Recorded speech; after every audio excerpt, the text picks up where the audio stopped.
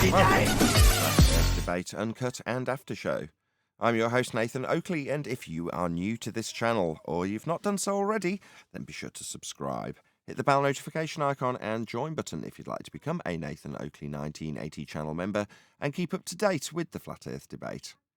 If you would like to support the channel, there is a super chat that runs alongside each of these shows while they premiere, and there's also a Ko-Fi, crypto, and Patreon link in the info box below the video.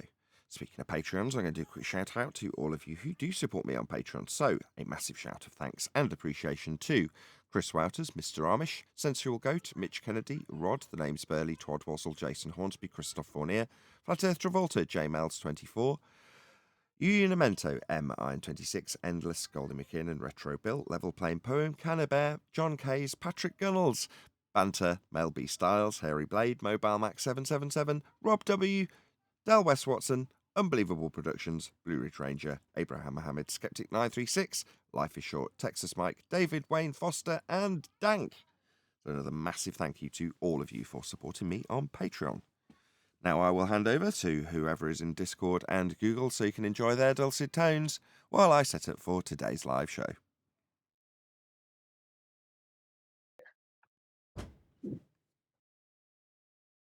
Righteous, can you share a what I link was for the saying is, politics? I'm outside right now. what I was saying is, if going on another server, we should take advantage of the room and not do videos on other servers. Video should be like maybe strictly for the server. Yeah, But that's just a yeah, I agree with suggestion. that. It's not definitive. And Mighty agrees with that. Yeah, but I'm outside right now, dude. Can you, for the people, can you share the link for politics? You cold or something? You Or I'll sound be like you're home in about. shivering. You okay, Well, Mush? I'm cold. I'm outside. Yeah, I'm outside and I'm walking fast. So I'll be home in 10 minutes. Everything's all right. Thanks for asking. Boy, Nathan, you got some here, boy.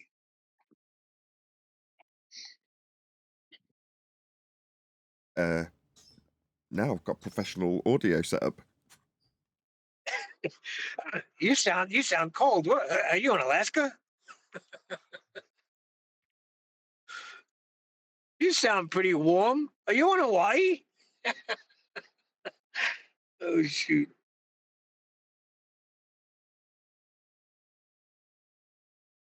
Anyway, so have we decided what we're doing? We're going to 24/7. Is that what you've decided while I was fiddling with my camera? Politics server 24/7. Yeah, politics server 24/7 room.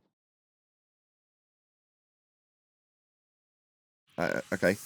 Is one of you going to send me the link so we can just dive in there, or what? Yeah, I was just asking if Righteous can. Oh, I guess he just went on a mute. He can't hear. I'm I'll here. be home in 10 minutes, dude. I'm in the G Plus Hangouts. I'm in the Hangouts. You want me to just go into a random room and Righteous. you'll see me in there? Because I'm sure I can fathom my way to there if you want me to do that. Yeah, just fathom your way through there. Okay. And 24/7 Flat Earth Discord, right? No. Politics. What? Politics server 24/7 room. Politics. Yeah. I thought we just said that you Politics server. couldn't get AJ. Well, AJ's not here Well, today. not- I don't know where he is. But AJ is usually the one that handles the politics 247. He's well, the crit is there. He's the main mod. There'll be a mod in there. Okay, so I'm going into. That'll do good. Hold on. I'm going into 24/7 Flat Earth in politics server, correct? Yes. FEAMA, etc. That's the room, right? It's got Dank and there's people in there. FE Batman's in there. Yeah, that's where I'm going. See you guys in there. Yes. Yep. See ya. Oh, I don't think there really is the intellect that can come in here and articulate the Earth as a globe. I don't think so. Not that I've heard. I had somebody earlier today who wouldn't even define an angle for me or describe the surface of contained stationary water. Just wouldn't do it. Really pissed me off, man. Was that bird lawyer? Yeah, so, you've got a measurement for Earth curve. Yeah, we've got loads of them, Aristosthenes. Yeah, unfortunately, you're going to need a flat Earth for that measurement, angles and all that jazz. But he didn't want to go there. He didn't want to define an angle for me. can you measure an angle if one of those lines is curved? And he wanted to draw an extra line called a tangent, and that's not what I was asking of him. I just wanted to define an angle. Just, yeah, you know what these people are like, mate. They're like deers in headlights. They can see the carnage coming. You just don't want to admit it. I don't like to actually like reveal the carnage until like I know they're at their peak. Like when they feel like they're the most confident, that's the best time. That's the best time. So we got some people that just jumped in here. We got Dank, Diego, L76.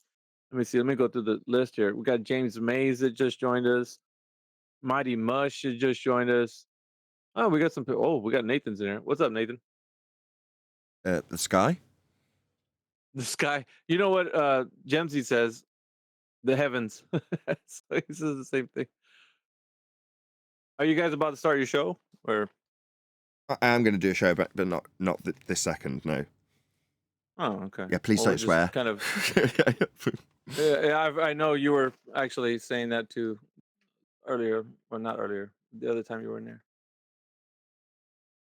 No, I mean, I get it. Sometimes But, people can't help themselves. If they're going to swear, they're going to swear. But it just means that if they don't, I don't have to tick a certain box. That's all it means. Oh, yeah. It's better that you can have the show open to everyone. Yeah, I get it. Are these guys following you in here? I think so, yeah. Well, it's more the other way around. I'm led by them. They told me where I'm going today. So I was just fiddling with my camera, going, how can I get a better angle out of this camera? And they're deciding where we're going to host the show from today.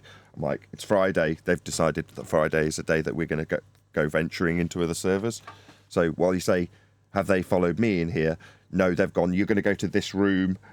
And I've gone in there. And then after they've sort of led me into the place I'm supposed to be, based on their decision, I'm now here, if that makes sense. Mm-hmm. Let's see if we can't scare up an intellect or two. Pseudo-intellect. Anybody in here think that the Earth is a globe? Hello.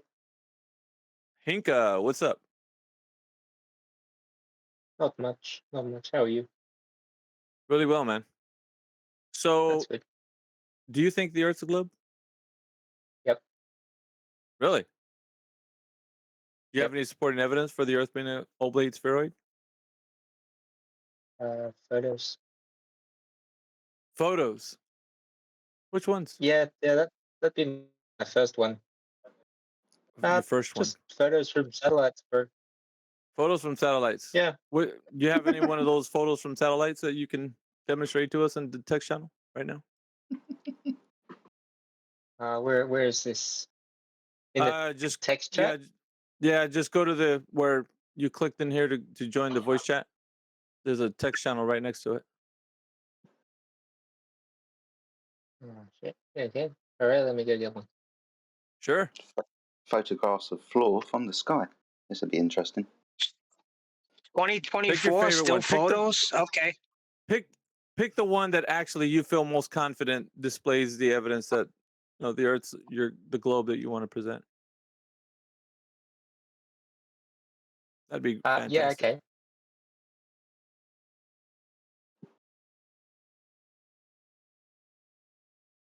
Peaceful warrior. What's up, guys? Welcome to the room. Yeah, just whenever you want to start, Nathan, just let us know so we can.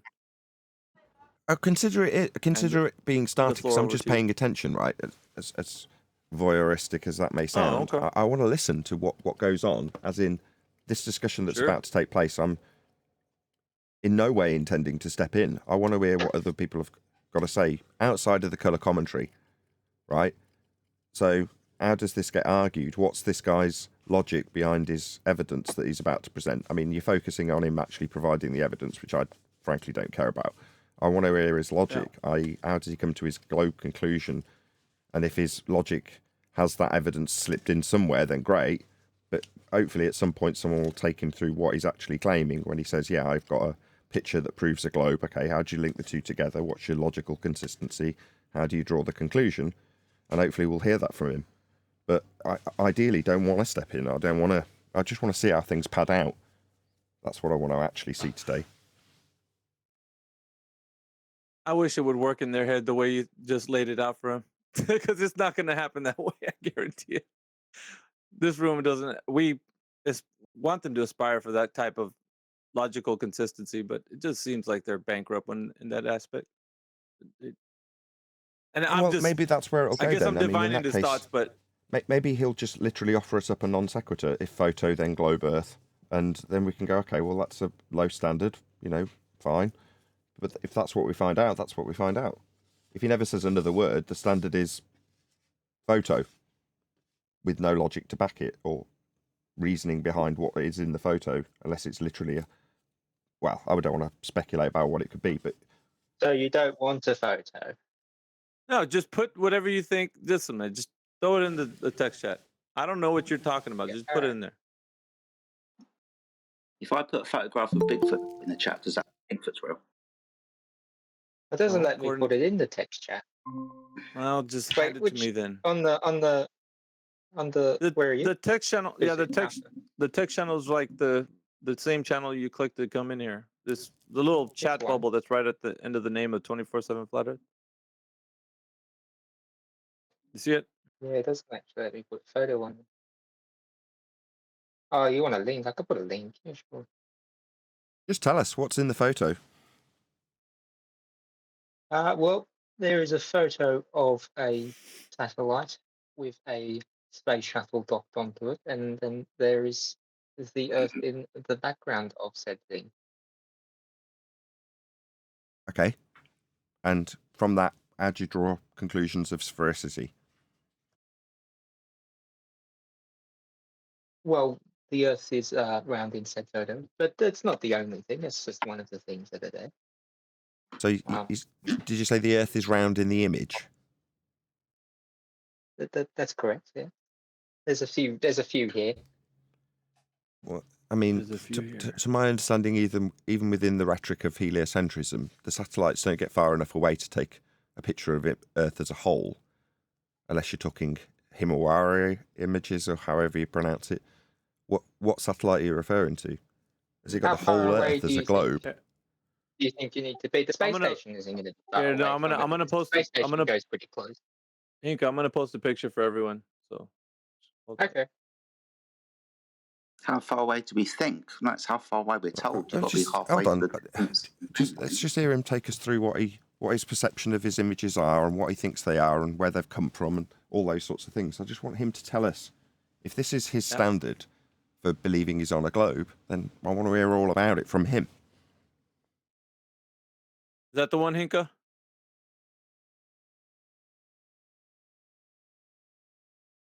Yes, that's it. That's actually that's a good photo. All right, go ahead. Okay, so that's about. I think that's the International Space Station. Who took the photo? That would have this. Who took this photo? Another satellite? Probably another satellite, Oh, yeah. okay. or maybe even a shuttle, or got no clue, buddy. But yeah, no, it's a pretty decent photo. Got the Okay, Earth in it. So Got it's, the a, satellite in It's it. not even a photo. so it's a picture of the ISS with, Yes, it is. won't be the entire Earth, but Earth with a curved edge to the horizon in it. Is that correct? Yeah. Well, the ISS can't take a full photo of the Earth because it's No, I did very ask close that, but to the that's fine. Just take me through. Okay, so based on this image, take me through your logic from that image. as how that image says Earth's for a sphere. Take me through it. Well, there is a large round object in it, and No, there isn't. that is assumed to be No, the there isn't. There's globe. only a portion of it. So you want a full photo? No, I don't want anything. Earth? No, I'm not asking for anything. I don't need anything, right? Okay, But I'm alright, asking sorry. you to So take me through how you don't- think you this don't proves. Consider that photo. This isn't going to go well if you just start talking through me. You've asked me to clarify. I'm trying to. Okay, clarify. Yeah, twice you've said it's got a whole ball in it, effectively, is what you've suggested with the words you've used. Right? And I just wanted to clarify that isn't what it's showing. But that's fine. I'm not saying that's right or wrong. I just want you to go through. Maybe that is your logic. So your logic is you see a bit of horizon and infer the rest of it is an entire sphere. If that is your logic, I'm not saying it is. I just want you to tell me that, rather than, well, you can see a ball-shaped Earth in it. No, you can't. That's factually wrong. So, perception problem, maybe. Now, I'm not saying right or wrong, proving or disproving. I'm not saying any of that. I just want you to explain how it standardizes your belief in a globe to us. That's it. Right. Okay. So in the image, it is not a full globe. It is part of what I perceive to be a sphere, and like there is an obvious curve in this image. The satellite is above Earth. There's no other planet that the ISS orbits. So, from my perception of this image, the picture is of the satellite docked with a space shuttle orbiting around the Earth. Okay, let's go through a few of those things then. So, you said the ISS is a satellite orbiting the planet. Okay. That is correct. Right. What is your understanding of what an orbit is? It is consistently falling towards the Earth, but it is can't go straight down, so it is going down a certain angle that makes it go around the Earth instead of falling towards it. When you say a certain angle, you mean as you measure the ISS in the sky, its angle recedes towards the horizon, correct? Yeah, sure. Well, you seem hesitant. Do you know what angle you mean when you say angle? The angle of orbit. You're mumbling a bit, my friend. Can you speak up? Yep, so it's going on a angle of orbit. Okay. So do you know where orbits have come from in the first place? How they came to exist? Like the word or the act of orbit? So to get to what you've described with an object falling around a sphere, you start with measurements. Yep. You start with measurements, and those measurements can then be translated into mathematics. And those mathematics give you this notion that things fall around sphere-shaped grounds. That would be the Earth in your description. I'm asking if you understand how that mathematics of orbits has come to pass, how it exists, what it is, who came up with it, and how it was measured to exist. I understand it came from Isaac Newton. Say again? Came up with the first mathematics of it. I didn't hear what you said, sorry. Can you repeat that? Isaac Newton? Newton? No. Newton. Okay, so you don't know where orbits came from. That's okay. That's okay.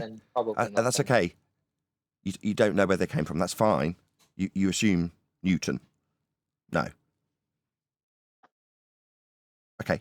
Do you know where it came from? That's all right. We'll just move past that. We're just figuring out your standard for your belief in your ball. The other thing you said was about the item itself that's measured with respect to its angles. Yeah? That's orbital motion. That starts with a measurement of angles off a flat baseline to derive these motions in Keplerian orbital motion. But that's okay. We won't labour that particular bit. We'll move on to the ISS itself.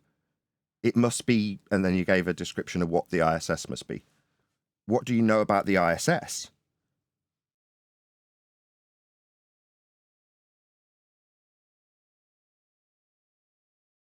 Well, it's a space station, an international program to build a satellite that is orbiting the Earth, where people can conduct experiments. It's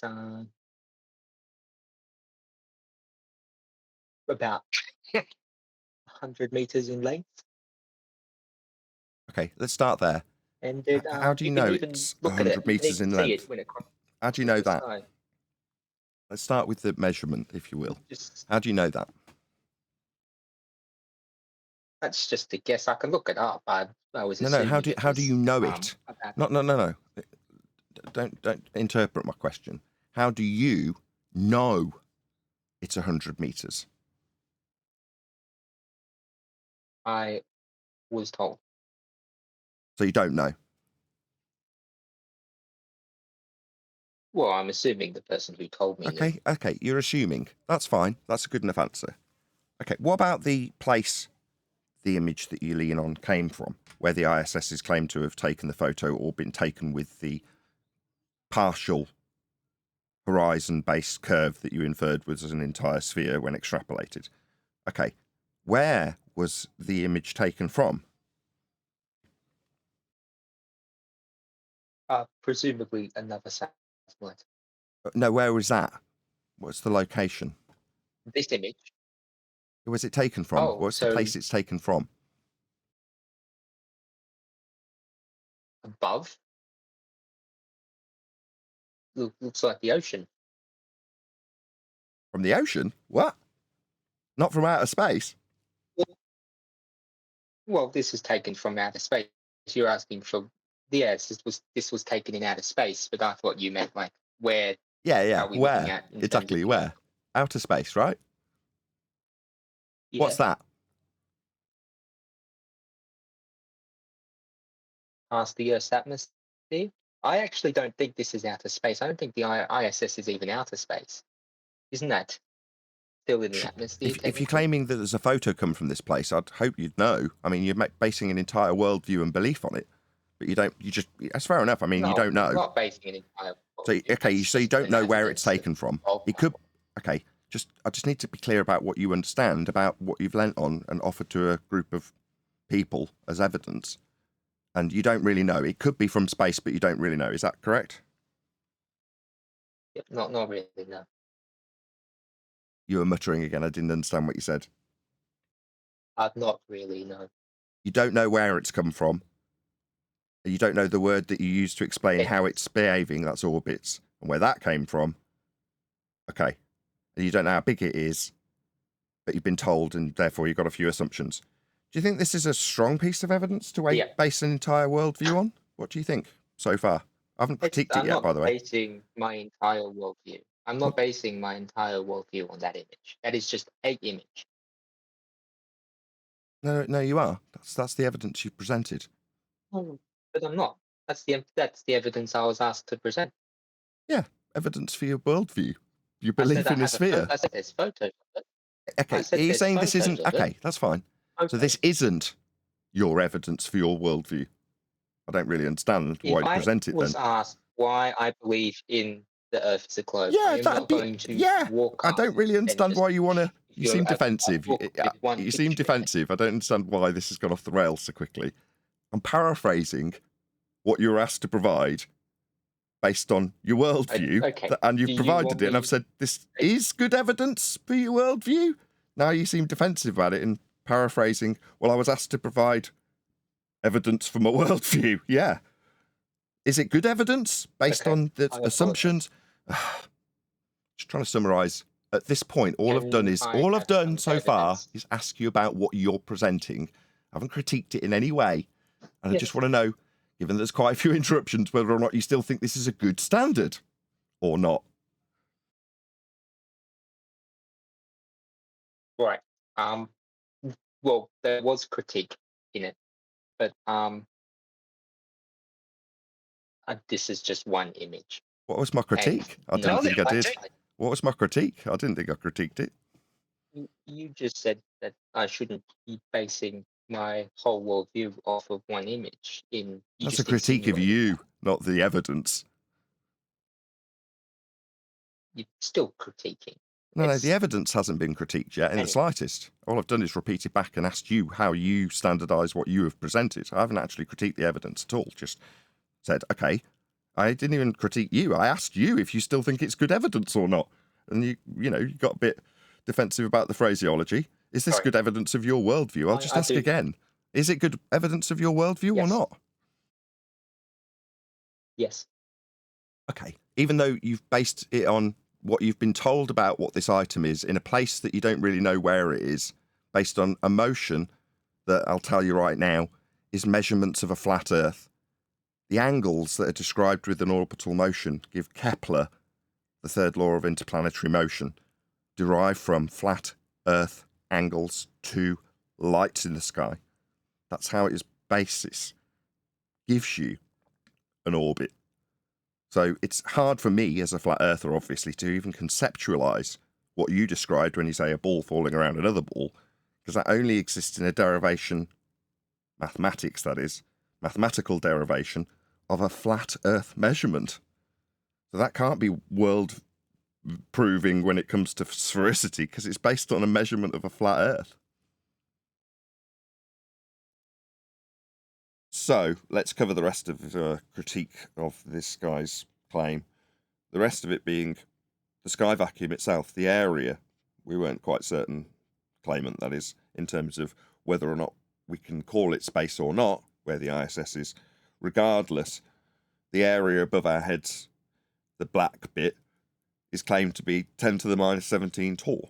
That's an area of low pressure, otherwise known as a space.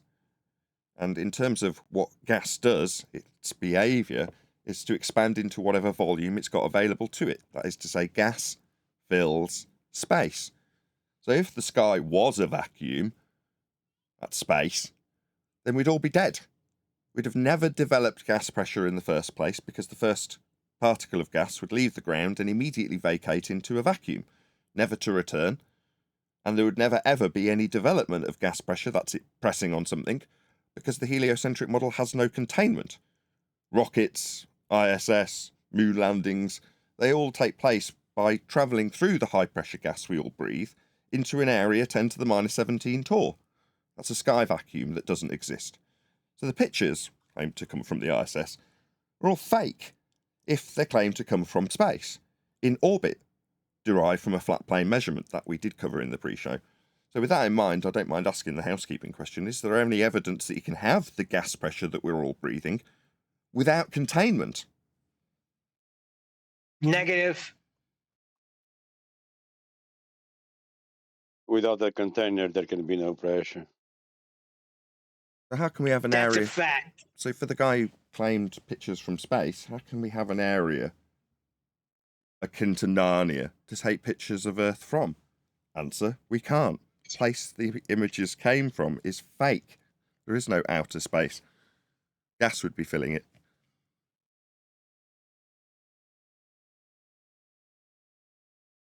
Hopefully one of my mods in the live stream chat will put a link to politics server. So we're actually in 24/7 Flat Earth room in the politics server again. We were here last Friday, I believe.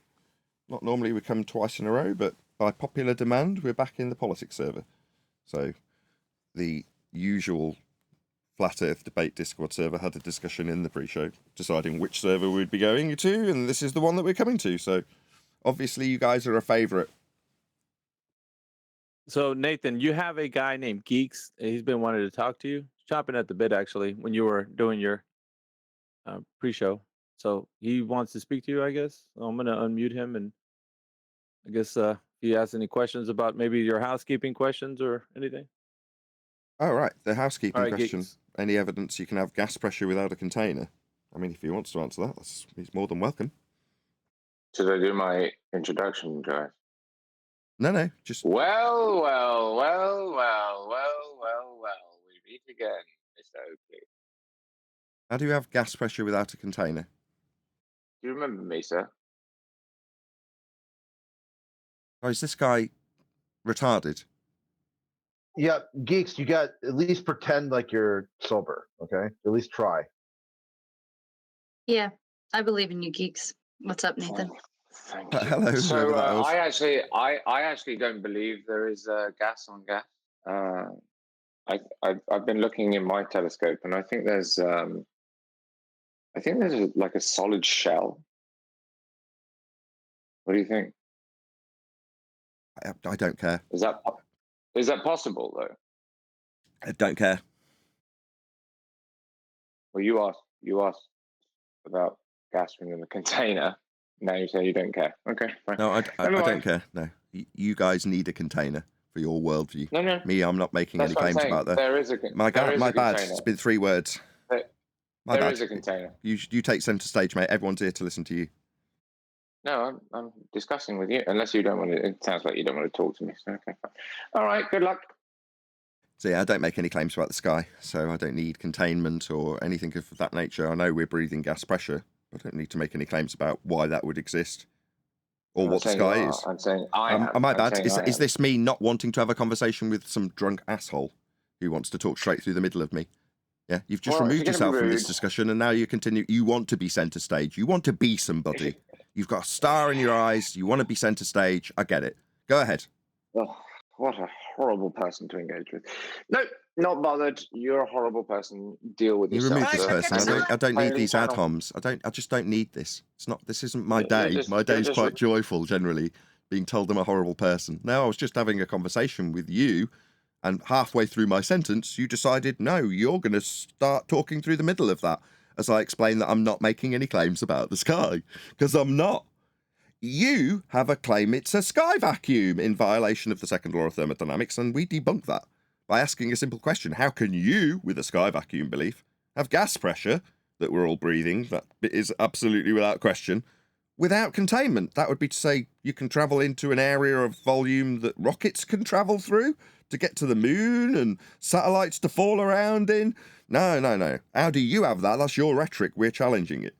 That was what I would have been able to say if I wasn't unimpeded by a drunk asshole who's got a globe belief and has previously come here to tell me my stats are bad, I'm a bad person. He's got nothing. That's what you globe believers have got, personal attacks.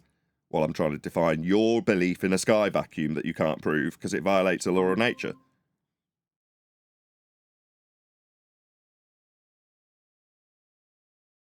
Fun days in the politics survey reminds me of the last time we were here last week. People don't actually want to listen.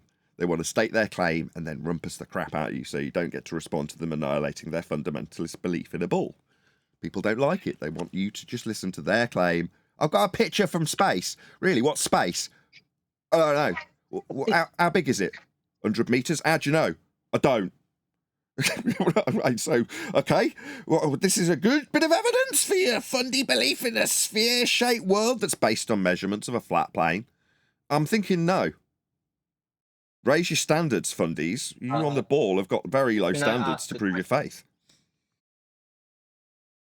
Hinker, did you want to come in, mate? Yes, please do. Why does the air get thinner when we go higher? There's less of it. What's that got to do with anything? That's a delta of my question. So gas pressure gradients. Because if we have gas pressure and we're in a container, you would expect that gas pressure to remain the same because it would evenly spread out through the container. Would it? Did you not learn about the hydrological cycle? No, you're interrupted. I'm trying. Because I wanted to disagree with you because you're wrong. Most people have a basic standard of education where they learn about things like the hydrological cycles.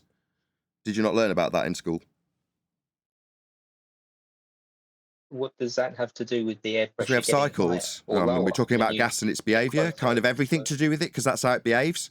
You're denying how it behaves because you want to deny that we have cycles and infer that we have equilibrium. No, we don't. I mean, I thought everyone learned about that in school, like gas cycles and stuff. Gas is produced at the ground. Now, the fact that it can dissipate at high pressure means that there's less of it where it isn't produced. That's up in the sky as it travels up, defying any belief in gravity that you fundies have. It goes up from the ground, gets less, because it's not being produced in the sky. Yeah? But it cycles, back down again. Like with rain, as an example. Yeah? That's a cycle. It's not an equalised system, and why you would infer that under pressurised containment we would have to have equilibrium. No, we don't experience that. There's wind and cycles. We don't experience equilibrium, but we do experience gas pressure, and that requires us having containment. Otherwise, the wind that we experience in the contained system we must be in would just be dissipating into the sky vacuum instantaneously with us all choking like in Total Recall. So why can't that same value be applied to the Earth without a container? Are you mumbling? Can you repeat that clearly? Why can't that same value be applied to the Earth without a container? Because it's not a vacuum, like it's sucking air out. It's just the gravity is holding the Earth. Two holding claims. the Earth's air closer. Do you want me to deal with the question or the claim you made? Which one do you want me to deal with, the question or the claim? You can deal with both. Okay, we'll deal with the question you asked first. Why can't we have a pounds per square inch value without a square inch? Because we haven't got a square inch for our pounds to press on if there's no containment. That's what pressure is. As defined by NASA, the force exerted on the walls of the container, end quote, NASA, when defining what gas pressure is. You need a container, it's an antecedent to have gas pressure, so you can have it pressing as opposed to dispersing into sky vacuums, so it can develop complex systems like cycles, like the hydrological cycle that you thought would be equilibrium. It isn't. So why wouldn't we have the same effect, what gas pressure, without something to press on? Because it wouldn't have anything to press on. That answers your question. You said force of gravity? What? You think that the gas which goes up is affected by a downward bias? It's going up from the ground. What are you babbling about? Furthermore, the force of gravity was superseded 109 years ago by a pseudo-conceptual fourth-dimensional medium invented by a man named Einstein, and very specifically detailed as not being a force. So, number one, gas isn't going down. So, number two, it's not affected by a Newtonian downward bias.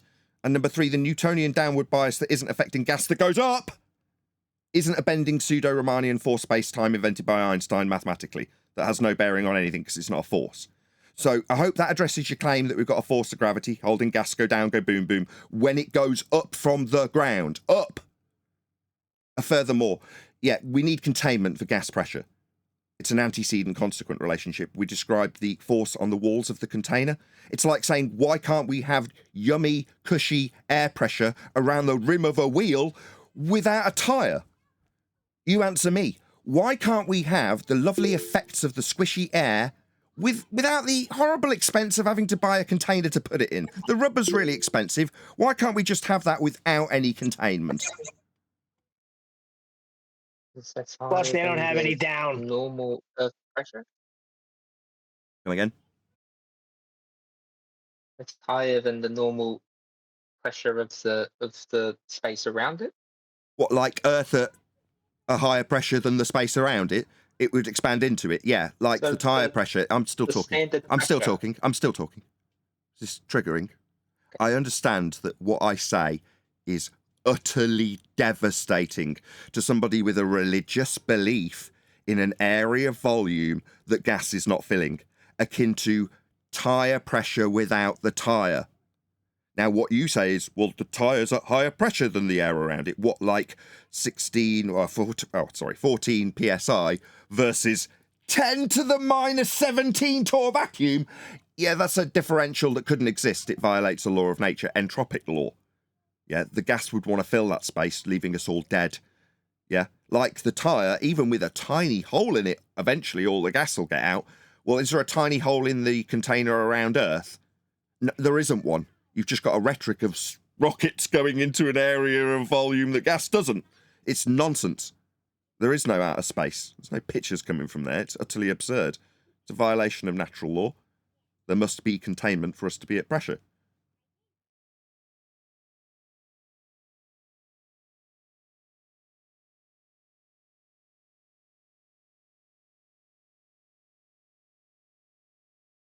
Next.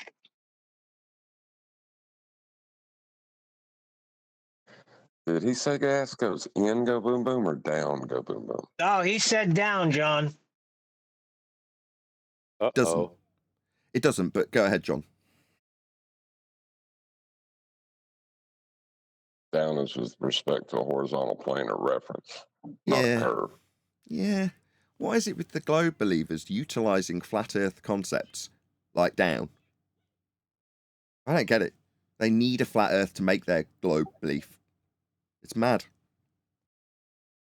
I think I got something for you here that's I've been following for the last couple of days. The New York prison system was going to lock down all the inmates for the Eclipse. They cited security reasons, that the guards will be too distracted to effectively administrate prison security. So a bunch of inmates said it violates their First Amendment right to religion if they're being banned from being able to see the eclipse. And the religion they cited was atheism. And the courts agreed. Whoa, no way. Practice. No way. So it's defined if you can have a precedent set by a judge that says this aspect of heliocentrism is the religion of atheism, that's now set as precedent. Yeah, here's a link right here. They just settled this morning. So the 8 or 6 inmates will be allowed to view the eclipse as it would violate their practice of their religion, atheism. Wow. Wow. Wow. That's big. Isn't that interesting? That's And loony. who would have known? That's gnarly. Go ahead. It is.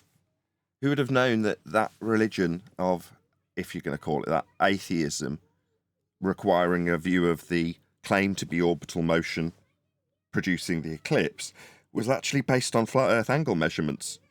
Who knew? We're teaching advanced heliocentrism now. People obviously are completely unaware that their belief in a globe is based on measurements of Earth that is a flat plane. The globe belief has its genesis in flat Earth measurements. Very few people know that. Okay, then maybe I will ask John. You can answer any question, or not question, or you can argument against anything that globe is trying to say. Oh, you need a flat plane of reference to to get that. Why do you think it is? Because of the Earth is flat. Therefore, you can answer any argument. Oh, you need a flat plane of reference to get that. Yeah. Is I'm absolutely correct? Are you asking John? Or I'm asking John, yes. No, I've just looked at the claims that Earth's a sphere, and they all require a flat plane of reference. So you can really answer any question, not question, or argument, or statement, or claims. Maybe all of them. Maybe something. I can give you an example. The previous discussion here, the gas pressure. That the description of the gradients, it starts at sea level. It requires a horizontal plane of reference for that description. Johnny was just about to. A perfect example. Was that George? Thank you. But Johnny was about to get to the point where he was going to state, and I'm putting words in your mouth because you didn't quite get there, Johnny, that you could just say all of your globe claims will require a flat Earth, and that would be correct. But that's also a bit 2023. Because upon realizing that what we then paraphrase into all roads lead to a flat Earth, that doesn't necessitate arguing against the starting point that's been back engineered to be able to make the statement that you need a flat Earth in the first place. Ergo, in 2024, we can make the positive assertion without any globe reference. Earth is measured flat. Yes, and also if you are talking about the object that is falling down in a free fall, you also need a flat plane of reference to say so, right? Is I wrong about that? Yeah, it's just working from the outside in rather than the inside out. So rather than through 2023, when we're talking about parallel light rays coming to a globe surface that can't give you angles and then transposing it into the center of hell so you can work on the equatorial plane, that's a road leading from a claim to be sphere that you can imagine back to the starting point of a flat Earth. That's all roads lead to a flat Earth. The other way round is, at that point, who gives a toss about the globe? Earth's measured flat. So just say that as it is. Why are we having to work defensively against people's current globe belief when we can just state as fact and a positive assertion on the front foot, offensively, Earth's measured flat? What's that? You want to install a globe belief into this? Well, I'll just show you how that came from a genesis of a flat Earth measurement. And I will say, because of my knowledge, that the Earth is measured flat with sextant, and that's so obvious for me. That's my understanding and knowledge. It's because they think that it's a sphere. It's because it's a celestial sphere. There may be that is manipulation of making your Earth as spherical. But it's not the Earth that is spherical. It's a celestial view, and that's because of perspective. And how can I explain that very easily for people? Explain what? You don't have to call it perspective, because to ascribe what we have described terrestrially as perspective would be reasonable but unnecessary when describing navigation. Okay, so when it's plonked in orthographic view, as I've just had on screen, you can see that the perspective is removed. You're seeing side on like they do with the globe, and all you're seeing is the triangle and the right angle that forms with the star. Now, you could, but again, it's not necessary, describe the recession from zenith, that's a star directly above your head, as you move away from it towards the horizon, right? So let's say it's Polaris, just to keep it simple. It's not moving, you're backing away from it. As you back away from it, it moves towards the horizon. Or alternatively, you stand in one spot and pick a star that does move, you watch it go towards the horizon, and it gets lower and lower and lower. Well, that would be the same effect if you had a building that you moved away from. You back away from it, it gets closer and closer to the horizon. So you go, okay, well, these two things seem akin. So it's perspective, right? No. Because other effects that can be worked into the description of angular resolution loss, Rayleigh criterion, and the respective angles and limitations with respect to the surface don't apply to the sky when you're talking about the stars. In fact, they fundamentally defy it in one respect. As you raise in altitude, the angle that you measure with your sextant on your boat, Johnny, doesn't change compared to a hot air balloon directly above your boat if the hot air balloon was capable of getting to 100,000 feet. If it can measure the stars, it's getting the same angle as you are on the ground. Now, there's no limitation in terms of the sky, whereas on the ground there is. There's a limitation to the deck. And they've used that optical effect to call it Earth curve. We won't get into that now. But that means it defies perspective, doesn't it? Lastly, just for you, Johnny, when you were following this process, did you ever need or feel the requirement to go out of your way to redefine the things you were using in the process, like the horizon or elevation angle measurements themselves, or whether or not what you were doing would be conducive to a perspective description? Did you ever feel compelled when actually doing it to do any of those things, or did you just follow the process? Yeah, I have knowledge that we have because the angle to the ground, that's the angular resolution is lost. But the whole picture is how we are getting the measurement or the degree. Then that is the elevation angle to the sun, and the sun can be so far away. It's more far away that the angular resolution to the ground can fix. But you have the horizon far away. That is just our apparent measurement, but it has to be flat to work. Therefore, that is absolutely proof, because that's the only way it can work. You can get circular. I'm just going to stop you, just because I've asked you a really particular question. I do agree with you. Yes, it has to be flat. That's how it works. But when it is in operation, that is to say, imagine you're doing it right now. When you're doing it, do you go, I wonder how I should term the horizon that I'm pointing this mirror at? Or do you just point your mirror at it? Do you, when looking at the star, go, the fact that this is at a 45-degree angle must mean that I could describe this as perspective? Or do you just measure a 45-degree angle to that star you're going to be navigating with? Do you see where I'm going? Yeah, I just take the elevation angle and put it down to the line in front of me. That's what we call perfect. Horizon. Perfect. If I may, Johnny, perfect. Fine. Perfect. You just follow the process. Right, the process is what it is. So currently, and we've stamped this out through 23 to be perfectly honest, but we've got a few stragglers that still feel the need to argue with us about this process. It's like, why are you arguing with me about what celestial navigation is?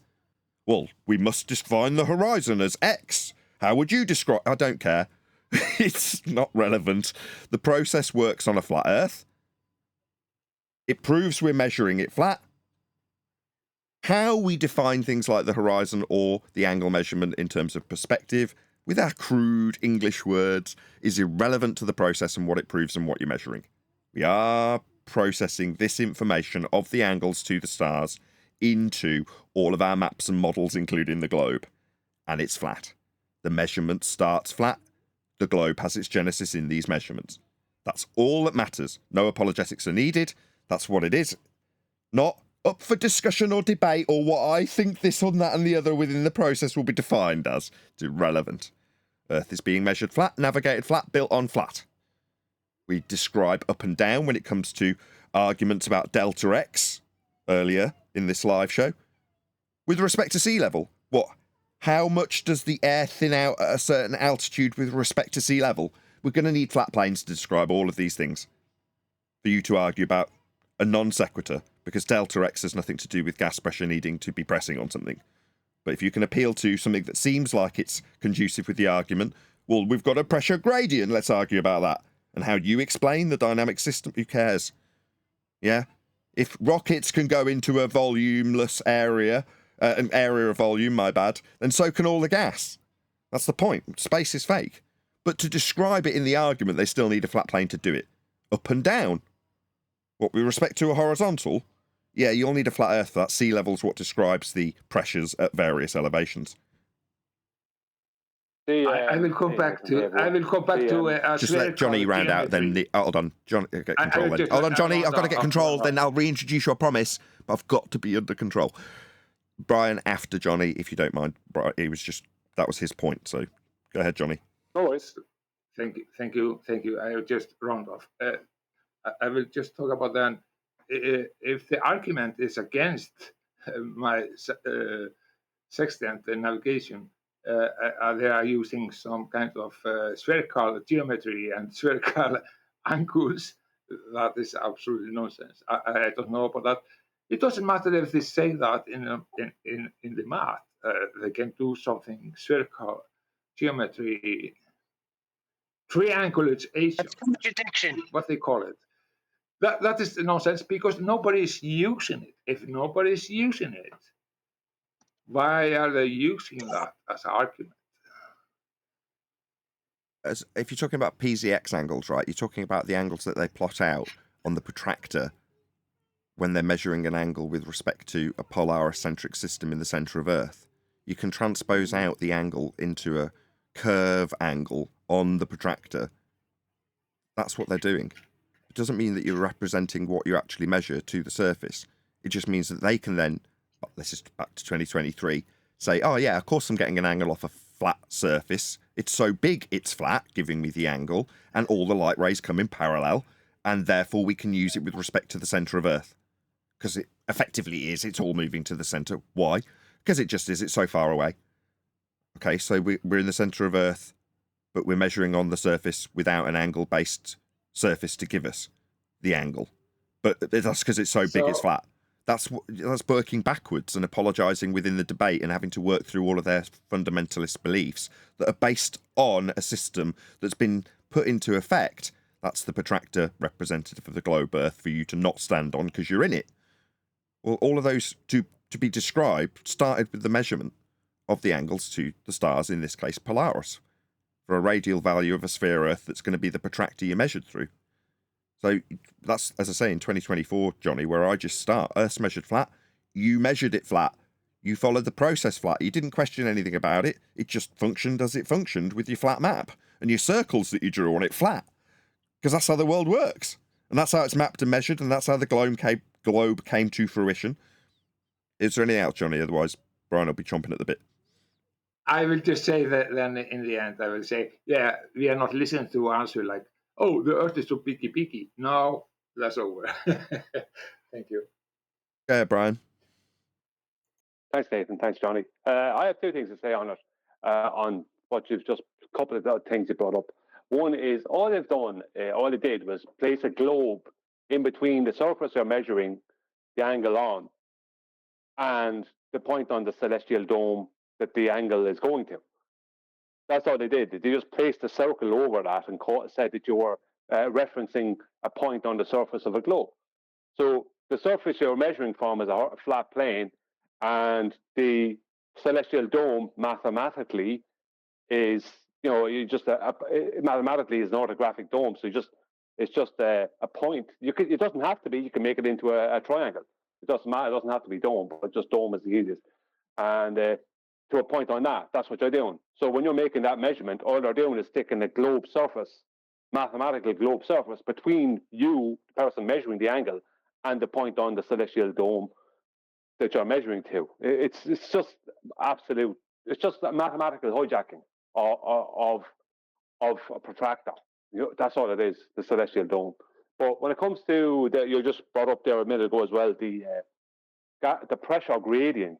The reason that this is when they bring that up, they're in the category error because they're not addressing the reality. The reality is we don't have a closed static system because that's where air would just expand. In a closed static system, the air will have an equal pressure throughout. So a closed static system would be like a canister in a factory with gas in it, right? The pressure would be basic depending on temperature, but if the temperature is equal, it's going to be an equal pressure throughout, right, from the bottom to the top.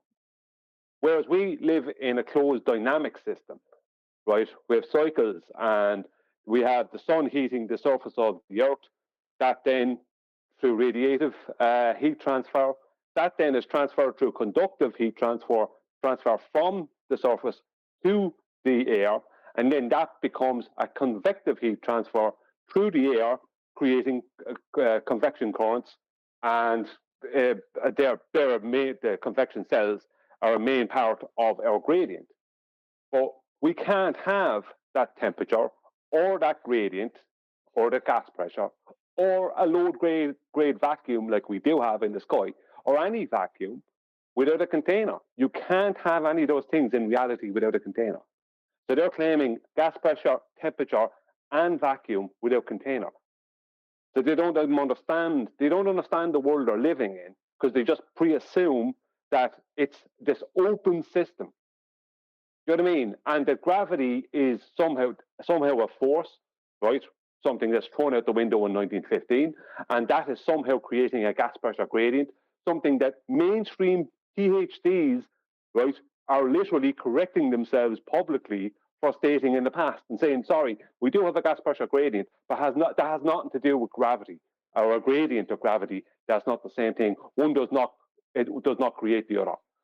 So we have a lot of people who just don't know what they're talking about. They're just getting these things from some other anti-flat earther or baller, and they think they have some kind of an argument, but they have no substance and no context to the argument. They don't understand what they're talking about. They don't understand the fusion. If we had a vacuum that was 10 to the minus 17 torr surrounding us, then there's no way, even with temperature differences, there'll be no way for that gas we're breathing now to not diffuse into this area of basically no resistance, right? But more than that, and there might even be a gradient, but the gradient wouldn't be what we have in reality, right? And if there was a vacuum to 10 to the minus 17 torr, that had to be surrounded by a solid container. You know what I mean? Because they keep on wanting to bring us into this non-reality. That's not reality. Now that's the difference. We're arguing with people for years now, a decade for some of us, right? Betty and that, 9 years for me and you, Nathan, and others.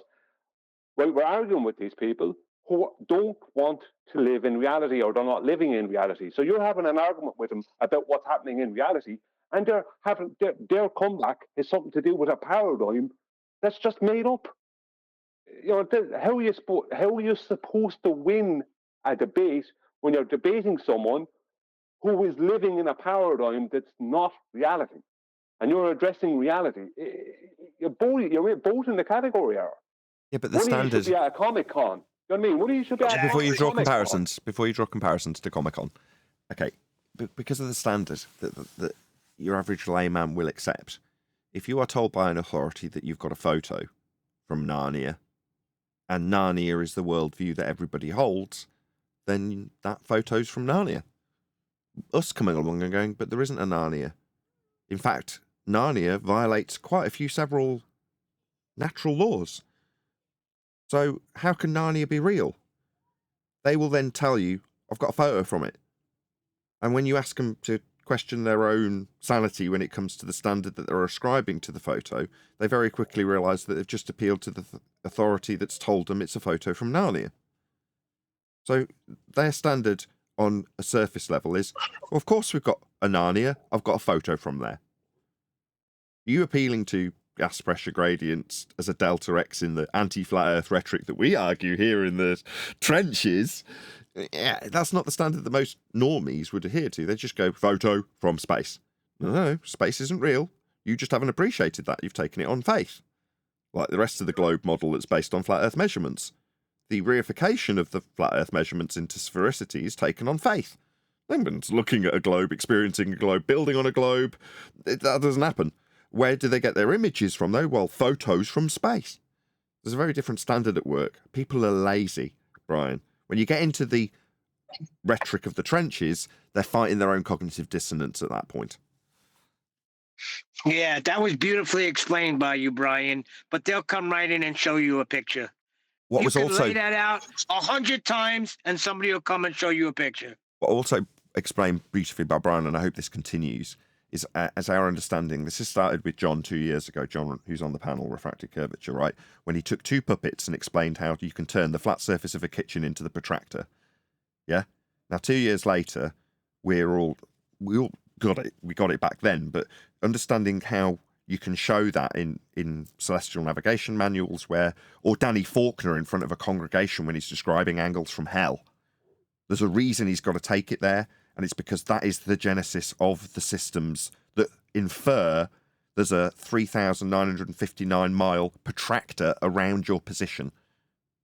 And then beyond that, you've got an infinitely expanded out celestial sphere.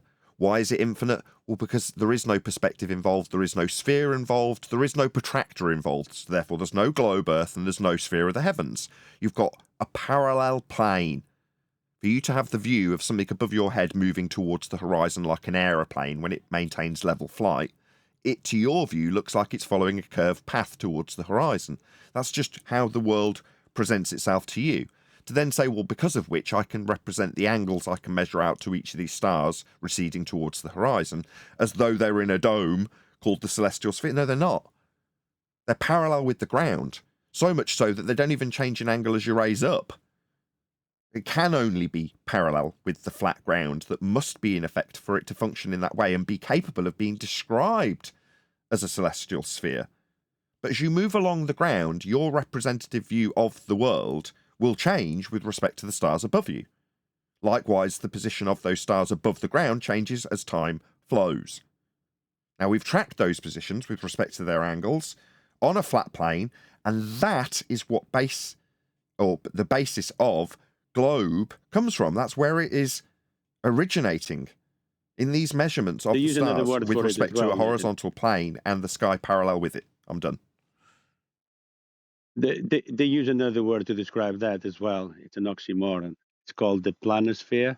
I mean, it's fair enough to describe it that way. In orthographic view, if you watch you looking out from your position, if you forget about you actually watching the stars and seeing them from your position, you're now stepping back from someone else who's watching the stars. And as you're looking at them, they lie on their back on the ground and go, oh, there's a star right above me. So as you look at them, you've got a line going up in orthographic view, basically, to the star above them. Then they stand up and look to their left. And they go, oh, I've got a star on my horizon, because they're with a walkie-talkie radioing this back to you. So in orthographic view, with you looking at them, there's a star down on the left-hand side of them. Yeah? At 0 degrees on a protractor. Likewise, at 180 degrees, when he turns around and looks at the opposite horizon, he's got a star on that horizon. Well, you can see that between those points on the horizon and the one above his head, you can put in all of the stars that he can see from his view and ascribe them angle measurements along a protractor. Right, so now you've got a guy on the ground you're looking at with a protractor around him that you've mapped out. Well, obviously the stars aren't on those points of the protractor that you've drawn on this image, so we'll put them further out. So we'll draw another sphere around that protractor. And we're going to call that sphere the celestial sphere, where the stars are positioned. Now, does that mean at that point that you've got a dome around you with the stars. No, because the star that was on the horizon when we first described this example isn't crashing into the ground.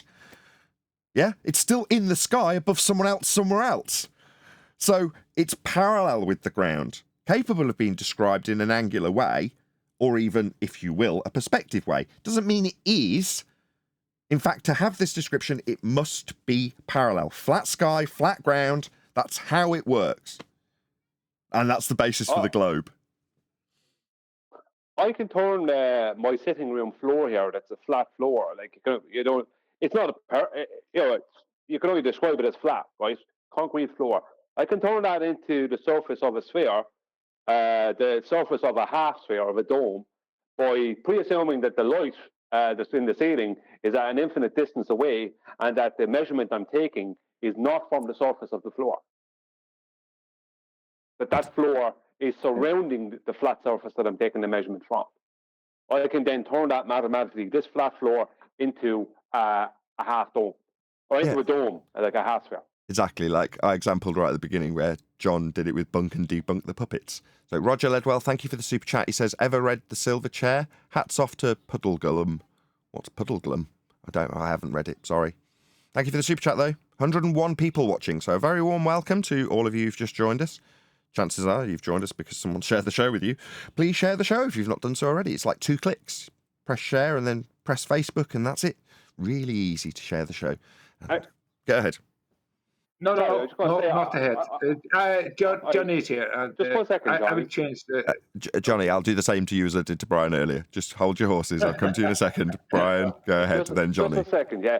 Because John, no offense to Refracted, he just won't do it. So I'm going to have to make... I might be able to do it. No, I'll have to. I don't have my computer working at the moment. But I should have a computer to use in the close future. And as soon as I do, I think I'm going to make the do it yourself, turn your sitting room floor into a half sphere, step-by-step tutorial. That way everyone will understand. That reminds me. What do you mean John won't do it? What happened? Although it's an off-topic subject, probably should be discussed in a pre or after show. But I did mention to my tech guy that you wanted a computer at some stage, and then I haven't actually mentioned to him that you might be getting one by an alternative means. Should have actually mentioned that to him, and you specifically told me. Make sure you make your computer guy aware that I might not be needing a computer from him. Anyway, that's just something to make a note to myself, and saying it on the live show will remind me to tell him next time I see him. Oh, by the way, I think Brian might have sourced a different computer. I just don't want him looking out for you, that was all. I've just forgotten to tell him. Yeah, no. Well, listen, if he comes across something good anyway, I might be interested anyway. But I'm just saying that right now it looks like I'm going to have a computer to use in the next 2 weeks. So awesome. Thanks. Sorry, guys. I appreciate it, though. I do appreciate it, big time, definitely, a lot. Cool beans. That aside was brought to you by the internal workings of Flat Earth debate. And meanwhile, over to you, Johnny. Yeah, I don't know the argument. Taking that horse down again. I know it's not the right way to say it, but the horse is down. Maybe we don't have to talk about it so long time. So we have to go with white things. White things like it's a lot of flat earthers that really thinks like a widget. So Coriolis is some kind of a force or something that can do something, and they agree with the Modus. Yeah, I understand what they are trying to say, what Coriolis is, but they have to call it something else. What is Coriolis? Coriolis is just an optical illusion, or that you think you see if you are on a rotating reference frame, non-rotating. And if you have inertia and non-inertia. That's the question. Don't forget spinning. Really well. He just said non-rotating rather than non-inertial. I was following along. No, you're doing really well. Keep going, Johnny. You're doing really well. So why are flat earthers still don't understanding what this is about? It's pissing me off. Therefore, I really have to bring it up. That was my point, really, to come in here, to point it out. It has to stop. It's No. just about the illusion. What is it Yeah, I about? don't summarize Well, it again. it's You've done a real. good job already. It- Stop. You've It's done it. real. Stop. It's real. You've done a good job. You've done a great job. You've summarized it. Non-inertial turning reference frame. You observing the illusion from the turning reference frame. You've done a good job of summarizing it, and you're absolutely correct. You didn't make a mistake. You just said non-rotating rather than non-inertial at one stage. But other than that, you did perfectly right.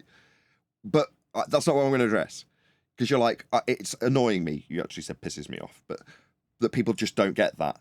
It's the single most convoluted and therefore complicated subject in this arena, bar none.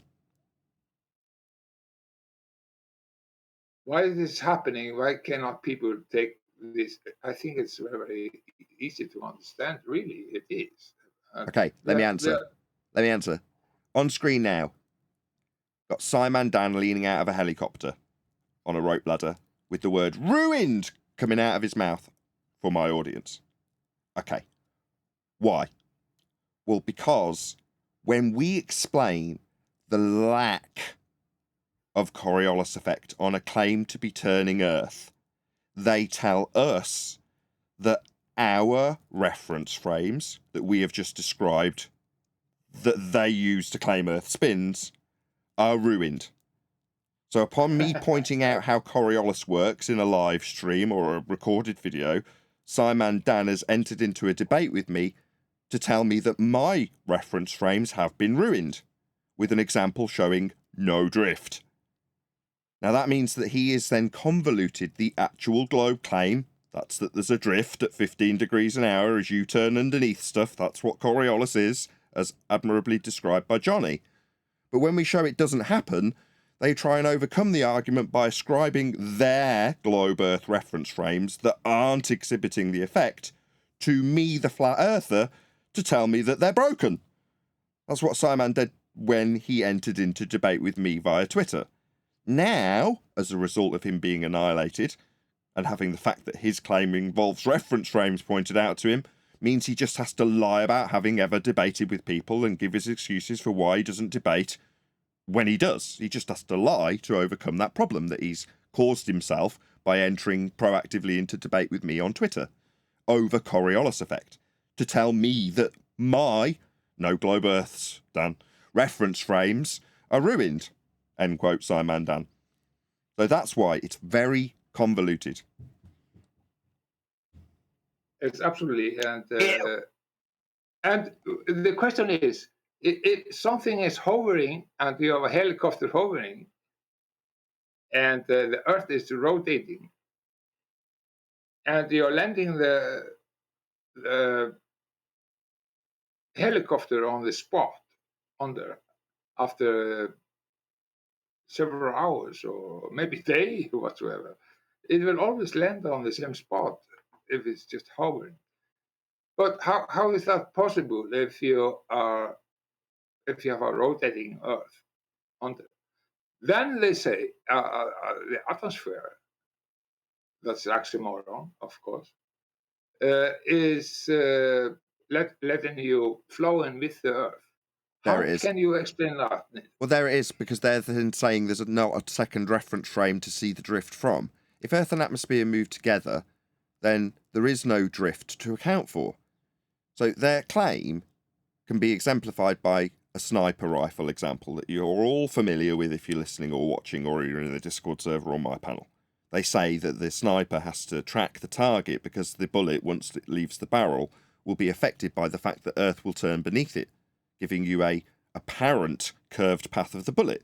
In reality, the bullet's actually travelling straight, but Earth is moving from beneath it. That's Coriolis effect in essence, that's the claim. You observe a not actual deflection, that's to say the bullet isn't really curving away from the target, but it appears to if you watch it and track it. Because, why? What's the cause of that effect, called Coriolis? Well, the rotating reference frame that is Earth moving underneath it. Okay, well, how much is the rate of the bullets appearing to drift and curve when it isn't really, it's just Earth turning underneath? Well, the rate's 15 degrees an hour. That proves we spin, they say. Okay, so Earth turns underneath the bullet, and we observe it as a not actual curved path of the bullet. Looks like it curves, but doesn't really, because Earth turns underneath the bullet when it leaves the gun. So when the hot air balloon or helicopter leaves the ground, Earth turns underneath the helicopter at 15 degrees an hour. No, it doesn't. It's total nonsense. But when we point out that Earth isn't turning underneath the helicopter or the hot air balloon, Simandan in this instance will turn around to me and tell me that my reference frames are ruined because Earth and atmosphere move together as one. Oh, shit. I'm sorry to the people of the politics server that Johnny rumpused every word of that. Wasn't a problem for my audience. But then the Coriolis... Yeah, relax, Johnny.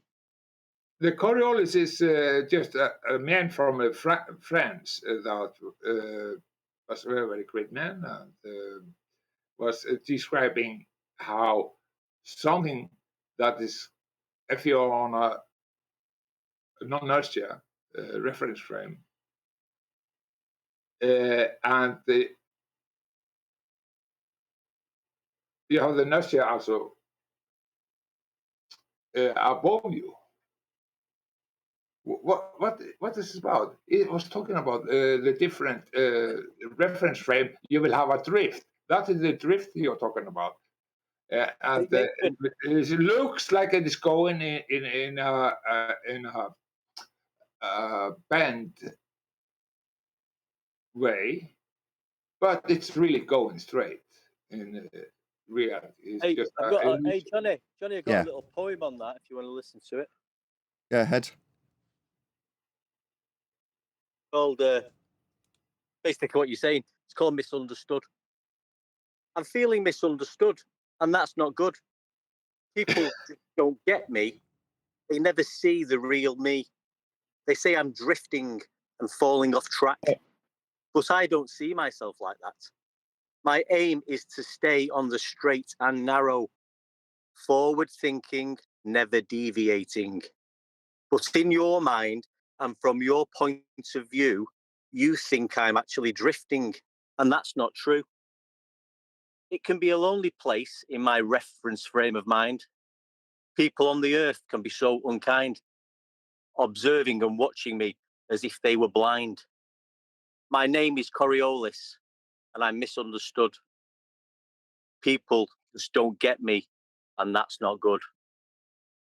That was brilliant. Thanks, Absolutely brilliant. I'm so, wow. I just have to say, wow, it was absolutely brilliant. Okay, Johnny, please can you mute when other people are talking? Yeah, but you ruined it, Johnny. No, I didn't. It was absolutely great, and everybody got it. Yeah, you don't Yeah, don't they hear got your you. own mic interfering with everyone else's sound, but there we go. Anyway. How long we been live for? We've been live for almost an hour. Cool. Is there anybody else with a globe Earth belief that wanted to challenge anything we generally put out into the arena of flat Earth debate and discussion while we're still live? What happened to the guy with the pictures? I thought he was going to come back.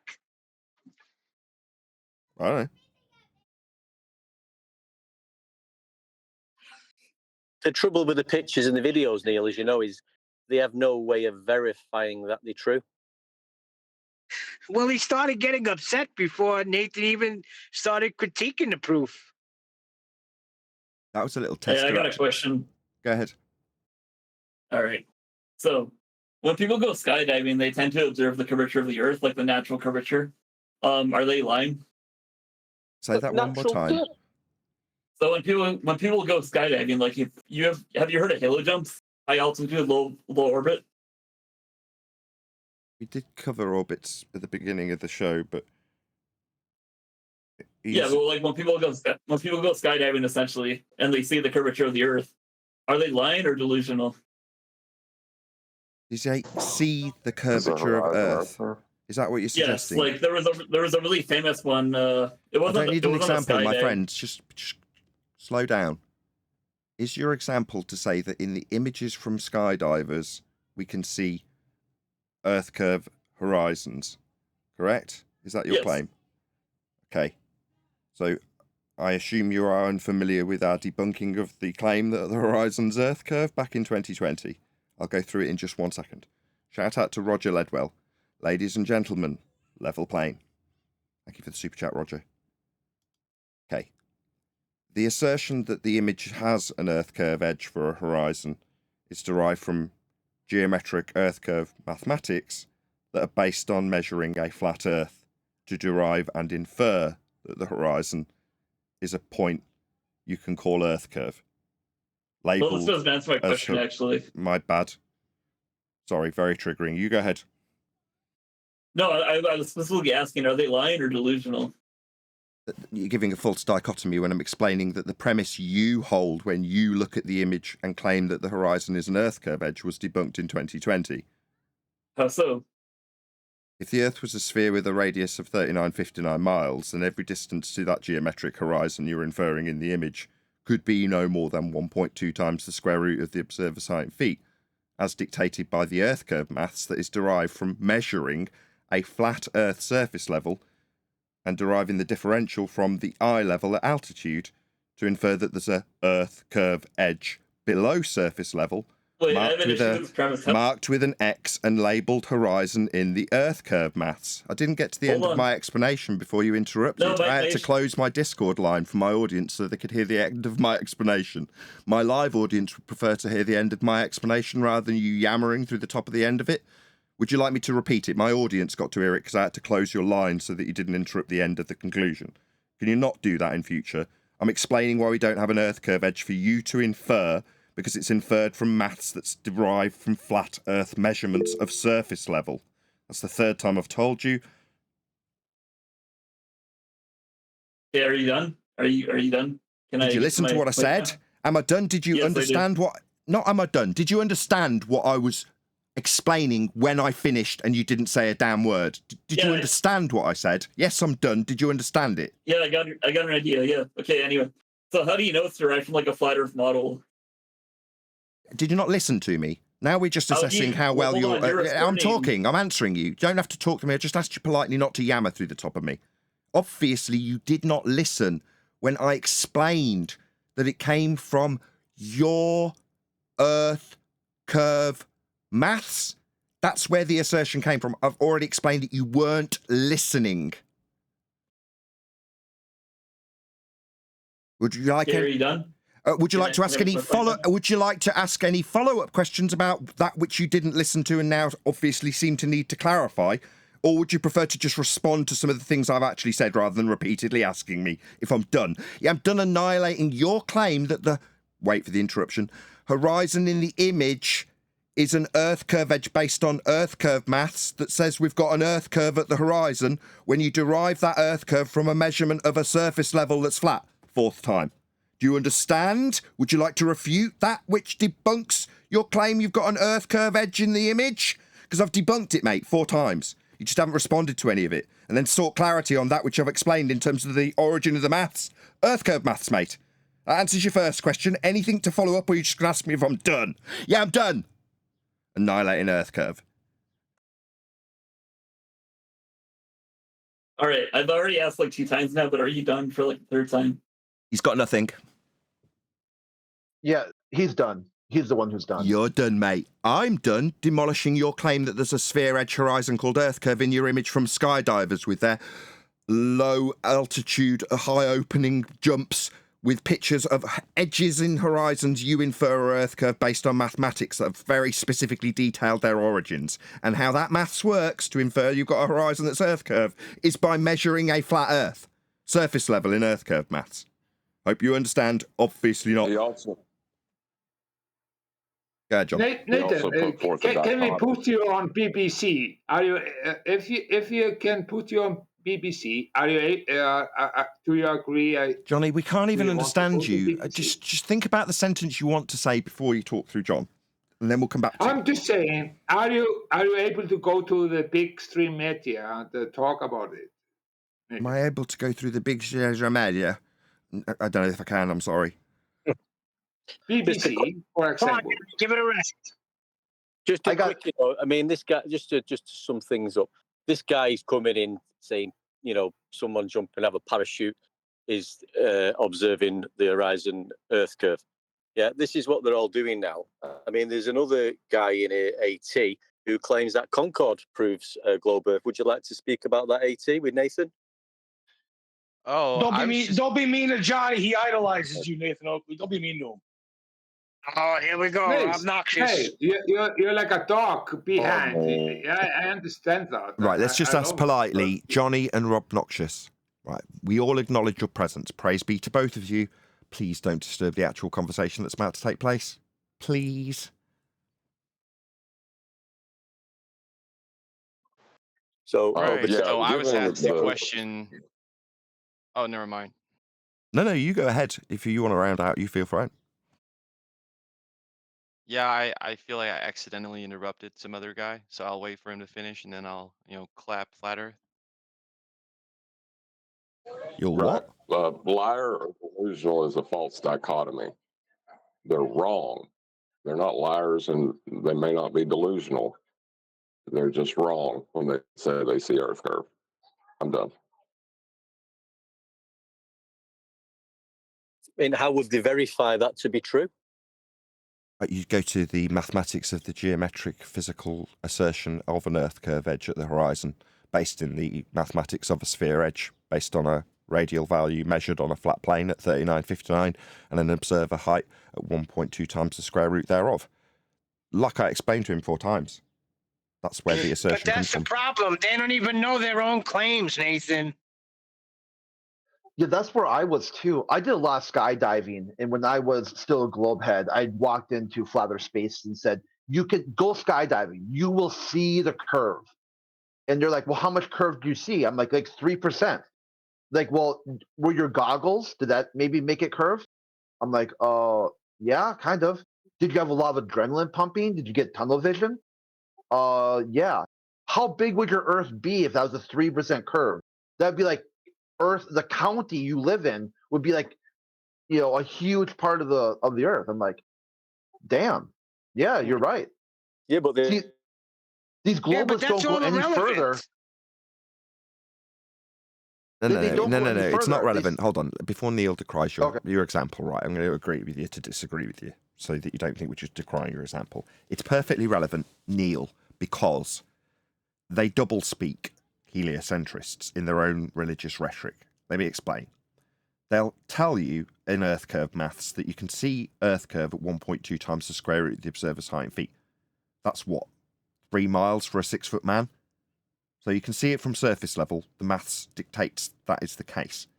They will simultaneously tell you, let's give you a specific example. Neil deGrasse Tyson will specifically tell you, while slapping a beach ball and telling you, you do not see the curve of the Earth from 1 millimeter above this beach ball. Slap, slap, slap. That stuff is flat. He's explaining to his audience with doublethink that you wouldn't expect to see the curve at 1.2 times the square root of the observer's height in feet. That's 3 miles for a 6-foot man. 15,000 feet or whatever he's claiming the ISS is. So they're double speaking their way around. You're not expected to see the curve at altitude. Can we go to after show now? Meanwhile, Black Swan, we debunked Earth curve as being a horizon in 2020. People are still appealing to it. It's fine by me. It's just their basis of their belief, and I'm now intrigued as why they would use that as a standard when they don't know anything about it. Most people's standards are reasonably high when they're going to be convinced of something. The fact that they've been indoctrinated into just believing it means their standards drop. And all I did today with the guy in the pre-show was, I thought about it, I'm like, normally I'll get to objections before I even challenge what they're believing in, just by repeating back that which someone claims to me in the pre-show. The guy got triggered and started interrupting, doing all the normal fundy things. All I did, and I kid you not, was try very tentatively and carefully and calmly to paraphrase back his argument to him so that I could have clarity about the words he just said. No challenge, nothing. And that was enough to trigger him. He was unbelievable. I'm like, yeah, because when you just literally repeat people's words back to them with their own crappy standards of globe belief, they're horrified to just hear their own standards repeated back to them. It's insane. Because it's a crappy standard and they don't want to hear it back to them. They want to tell you, so you nod and agree and affirm their bias, but just by repeating back their own low standards to them, it's enough to trigger them. It's nuts.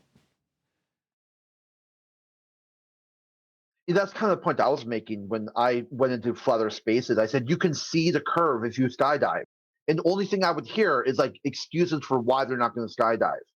Then I started listening. I'm like, oh, you're right. I should see the curve. If the Earth is what they say it is, there's no way my 5-mile field of view would cover 3% of the Earth. That's just too much. That's too much curvature over too short of a distance. Well, based off the radius of the Earth, you wouldn't be able to see curvature from that height, regardless. Yeah, not even close. That's what I'm saying. I wasn't thinking clearly when I went into the flatter space that it was tunnel vision because your adrenaline's pumping. It was the goggles you're wearing. Okay, so what's the reality? How have they done this? What's this magic trick? X, Y versus what's the other axis that you'd look at, John, into the distance? In Earth curve maths, you've got an advanced section in the Earth curve mathematics that will describe the left to right curvature across your peripheral view, which is minuscule. As you raise in altitude, you wouldn't be expected to see it at any elevation. Simultaneously, when deriving an inference that we even have Earth curve to begin with, you're not deriving it on the left to right axis. You're deriving it as a point of tangency below surface level that's measured flat. And how are you acquiring that? Well, by deriving the difference between the surface level and your eye level running parallel with it when you raise up in altitude.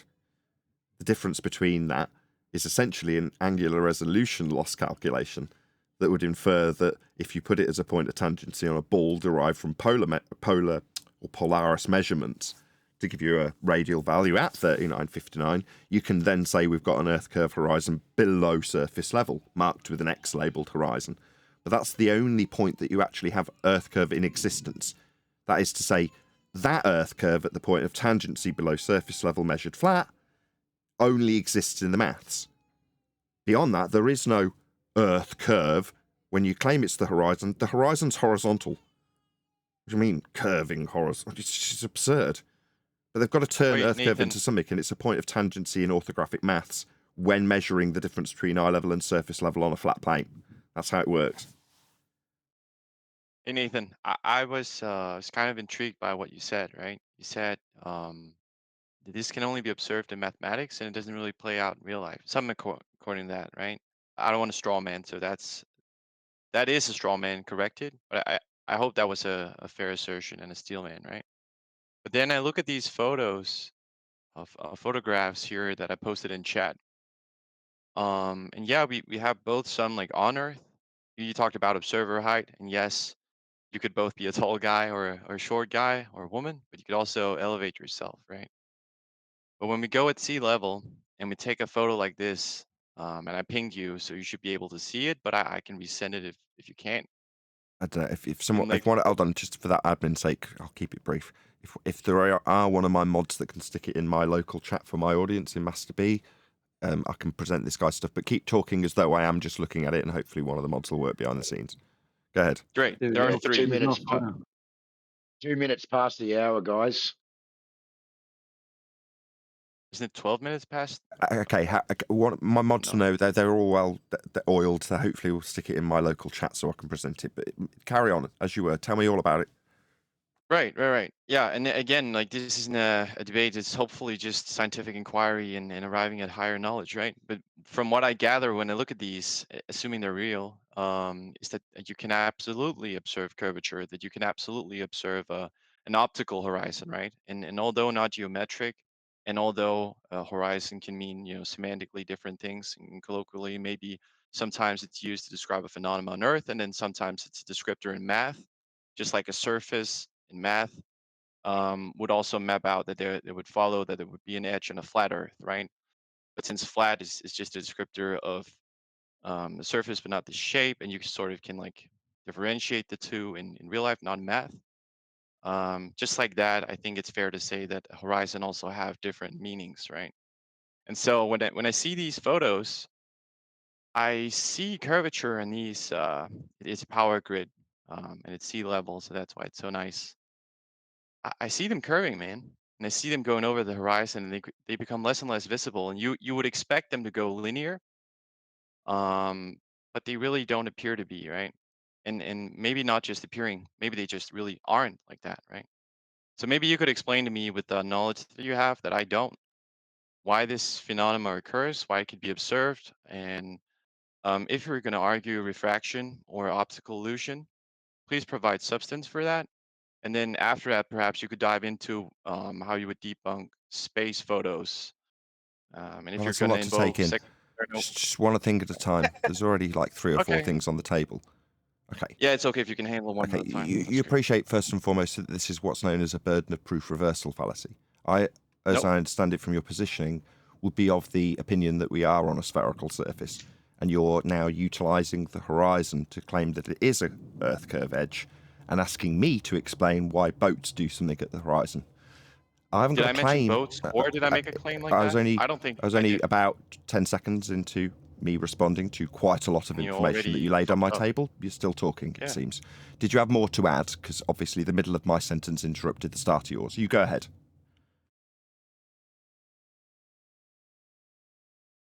You go ahead. Did you just like yammering through the top of me taking apart your fundamentalist religious belief I've already taken apart based on the fact the horizon's not Earth curve? I'll just summarise it in one sentence. The horizon's not Earth curve. And I, as a flat earther, make no claims about what the horizon will or won't or should or shouldn't do. Globe believers do. They say it's Earth curve. It's not. That's the end of this discussion. I don't have to explain anything beyond the burden of proof reversal that you've employed to get me to explain why the horizon doesn't make... Did I make a claim about it? Did I claim that it proves a flat Earth? I can, if you want. I can make a claim about the horizon proving a flat Earth. You have boats going over an Earth curve edge we debunked in 2020, though. That Earth curve only exists in the maths.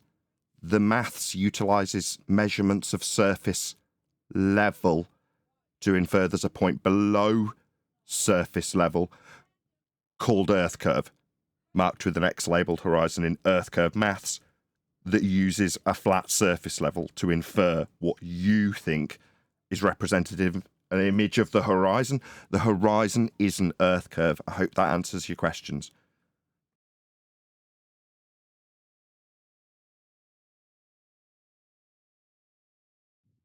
Shout Yeah, I out was to... muted this whole time, so I was kind of confused as to why that was. Because Why is the horizon not Earth curve?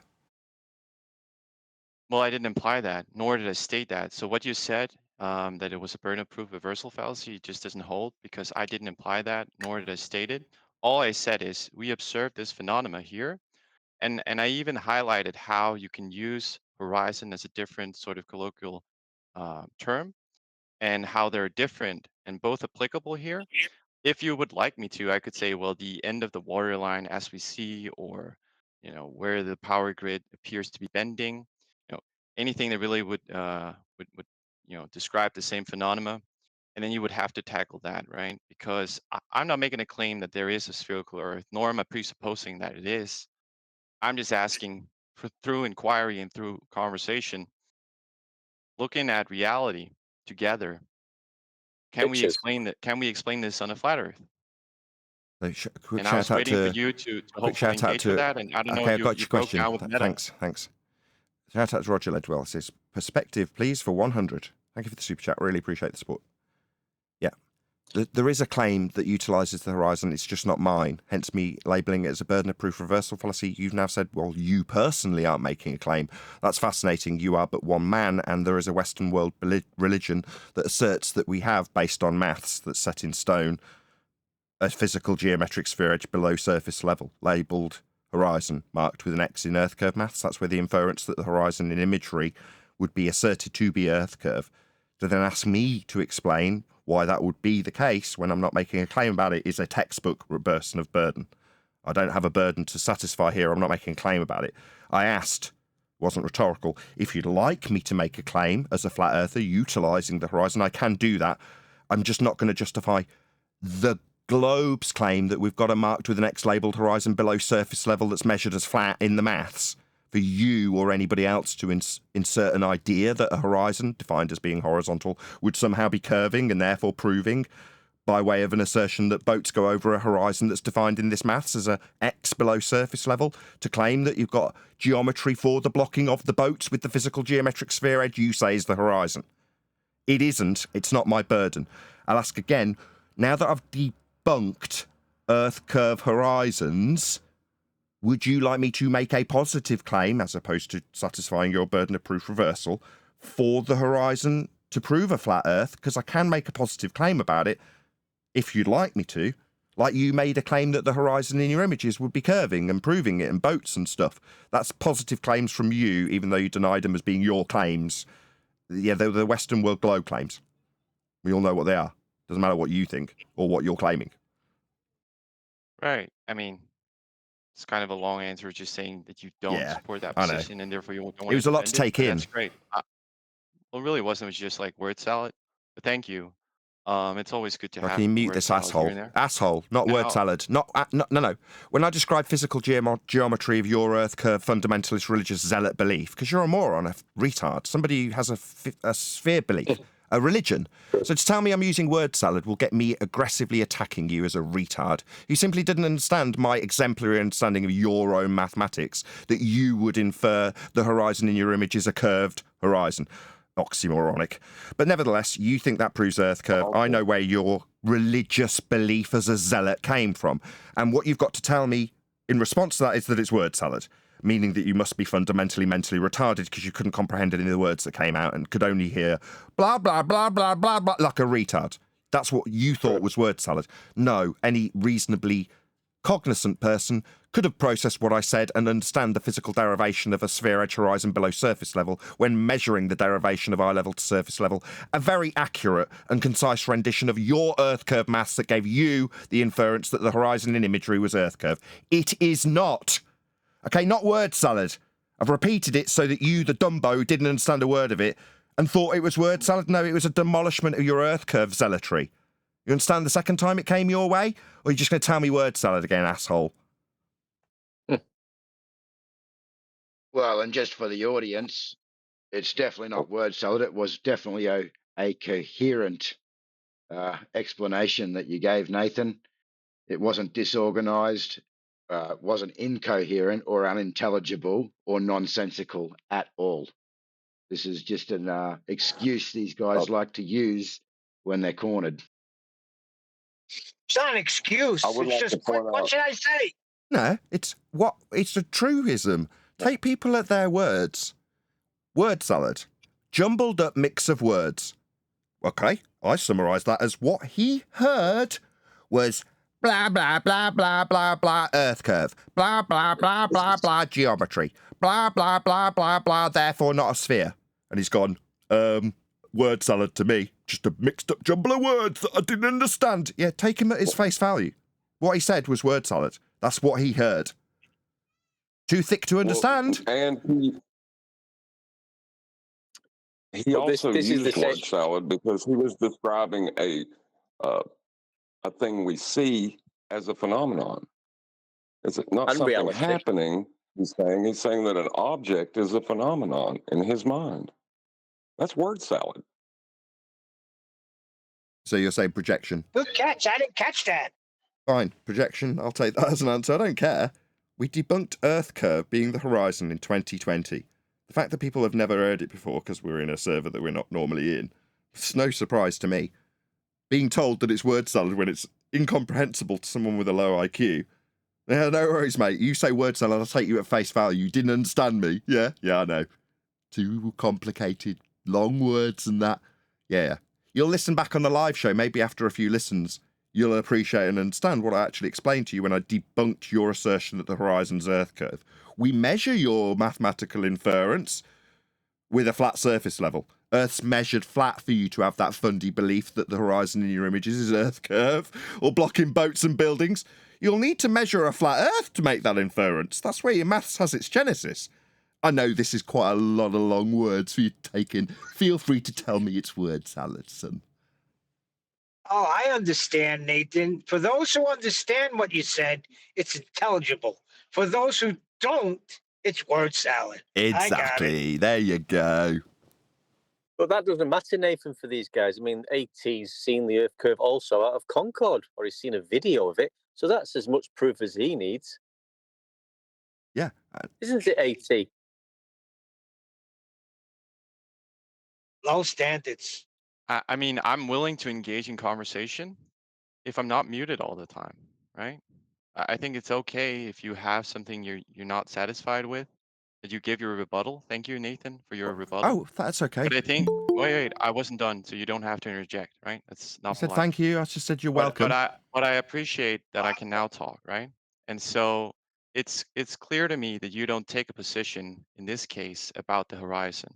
I wasn't aware. I don't know who you are, and I joined late. I didn't so say that's that. on me. I asked But you, I invited you if you'd like me to give you a standard of evidence that I'd use as a flat earther. You took that to I am mean, aware. excuse me, I'm just I going to don't know why correct you're you, you were cutting me off. wrong. You said you don't take a position on the horizon. You were incorrect, you didn't listen again, demonstrating mental incapacity. When I specifically asked you twice if you'd like me to lay down a standard using the horizon, explicitly asking you if you want my evidence, you took that to mean I don't use the horizon as a standard. Wow, you really are fundamentally retarded. Can't listen. Don't understand the words I'm using. You just hear them as word salad. No, I do, mate. I've got a standard. Do you want to hear it? Third time's a charm. Or do you just want to tell me I don't use it? Like a complete bonehead retard that doesn't listen and can't comprehend. Simple English. Yeah, I've got a standard that uses the horizon, Dumbo. Maybe listen next time. What, is it your turn to talk? You go ahead, son. You've got a lot to say and a lot to listen to, right? Come on, son. Tell me I don't use the horizon again. You're doing really well, by the way. So I'm glad, right? You're demonstrating you can't wait and hear me out, because that's not what I said. I did hear you out. You told me I don't have a standard that uses the horizon, fundamentally defying that which I'd already laid down twice to you, making you an idiot. I'm going to disagree if you say something that's wrong. All right. So if you're going to make a claim that it's wrong, you should be able to substantiate it, right? Oh, would you like me to do so? I can do that right now. Would you like me to substantiate it? No worries. I'll do that right now if you'd like. Through my sentence. I only asked 4 times. Wait. I could substantiate it. I will. I'll do it right now. You got it wrong. You thought I didn't have a standard. I corrected you, and now I'd like to substantiate that. Obviously not allowed. This isn't a two-way conversation. It's just him. He just needs to yabber constantly with nonsense that's not right about what I haven't said through the top of me trying to correct him. Yeah, I can substantiate it, mate. A proof of a flat Earth using the horizon. I already did it. It's in the Earth curve maths, surface level. Yeah, but I can do more. Feel free to tell me again I don't use the horizon as a standard. I do. I use it in your own Earth curve maths, mate.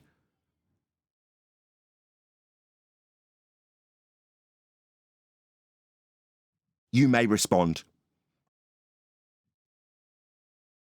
Yeah, now I can as well, right? That was muted again. But yeah, so I posted a lot of images. You said the mods got them over. I don't know how many people you are, but I hope you have them over now.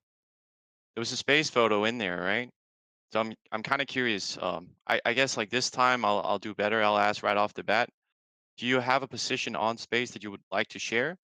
And do you have a stance on, you could say Earth from space and the photo and the validity of these that you would also like to share off the bat?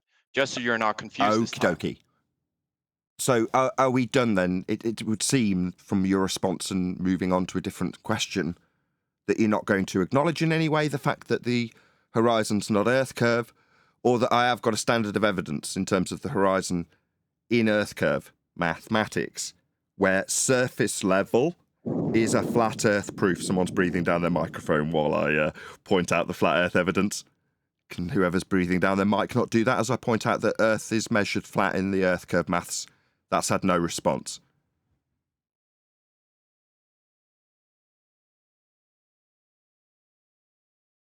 No? Just want to move on to space? Is it so painful to listen to my rebuttals and actually address them when I describe how Earth is measured flat for you to infer we've got a physical geometric sphere edge below surface level that's being measured? That was my rebuttal. Actually, no. It's very entertaining. I think the substance of it, I greatly appreciate. It's just your manners are completely off, so that's not so entertaining, yeah. But you're emotional and triggered, so it's... When people lie about things I haven't it's said, I not- get very annoyed very quickly. As in, when people tell me I don't use the horizon as a standard, when I do, and I've invited them to hear it twice and they haven't responded to it. And then when I've laid down how I do use the horizon in contradiction to their incorrect assertion that I'm apparently emotional about, just correcting someone bullshitting about things I don't say, that'll be you. Yeah, people like you piss me off. And I'm going to tell them when they're wrong and correct them. And then lay down a standard they say I didn't have, only for them to move on to a question about space. I mean, you say I'm rude. Meanwhile, you've ignored the actual discussion based on the standard you questioned me about. I rebutted it. told you why the horizon's not Earth curve, and pointed out how you get to that inference with a measurement of a surface level in the maths for your inference of a globe. The belief you hold is based on a flat Earth measurement. I'd like a response to that before we move on, rather than being told how rude I am. Pretty please with sugar on top. Can you respond to the fact we need surface level to be flat in Earth curve maths to infer, for you to infer, for your fundy belief in a sphere, that we've got an Earth curve horizon debunked in 2020? Can you respond to that, please, before we move on? Yeah, I absolutely disagree. That's my Fantastic response. rebuttal. It's not a rebuttal. You asked if I I had a know it response, isn't. not a rebuttal. I'm right? well aware that that's not a rebuttal. Your Earth curve maths Great. comes. I can make a Well, then you conclusion. should Given be you satisfied, haven't right? We should be able to given you move haven't on. refuted it, I will make a conclusion. You didn't ask for a refutation, so Do you feel free maybe to you want to be refute more. the fact? Maybe Feel you want to free. be more specific and correct in your language, right? That would help.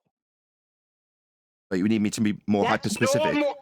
You need me to be more hyper specific about what I'm No, just debunking. generally specific, or like the very Sorry, being minimum rude. I amount. was in the middle of that sentence. Was that me in the middle of my sentence interrupting the start of yours? I'm sorry. You seem very rude. Perhaps you're was. projecting your rudeness like now when you're interrupting again.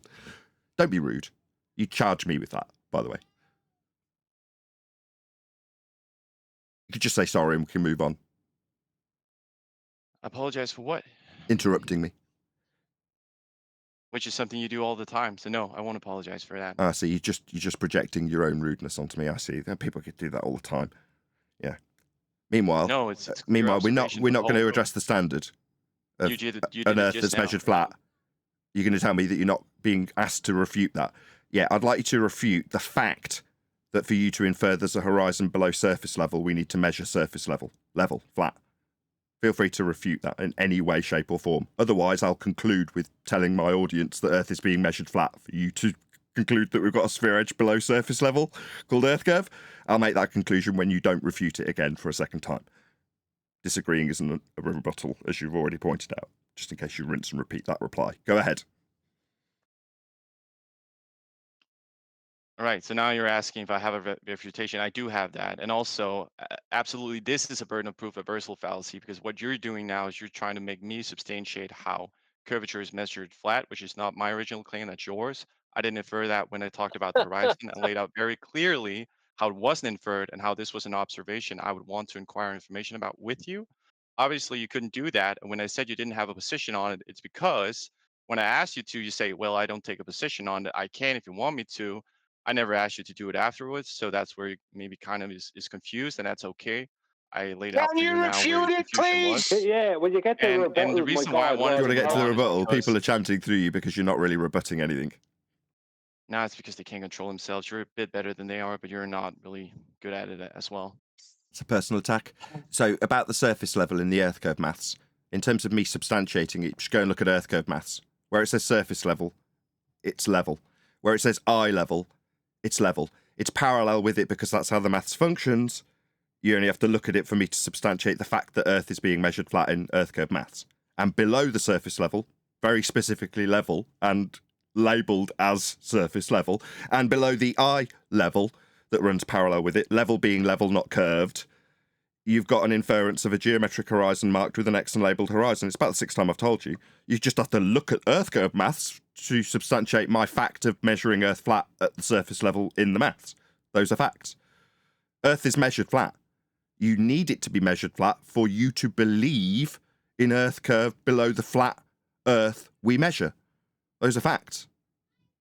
Maybe you should be more precise, because when you say that Earth is measured flat, that's a point. That's not a duration or a stretch, right?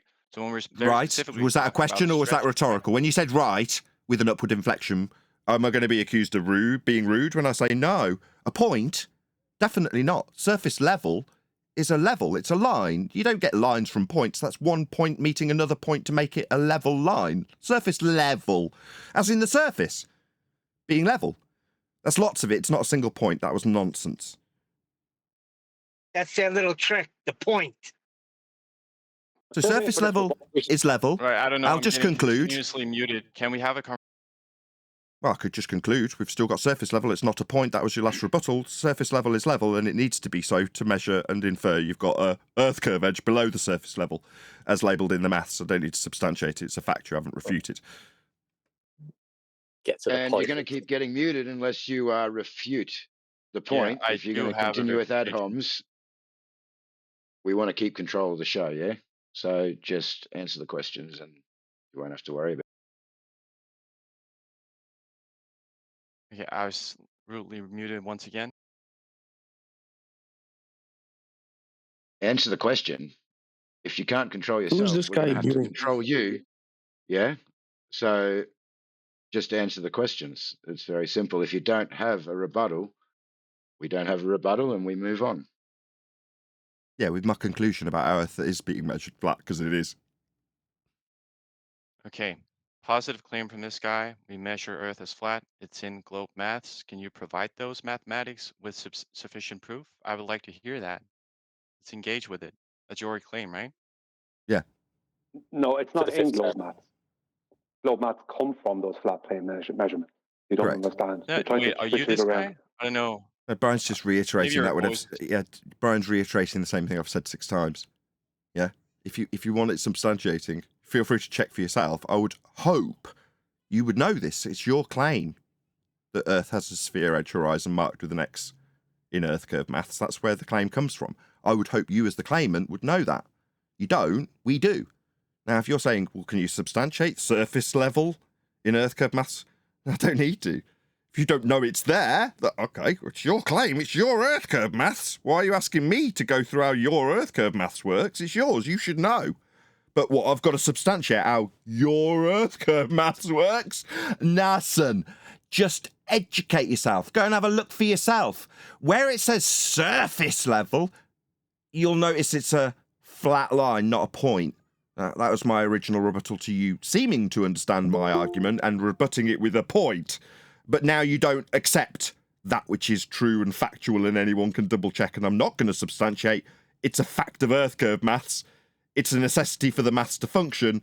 It's called surface level in there. Feel free to check it out yourself. I'd have hoped, given it's your maths, you'd know. You don't. That's your bad, not mine.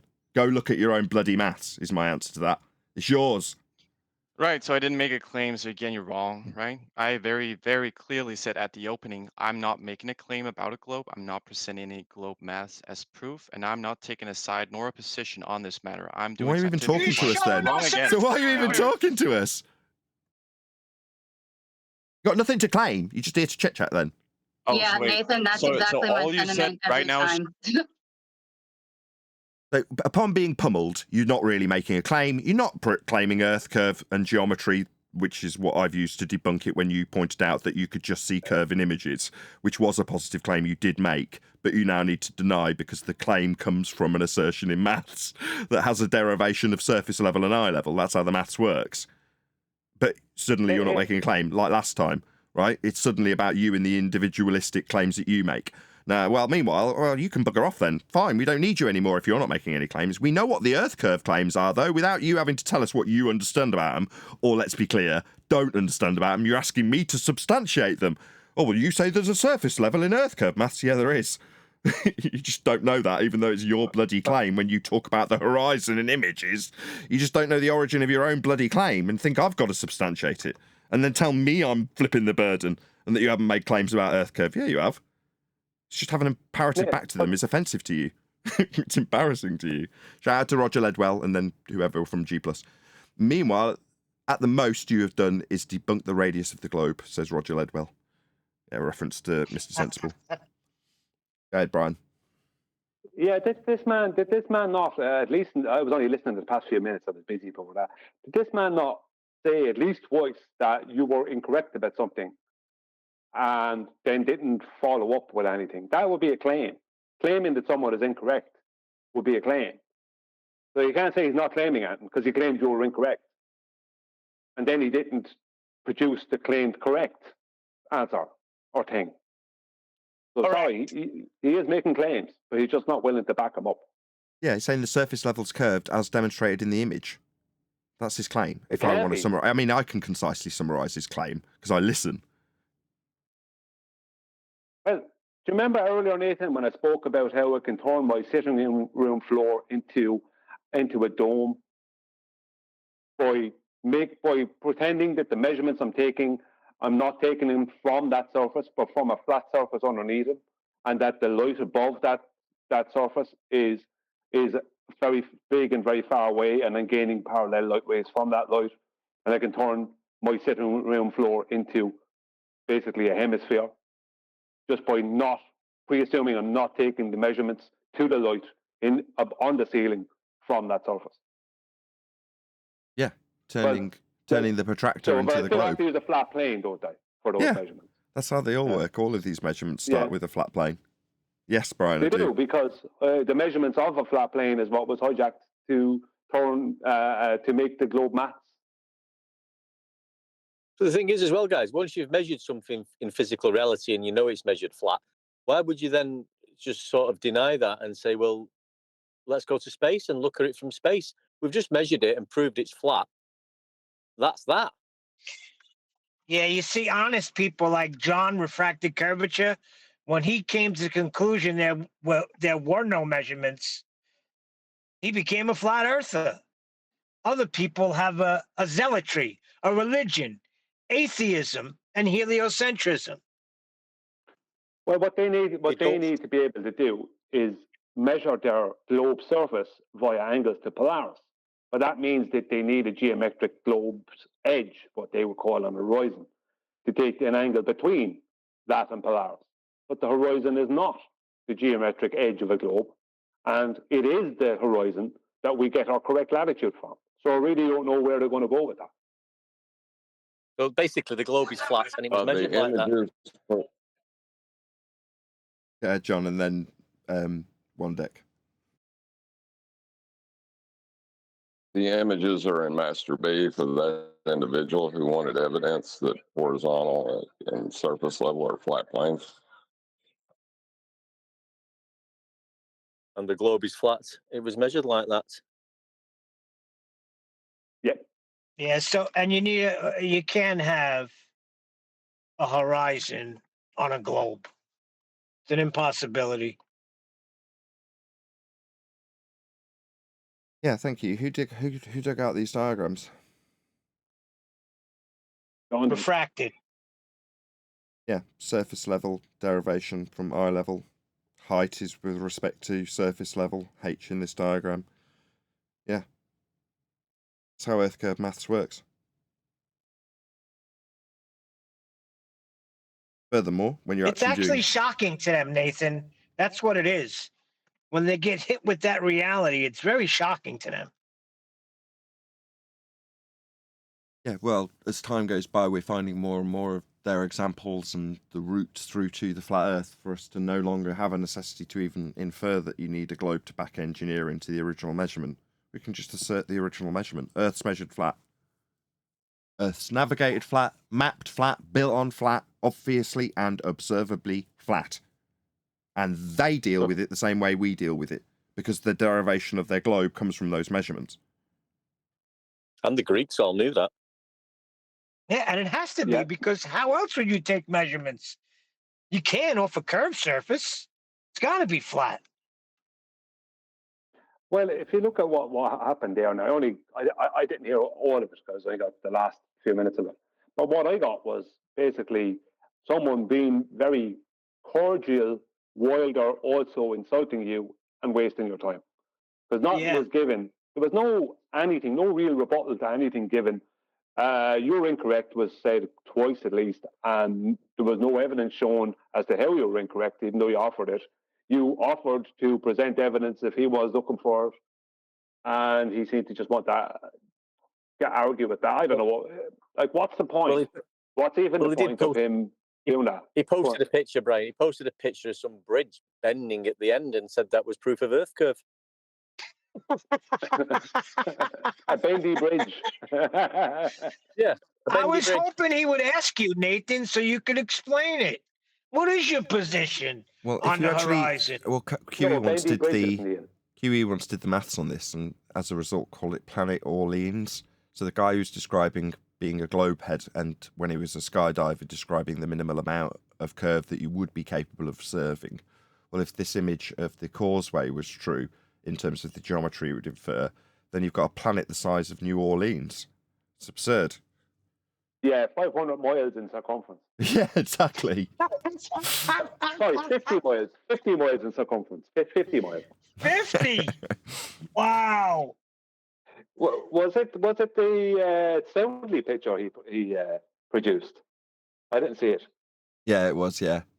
So, yeah, so that's well, what you're the other talking problem about. you've got in the image itself is there's no XY curvature, but there's apparently extreme curvature into the distance, and then a completely flat and level horizon. You're like, what?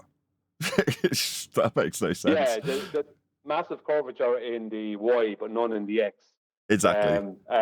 But no, the biggest problem for that, The besides globe the only maths, if the you read globe it, only curves one way. The tube. Yeah, It's a tube. It's a big tube. cylinder, 50-mile circumference cylinder. But if in the background of that photograph, there is inferior mirage over at the other side of the lake. The inferior mirage requires a physical surface. It requires something physical and tangible. Like it requires there to be water there. So when you're seeing this bridge supposedly curving down into the lake, we're out past where the bridge that's happening, right? That sinking effect is happening, right? All that warping. Off at the other side, there's inferior mirage. You can't have inferior mirage without a tangible surface. So that means what we're looking at the opposite side of the lake, we're actually looking at it. It's not like some refracted anything that is inferior mirage at the opposite side. That means we're literally looking at water at the other side of that lake, 24 miles away. And just a couple of shout outs. Shout out again, Roger Ledwell, smashing the super chat hard and fast today. Says, and spend more money in the process. Space is a money pit. Thank you very much indeed, Roger, for the super chat.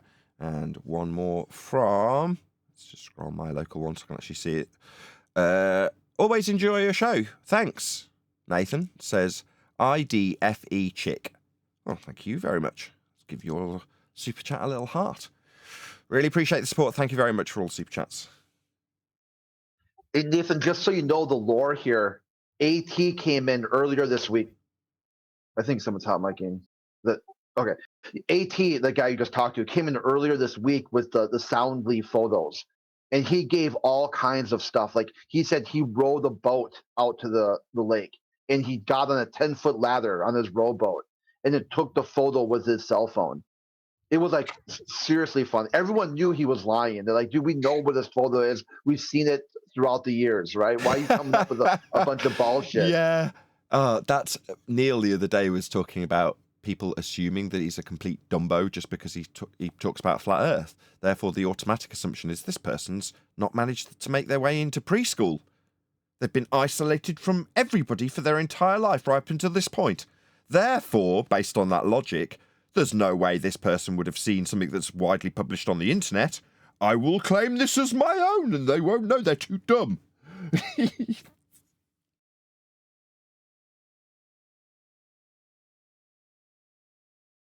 Was there anyone else who wanted to... We'll keep this live stream going as long as there's a conversation going from people who want to have one. I'm here.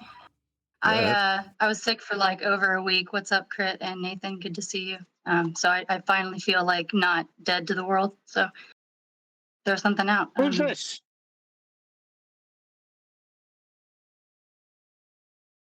Sydney.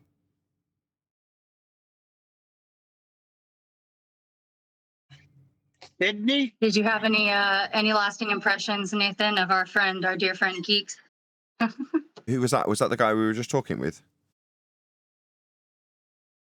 A little bit earlier, Crit, not AT, British fellow. I DM'd you about it. Yeah. No, Right at the Geeks is the beginning of the one show. that says your channel's dying. Oh right, okay. No, I don't pick up on DMs. I'm really sorry. I've got about 25 programs running to run the show, so just you'll have to tell me verbally. But that means you can tell me verbally as though I've not heard it because I haven't. Oh. If No. He's cool. He's cool most of the time, and I still don't know where he stands. So I've been happy that he's been new to this server for about a month, and me and my dude have both talked to him out, privately outside, and I still don't know where he stands. But apparently there's curvature, so I just thought it was cool that you guys actually interacted today. That's all. Oh, okay. I think we've interacted if in apparently previously. there's curvature, then you know where he stands. Yeah. Therefore, all Yeah. of his motivations speak to that claim, unsubstantiated Well, by I him. think it's a nostalgia thing. That's what I sent Nathan to you in a private message. I know you have a lot of people that probably send you crazy messages, but yeah, no, he like a lot of us, we all have childhood memories of airplane travel and Concorde flights if we're lucky, and so whether that was like the shape of the window of the plane or whatever, giving the illusion of curvature for convexity, I'm not sure, but we're getting through to him little by little. I'm just glad he was kind of nice to you. Well, Sydney, that's the thing with these guys. They're all into like showing these observations, apparent Yes. observations. They've got Yes. no actual physical Earth curve Well, measurement.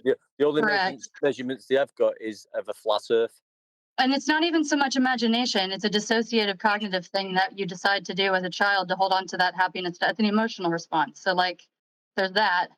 Then the lack of evidence. So I'm with you there. And then, they have no idea that that's like a motive to hold on to. So I sit here and I'm just like, I can't talk to 7-year-old you, but I can tell you it's not a globe. So. Yeah, once Earth's curve is debunked, I don't get why they're still presenting pictures.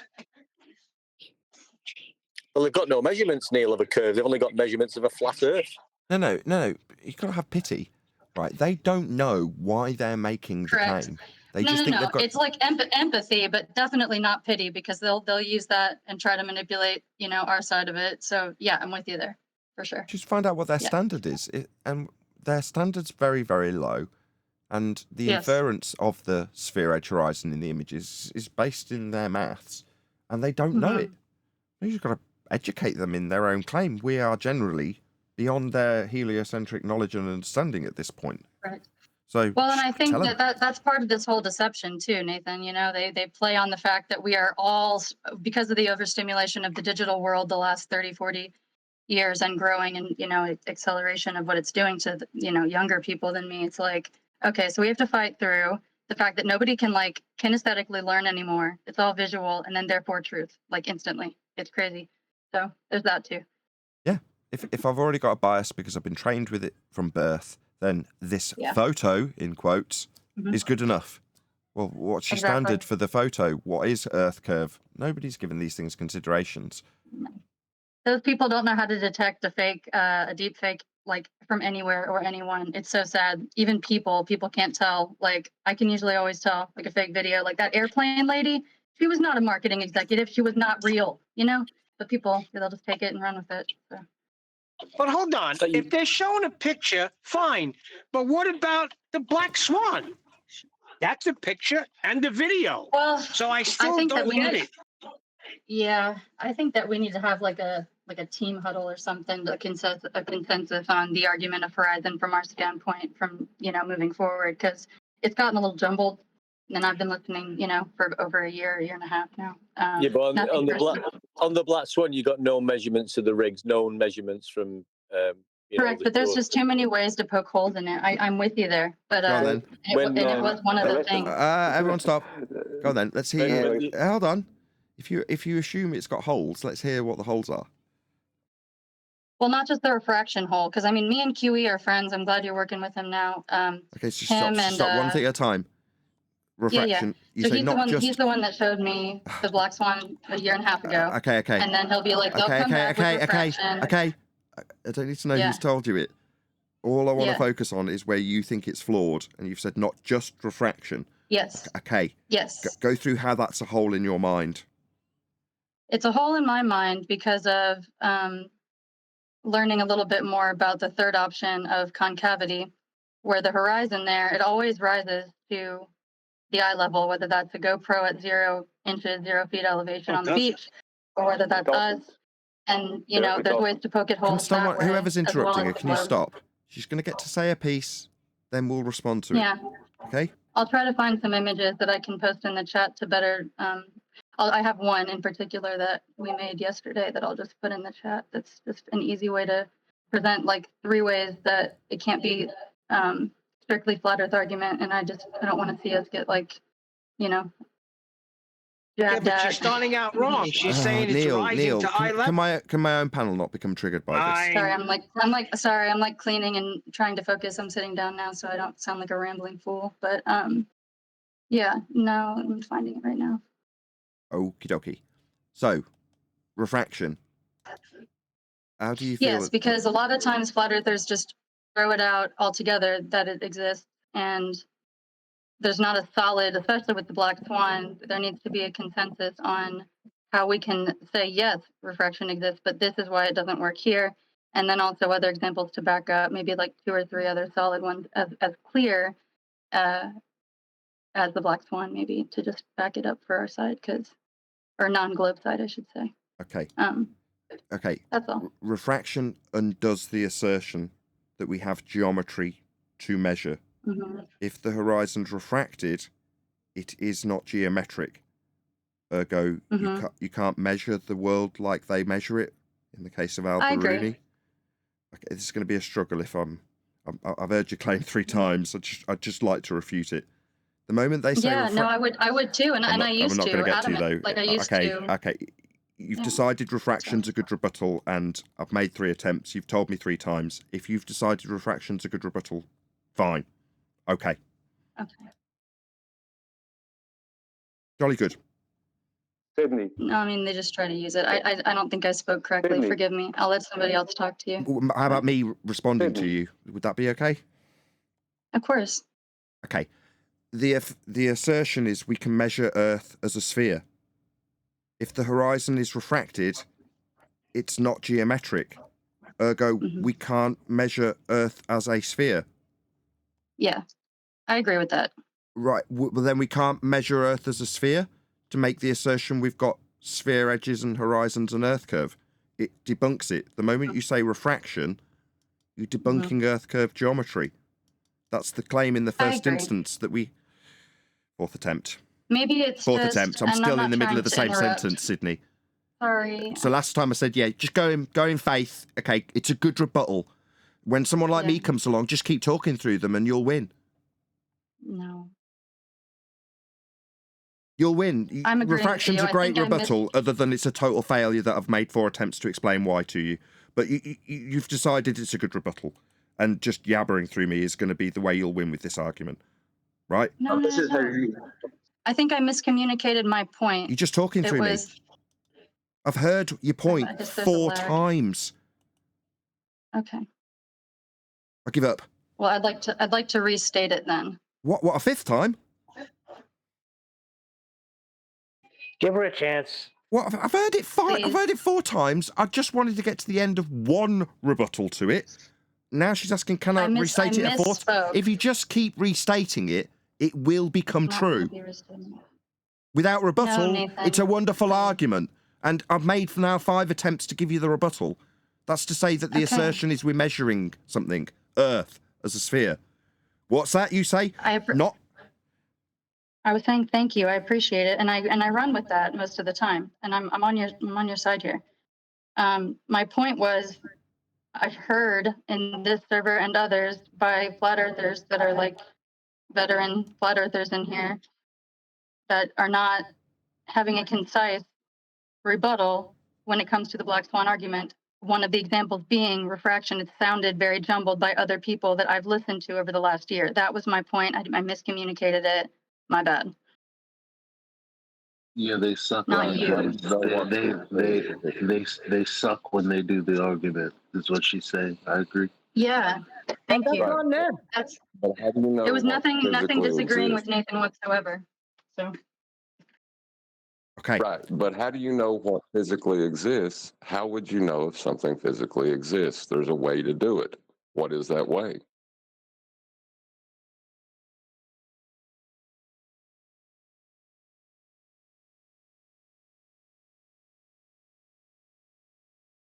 Measure it. Measure it. If we want to know if something's true or not, we just go out of our way to measure it. If it's capable of being measured. Whoever's off mute, please can you mute? Causing feedback. We'd measure it. It was claimed that we could measure Earth as a sphere. With the horizon as an Earth curve edge, we could measure. until we refract that horizon, then we can't measure it anymore. But that's the end of the argument. That's why it's a winning argument and not a losing argument. Okay, I'm with you. I apologize if what I said it didn't come out the way I intended, but Elijah said it correctly there. So. Okay. Of what I was in. What I was there any other holes? individual, You said refraction. You know, that was the first one. That's not a hole. That's actually them conceding. But was there any other holes that you thought we had in the Black Swan argument? Yeah, I will give me about 2 minutes and I'll think about them because I know that I have them saved in a folder. So give me a sec. Okay. In a folder, wow. Well, we can buy 2 minutes. That's okay, Neil. So the argument for the audience's benefit is as follows. It's called the Black Swan. I'll just preface this because it's based on Karl Popper's Black Swan. The argument being that if you assert all swans are white, you only need to show one black swan to debunk the argument that all swans are white. Now, in the case of our argument for Earth curve edge being horizons that are physically capable of proving we have a measured sphere beneath our feet, we can show that the geometry asserted to make that claim is debunked when the horizon, physical sphere edge hill getting in the way of things, is beyond the limitations laid down by their maths. Ergo, the horizon is not Earth curve. Earth's not a sphere, and them saying refraction ultimately means that you affirm we can't measure Earth curve edge horizons.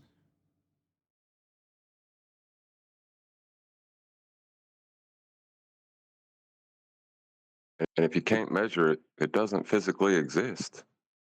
It's over. Is that true? God damn.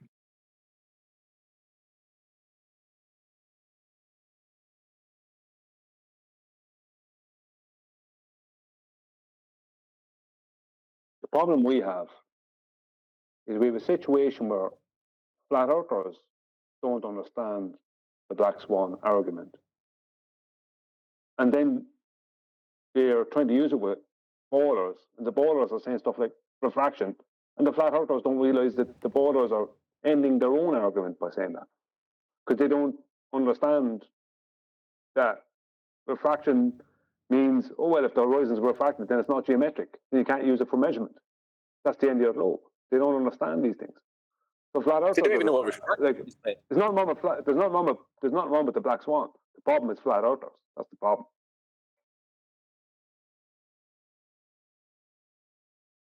Shout out to Roger Ledwell for smashing the super chat. I mean, it is and it isn't. Super chat. Are we on YouTube? Yeah, we're live to an audience right now. It's cool. It is cool. I totally agree. I've got the best job in the world.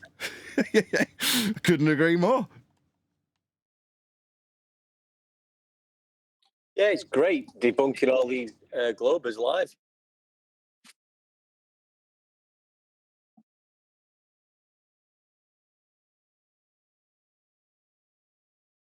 Everyone's gone very quiet now that they know they're going out to a live audience.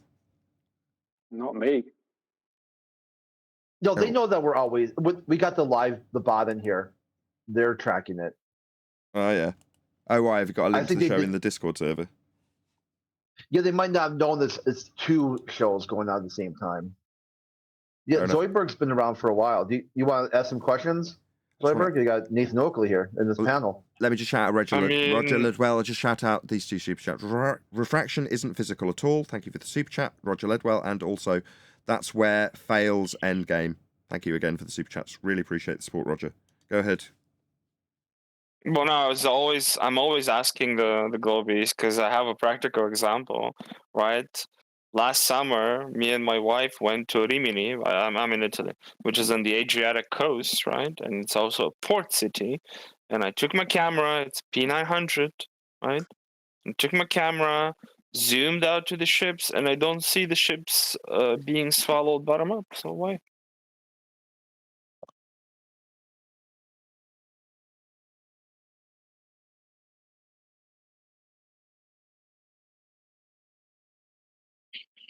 I'll ask him some questions. We have a reply from Sydney in the chat on Discord. She's on the phone at the moment, but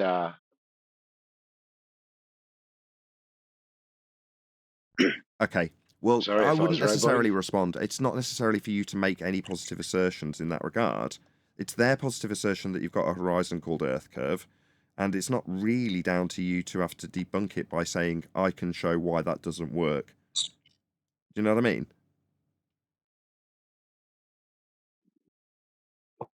At an advanced level, you can start pointing out how to claim you've got an Earth curve, you need mathematics of a physically flat plane to measure. But it's taking what is essentially a positive claim for them to make. You don't have to make it or defend it by showing what will happen in your camera, unless you've got a positive assertion to make about the horizon. Do you see what I mean? It's in defence of their positive claim.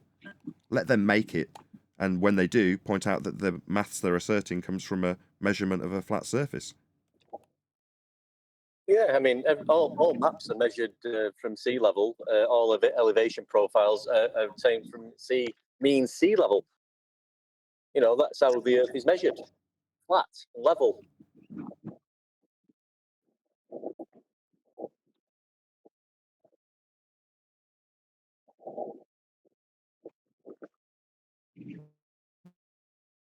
Right, any more fundies? Got any, globe believers? Got any more questions? Anything they feel they need debunking? On Caveman, were you going to pick up for Sydney? Yeah, I got it. Feel free. Yeah, I would actually, but I don't know if you can hear me too well with these earphones. You've always complained before, so I thought I wouldn't. If you need to, if you can hear me fine, it's all good. I'll Just get about. into it. You're good enough. Right. So what were we talking about? We're talking about the Black Swan, specifically like QE's argument, right? Or just that is the Black Swan, that picture or whatever, right? Well, most of the I know we've lost you. We can't hear what you're saying. See, if you're getting after showing like half an hour of the back ball, it should be a million times better. Can anyone make out what this guy's saying? Because I can't hear what he's saying. Understand the word he's saying. I think he's saying that because I think he said something about the after show that he might be able to join on a different mic or something like that. I think he said yes. Well, thank God for that. Yes. Yeah, Yeah. I'm back. But yeah, that'd be cool. Sorry, thank you. Be back.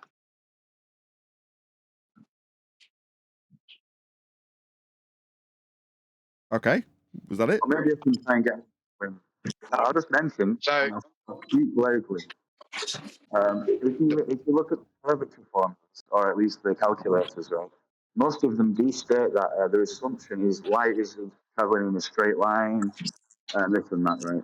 That's just another thing to look into. Light is not always traveling, it's always with mediums and different densities. That's another thing to look at. That's what the assumption of the distance. That's a misunderstanding of their own model, of their own paradigm. When they say that light means they don't understand, not understanding their own paradigm. All we can hear is your absolutely god awful mic. Can you please mute? We heard light doesn't go straight. We got that bit. Can you mute though? Because you're just destroying my show currently with your open mic, and it's horrible. I can't make it anywhere. Just mute if you won't. We haven't got a show to listen to. It's just you and your background noise. Good. Was that Brian that was responding? Yeah, the claim that light is curving is that's a misunderstanding of their own paradigm. What they don't understand is the mathematics for their own paradigm. That's based on 7 over and greater than 7 over 6R. The mathematics for that is not that your line of sight is bending, because that's what they're trying to say when they're saying light is bending. No, your line of sight stays straight. It's the globe Earth mathematically unbends to place the horizon at the point in a straight line away from the observer that it is in reality. So if you take the Black Swan image, for instance, from a 1-foot observation, the horizon is, let's say, 10 miles away behind those 2 oil rigs. And that means they need an effective radius that gives them an effective radius of 263,000 statute miles. That's what their effective radius needs to be, which gives them a sphere, an effective circumference of a monstrous size. So that's what that's about. It's about how far or close to the observer mathematically the horizon is. So, because the horizon within their paradigm is consistently refracted, and it's changing how much refraction from hour to hour. But within there, it's not refraction, it's just mathematical refraction based on an R value that they never measured and can't measure because of the mathematical refraction that's based on the R value that was never measured, blah, blah, blah, big circle of nothing. But the whole point is that their mathematics state that they're basically, that the reason that their claimed geometric globe edge is below surface level is because they need to mathematically be able to show how the horizon would be that far away from an observer on that day. So it's not even, the whole idea even doesn't even take, in a lot of ways, curvature is not even important. It's about being able to mathematically explain how that horizon can be that far away and not be the geometric edge of globe Earth. So there's no bending light. It's that their globe, because there's always at least 7/6. That means that their globe is a constant arc length, not even a circle, right? So, and this arc length changes its rate of arc depending on where the horizon is. So it's just a mathematical band-aid. That's all it is, on the fact that they don't have a globe and they don't have a geometric globe's edge to use as a measurement. And the horizon is, whatever the horizon is, it moves about. And because it moves further and closer to the observer, they need to explain this mathematically. And how they do it is by unbending their globe, not by unbending from a 7/6 position. So they're unbending from that position and bending back to that position, but they're never actually referencing a globe's geometric edge. And this is so they can explain how the horizon can move closer and further from the observer. Do you know what I mean? It's nonsense, because the horizon doesn't go up and down. The horizon doesn't go up and down. The observer rises in relation to the horizon. Horizon can go up and down in elevation or altitude, but the horizon itself doesn't change. So consequently, they can't even make a claim. They can't even show anything in reality that would even match anything 7 or greater than 7/6R, because that would be an horizon that's rising and lowering. But they have to explain why the horizon goes further from the observer and closer to the observer, which it can within an hour. I've had it happen to me myself within an hour, many times. So consequently, that's how they explain it. So there's no bending light. It's like when they just 1 second, let me finish this. When they place it orthographically and turn it into a globe and take away 7 over and greater than 7/6R, then the line of sight from the observer mathematically, orthographically, is a curved line going to a point beyond their geometric globe edge that doesn't exist in reality. You understand? But in reality, they need to explain that. Even orthographically, they need to show that as a straight line of sight going to an horizon that is at whatever distance, like in the Black Swan, 1 foot observer height, 10 mile away horizon, probably more, whatever, just mathematically 10 miles. And they explain that by giving themselves a 263,000 mile effective circumference. That will place mathematically within their mathematical refraction based on a globe's geometric edge that doesn't exist and can't be seen due to the mathematical refraction that's based on it. That would place it at that horizon 10 miles away from 1 foot observer height. Right. Roger Ledwell, thank you for the super chat. Zooster, you're ruining everyone's experience by having your mic open wide, causing a load of noise. Thank you. Oh, I'm making noise. Sorry about that. Yeah, your mic's wide open. Light goes in all directions, kind of like gas-filled space, says Roger Ledwell from the super chat. Thank you very much indeed for the super chat. Really appreciate all the support. Thank you, Brian. Well, light does what's light? We can't see light. We get to see things due to light, but light itself we can't see. You can't observe light. You can only observe what light allows you to see. You know what I mean? So we can't give it a direction. The whole light taking a direction thing, that comes from the heliocentrism and globe mathematics and globe claims. Light doesn't have a direction. It illuminates things for you, but you can't see it. I'm looking at a wall now. I can see the wall, right? I can see things behind me in the wall, but I can't see the light. You understand? So, you know what I mean? You can't give light a direction. It's ridiculous. And as the name suggests, 7/6R is increasing or inflating the radial value, flattening it out. So you're not really bending light, as you say. It's a misapprehension. That was the original point that you were making, just to summarize it. Can I say something? I agree with everything, and I understand everything you said. But how are they getting a horizon on a globe in the first place? With all this light bending and not bending, tell me how they can have a horizon on a globe. They can't. Come on, Neil. You know I can't give you that. You can't. It defies what a horizon is.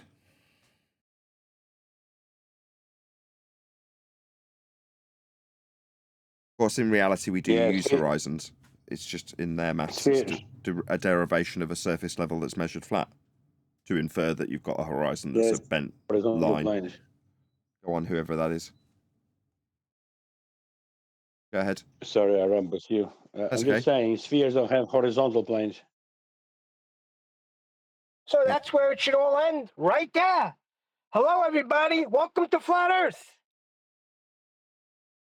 Maybe that is perhaps where this live stream should end. So I'll invite the people who are watching on either Nathan Oakley 1980 or Nathan Oakley Programming streams to stay tuned, as there will be an after show to follow. Want to wait for a couple of minutes to get it? I'm not really bothered about it. I have no requirement to see it, Neil, to be quite honest with you. Well, I liked it because they need to be educated. We're okay. We know there's no holes at all. We gotta go and save Israel. Who was that?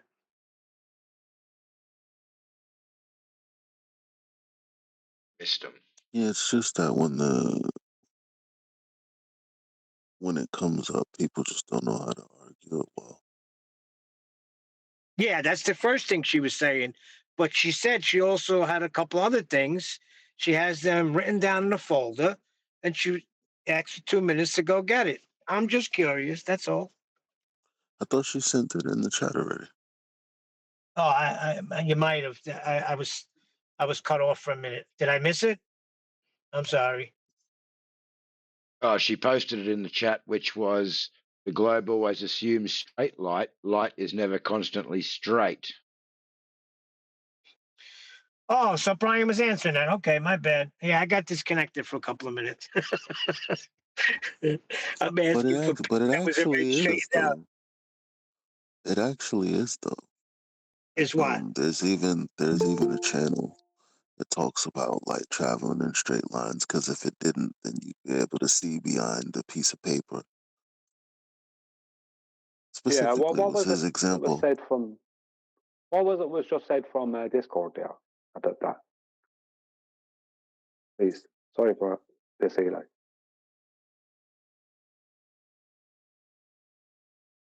What do you mean? What he just read? Yeah, what was it that was just said from Discord there by the moderator on Discord? So am I catching this right?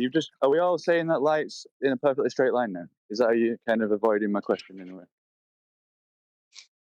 No, light is like, what's light? Light is not. You can't give light a direction. How can you give light a direction? You can't even see it. Because it propagates from a direction.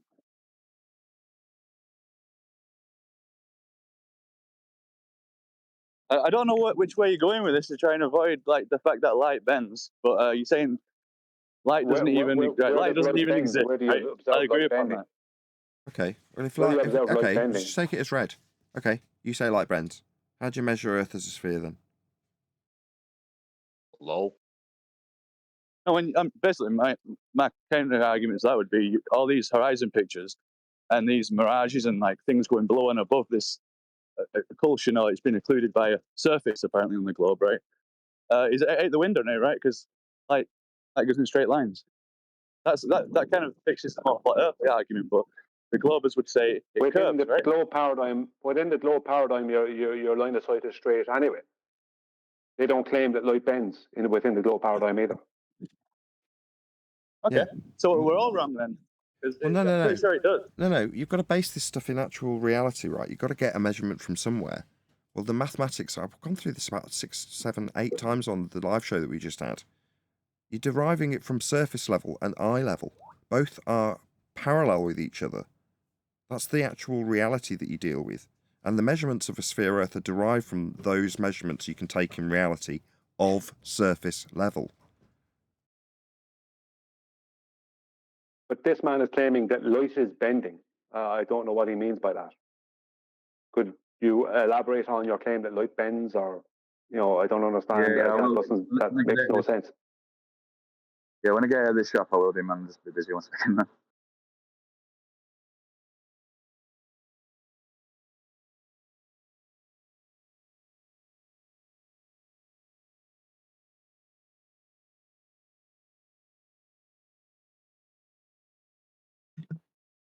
We're going over the Modus tollens tonight, Nathan.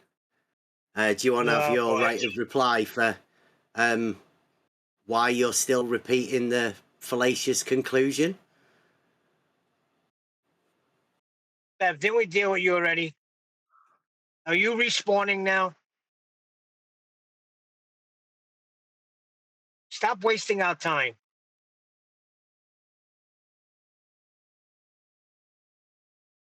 He wastes all of our time, so we might as well answer him correctly now. We answer him correctly every time. He just does not accept it and just wants to go around shouting, Earth is not flat. It's not measured flat. So not flat. Well, all right, Bev, would you you're wanna... not flat Earth. Okay, Great. Neil, stop. I want to get a cup of coffee, so nominate someone to deal with him.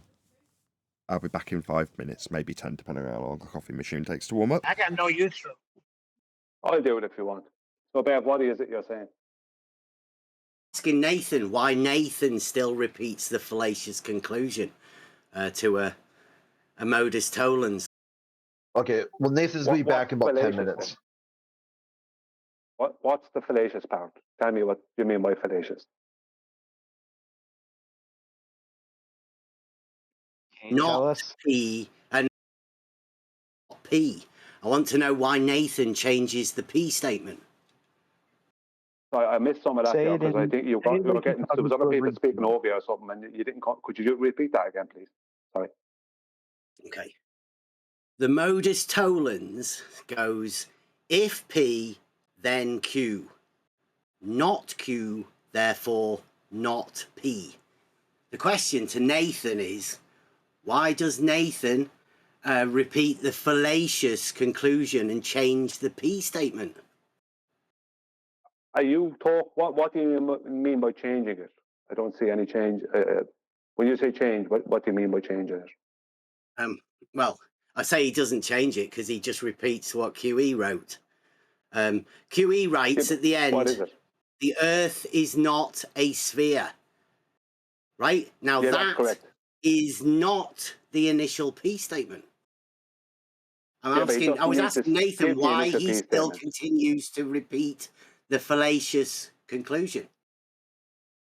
Well, you don't need to give the initial. You don't need to give the caveat of the 3959 miles in the end, because when you understand where their mathematics came from, once you debunk the 3959, that debunks the existence of the Earth as a sphere in all ways, because their globe can't be even an inch bigger or smaller, because it's back engineered from the latitude and longitude grid.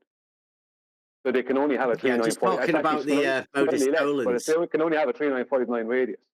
That's the point. So once you debunk that, there is no sphere. Yeah, but like I say, we're just talking about the Modus tollens. It becomes fallacious in form when you change the P statement. Pretty simple. Nobody changes it, Bev. Yeah. Well, you can say at the end, then the Earth is not a globe of radius 3959 miles, if you like. But if you understand the mathematics and you understand where that would be the correct. From, you don't. That would be the correct way to do it. The question I was asking Nathan is that Nathan doesn't want to talk about. Right? He sends people like you out to do it for him. He's going to get a cup of coffee, Bev. He said that clearly. Yeah. You just want attention. Evenings. I want to know why Nathan. I was giving Nathan a right to reply. He said we're going. I I can go back and I can listen to about 10 other videos of the same question, answered the same way. What's your point, Bev?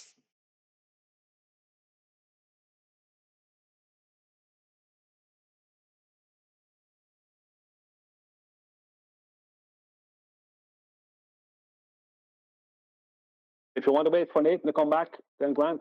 So the same, I don't mind. I was just filling dead here. Yeah, but he see. I don't like that he. I don't like that he gets his little statements off. That like Nathan ain't answering him. You can listen to 10 other shows, and Well, you Nathan got the will same answer in a answer. minute when he comes back. Calm down. Nathan will answer in a minute when he comes back. I mean, there's no Yeah, just give it a second. He's just answering a question. Neil, just give it a second. You guys tried. You gave it the old college try. He doesn't want to listen to you guys. He only wants to listen to Nathan. Nathan is currently making a cup of coffee, which Bev says is him running away. So we'll just have to deal with that and then wait for Nathan to come back and then see what happens. And that's why Neil gets Has anyone got any upset. elevator music? No, that's why Neil gets upset because I don't like the nonsense. So Yeah, if call you it tell getting somebody, I'll excited, be. or call it getting angry, whatever. Yeah, but you don't If need you to tell do that. somebody, You just... Go on, sorry. yeah, Neil, it's okay, Brian, dude. If do you I tell tell you? somebody, Hold on. This is me. I don't tell anybody else how to be. I like the way everybody is. This is me. yeah, Neil, you're okay. You're definitely fine. The thing is that it is frustrating if you tell somebody, "I'll be right back," coffee break, and they tell you you're running away from your own argument that you've addressed dozens of times already. What they do is they're living in a world that's complete make believe. It's a complete Chris, fantasy world. So why would you think that upsets me? Because who else does things like that? Ballers, right? Yeah. Okay, so he's lined up with Brenda already quite a few times.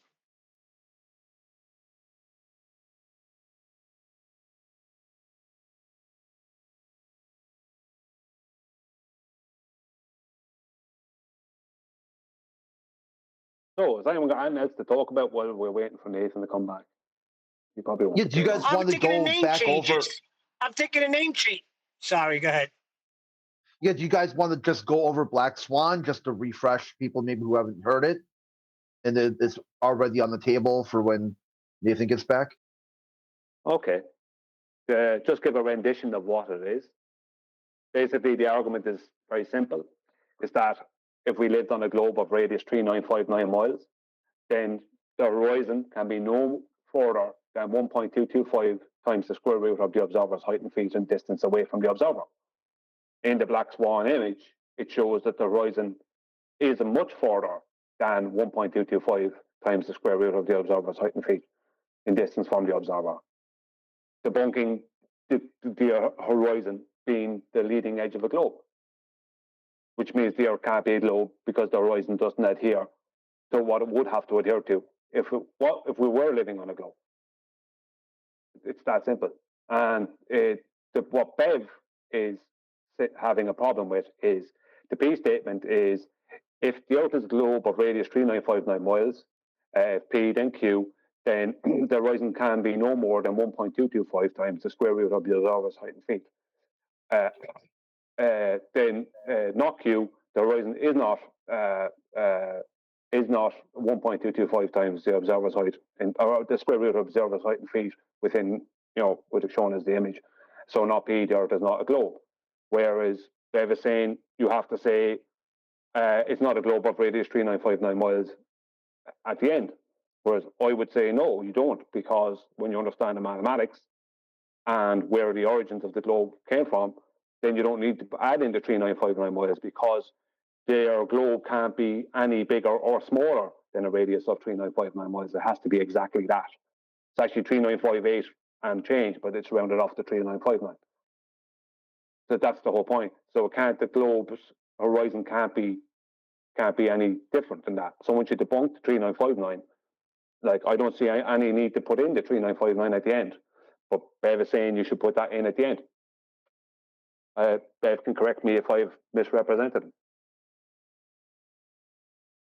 Yeah, Bev doesn't really know how to form arguments or logic at all. So he's really confused if it's something that's very simple as a few missing words in his worldview. That completely shuts down all higher brain function. We should change his name to Baller Bev.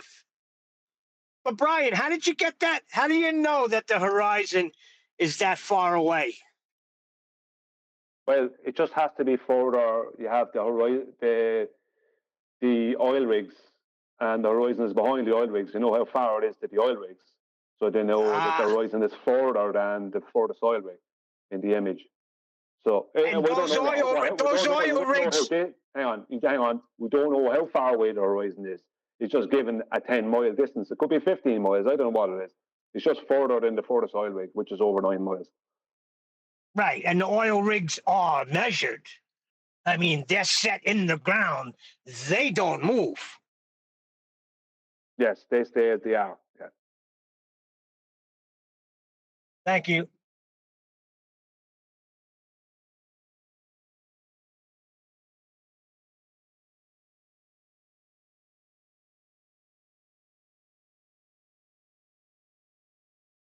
Is Nathan back?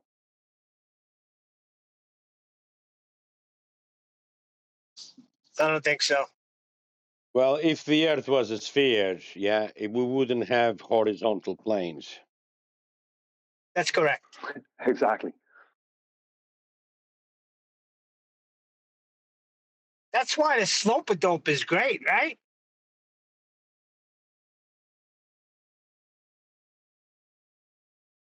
Yeah, because all horizontals are parallel with the plane of the horizon. So, and if horizontal is rate of slope 0, then the horizon is rate of slope 0. But think about it, Brian. We all know this as children when we're shown this globe. And then we go to the beach and we look out and everything is flat. We know this. That's why when Jen came on the other day and he had his kids that he teaches draw a picture of them on the beach with the horizon in the distance, and then he drew his as a curve, and they all started laughing. And he explained to them, "What do you mean? This is the Earth." It very good, man. Because as children, we know.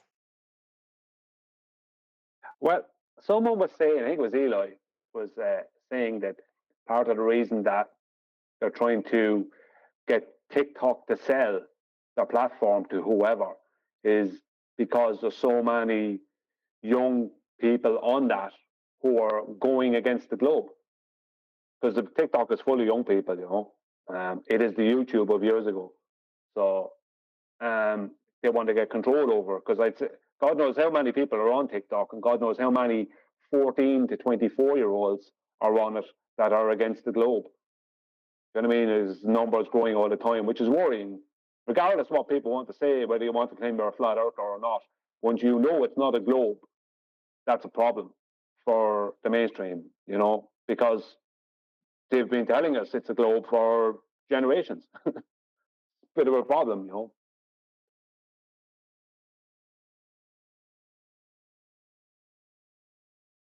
But this one isn't special for Bev.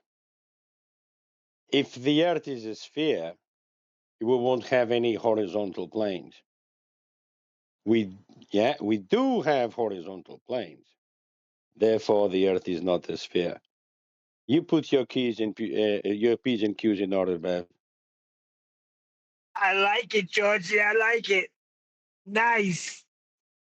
Yeah, Bev, what's the problem with that one?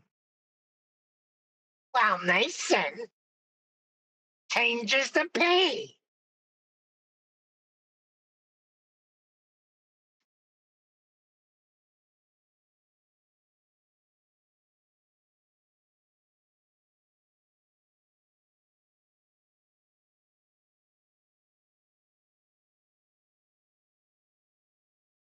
I didn't even know we were on the politics server. I'll tell you the truth, Brian. I thought we were going to get a lot more people talking about. I thought we were going to get a lot more people bringing up this eclipse that's happening in a few days. I thought they'd be flooded in here. The ballers. Yeah, I brought it up about the court case that's been going on. Yeah. What's that? We just had an earthquake. Oh, New York? In New York? Mm-hmm. No way.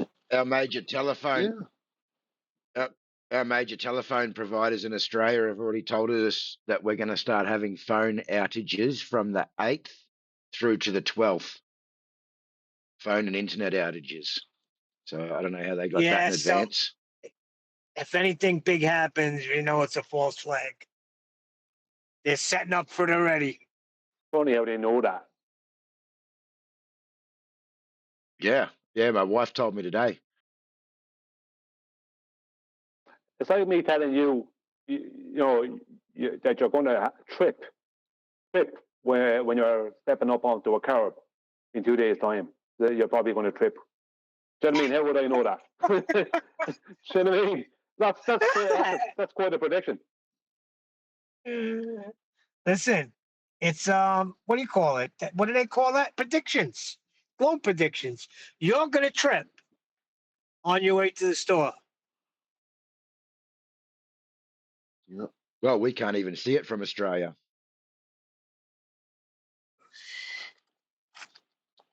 Eli, you're gonna have a good view, I think. That's what I've been hearing. New York's gonna be good. The last one it was good. The last one I was working in a theater right on Broadway. I went out, I freaking looked right up at it. They were telling me not to. You're gonna go blind. I said, "Freak that! I want to see this." Mm-hmm. It is bugged out, though. Come on, we can agree on You that. need to pay attention to the. That's some You need freaking to pay bugged out attention to stuff. the. Need to pay attention to the trajectory of these lights in the sky. Yeah, I need to make sure they're coming from east to west, and we're gonna observe that it's not going to be the case. Pay Danny attention. Faulkner, he uses that as a proof. See, he says this is proof that Earth is a sphere. Elaborate on what you said, George. Well, you have United States, you have East Coast and West Coast, yeah? Meanwhile, the movement of the celestials is not from east to west, is almost like southeast going going on a different path. I don't know how to explain, because that is the picture that everyone is talking about, the movement of the celestials, yeah, over the United States. It doesn't go from the East Coast to the West Coast. It goes more kind of perpendicular. Wow, I didn't know that.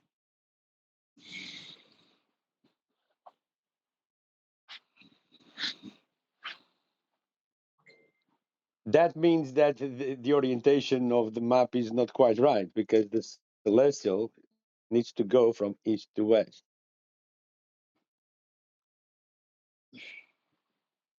The orientation of all the maps are all over the place. All over the place. If you look at UTC time, that's correct local time.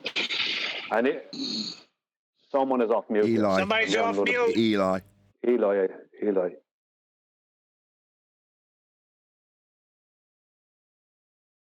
Most of UTC time there's a few tricky parts, like with Spain and that, where Spain has changed its own UTC time. Its actual UTC time is same as London, but it's changed. It went 1 hour ahead to be in line with Germany during World War II. So there's a few tricky things in there like that. But other than that, I mean, it shows that all these projections are all over the place, because none of them work with UTC time. Santiago is claimed to be minus 3 from minus 3 UTC time from London, and St. John in Canada is minus 4 UTC time from London, or minus 5. But all the maps show Santiago being further from London than St. John. Do you know what I mean? The whole thing is screwed up. there's so much manipulation after going on with our world, and with maps and everything else. You just can't trust it. You have to really, really, even when you think something is correct, you have to triple check it, because often you can find, hang on a minute, this is not even correct. It's a sad fact.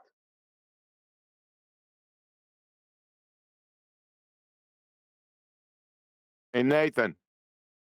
Yeah. Mr. Coffee Guy. It's not Planet New Orleans. It's Planet Orleans Parish.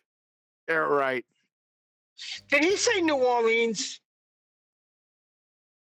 Jeez, Nathan. What's wrong with that? It's New Orleans. New Orleans. New Orleans. The way they say it down in the bayou is Nolans.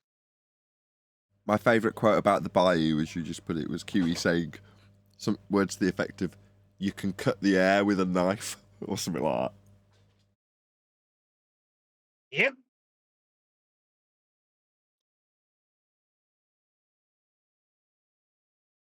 You gotta find somewhere like that to have the special circumstances to use Stanley's banana cam.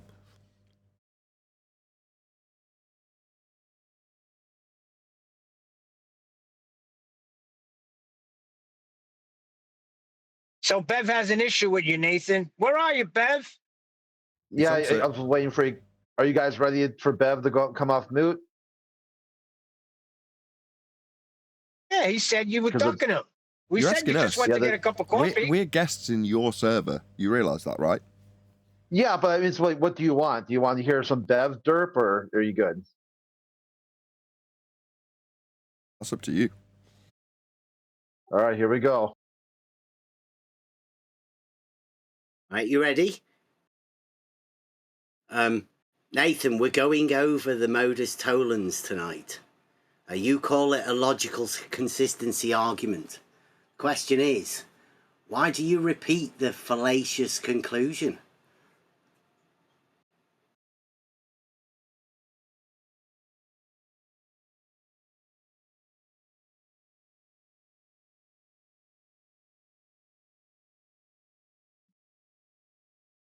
I thought you were going to give it me. What, the fallacious conclusion? The one that QE gave you in the fallacious modus tollens that QE calls the black swan. Yeah, go on, let's hear it. Why do you still repeat? Go on then, let's hear it. What, you don't know it? You repeated it the other day. The conclusion when you say the Earth is not a sphere. I mean, that's not the peace statement, is it? So that's not the peace statement. So if I give you a rendition of the modus tollens, if Earth is a sphere, do I need to say any more? I don't think I do. Right, you were saying it's not the statement in P, yet the statement of P is if Earth is a sphere. Am I missing something, Bev? That's not the peace statement, is it? So you said, how can I conclude with Earth is not a sphere? When that's how the logical consistency works, starting with the statement, if Earth is a sphere. Well, the modus tollens that QE states. Yeah, we got all that. Is this guy stuck? Has this guy got a malfunction? Has something got stuck? Has he got like a record where he's stuck in one groove? What's going on? I heard that 3 times. I heard you say peace statement, not peace statement, conclusion, not sphere. How can you say that when that's not peace statement? Peace statement rebuttal is if Earth sphere. I've dumbed it down. I've removed some of the words so to make it easier for you to understand, rather than just telling me about where I got modus tollens from for a 4th time, Bev. You got nothing? Is that it? You done? Okay, so when we go over it tonight, we're going over the modus tollens. Modus tollens is if P, then Q. Not Q, therefore not P. Right? To keep the consistency, we have the P statement stay the same. Why do you not keep the P statement the same? So P statement, if Earth a sphere, not P. That's not the P statement, is it? Is this troubling? That's not the peace Is this troubling? statement. I was in the middle of the QE's statement. argument. All I'm doing is repeating the statements and you're yabbering through me like a scared little boy. Notice he's not talking now. It's only when I'm talking that you need to yammer through the top of me. If P, and then at the end of it, it's not P. We're all clear, you just summarised it beautifully. So if Earth sphere, conclusion, Earth not sphere, you say is wrong. It just sounds like you're stupid.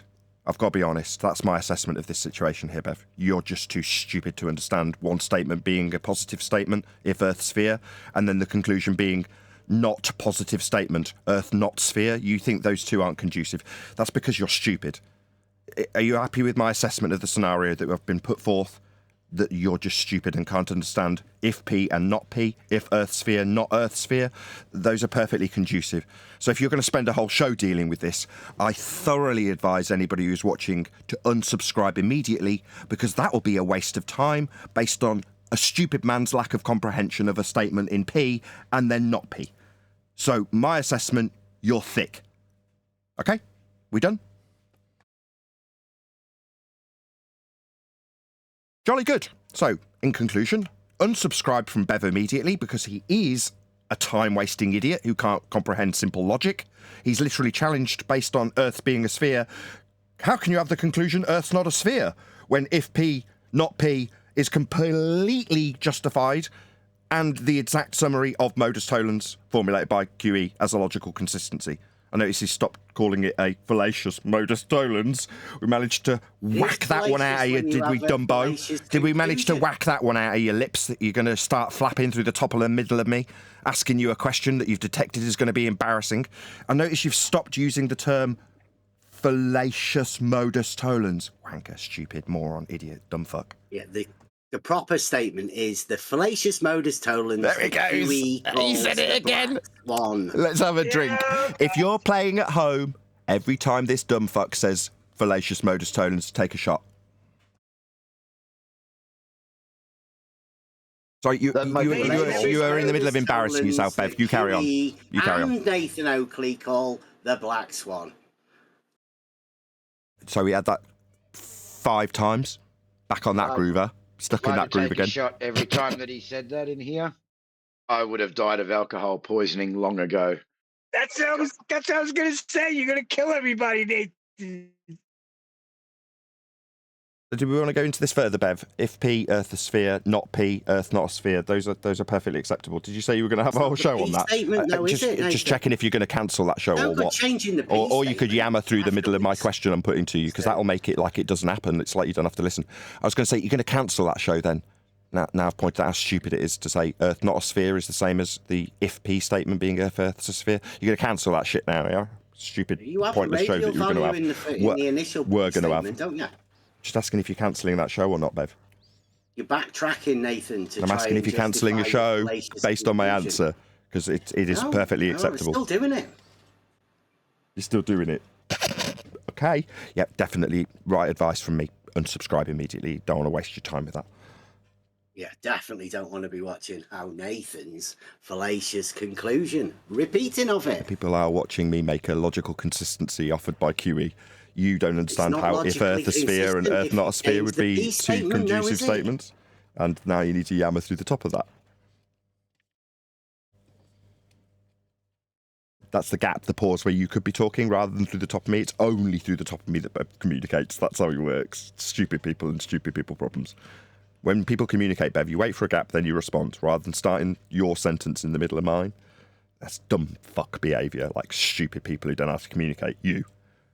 Meanwhile, you need to cancel that show, Bev. It's a waste of time for a lot of people who aren't listening to me telling them that they need to detach themselves from that waste of time. Will they? Perhaps it's just the people that are on about logic, you know.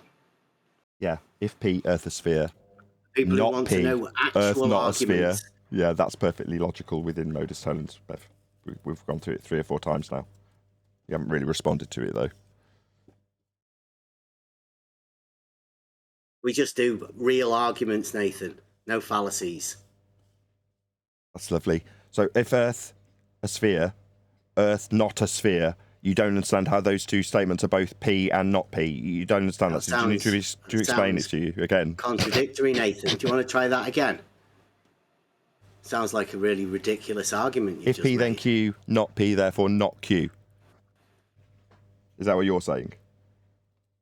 That's a modus tollens, isn't it? What you just repeated just Why are you before asking me? is Don't you something know? about a sphere not being a sphere. That sounds ridiculous. Yeah, it isn't. If No you've wonder got a you're sphere, struggling. do you want to repeat the argument to us? Give us it in its full rendition. Yeah, we'll leave that to you, Nathan. You and Nate. You Does that and mean you Kiwi. can't? Yeah, he can't do it. Okay, jolly good. Well, it was lovely talking to you, Bev. Thanks. You've taught us all a good lesson here. Don't be subscribed to Bev. Quick question. It's a legal question.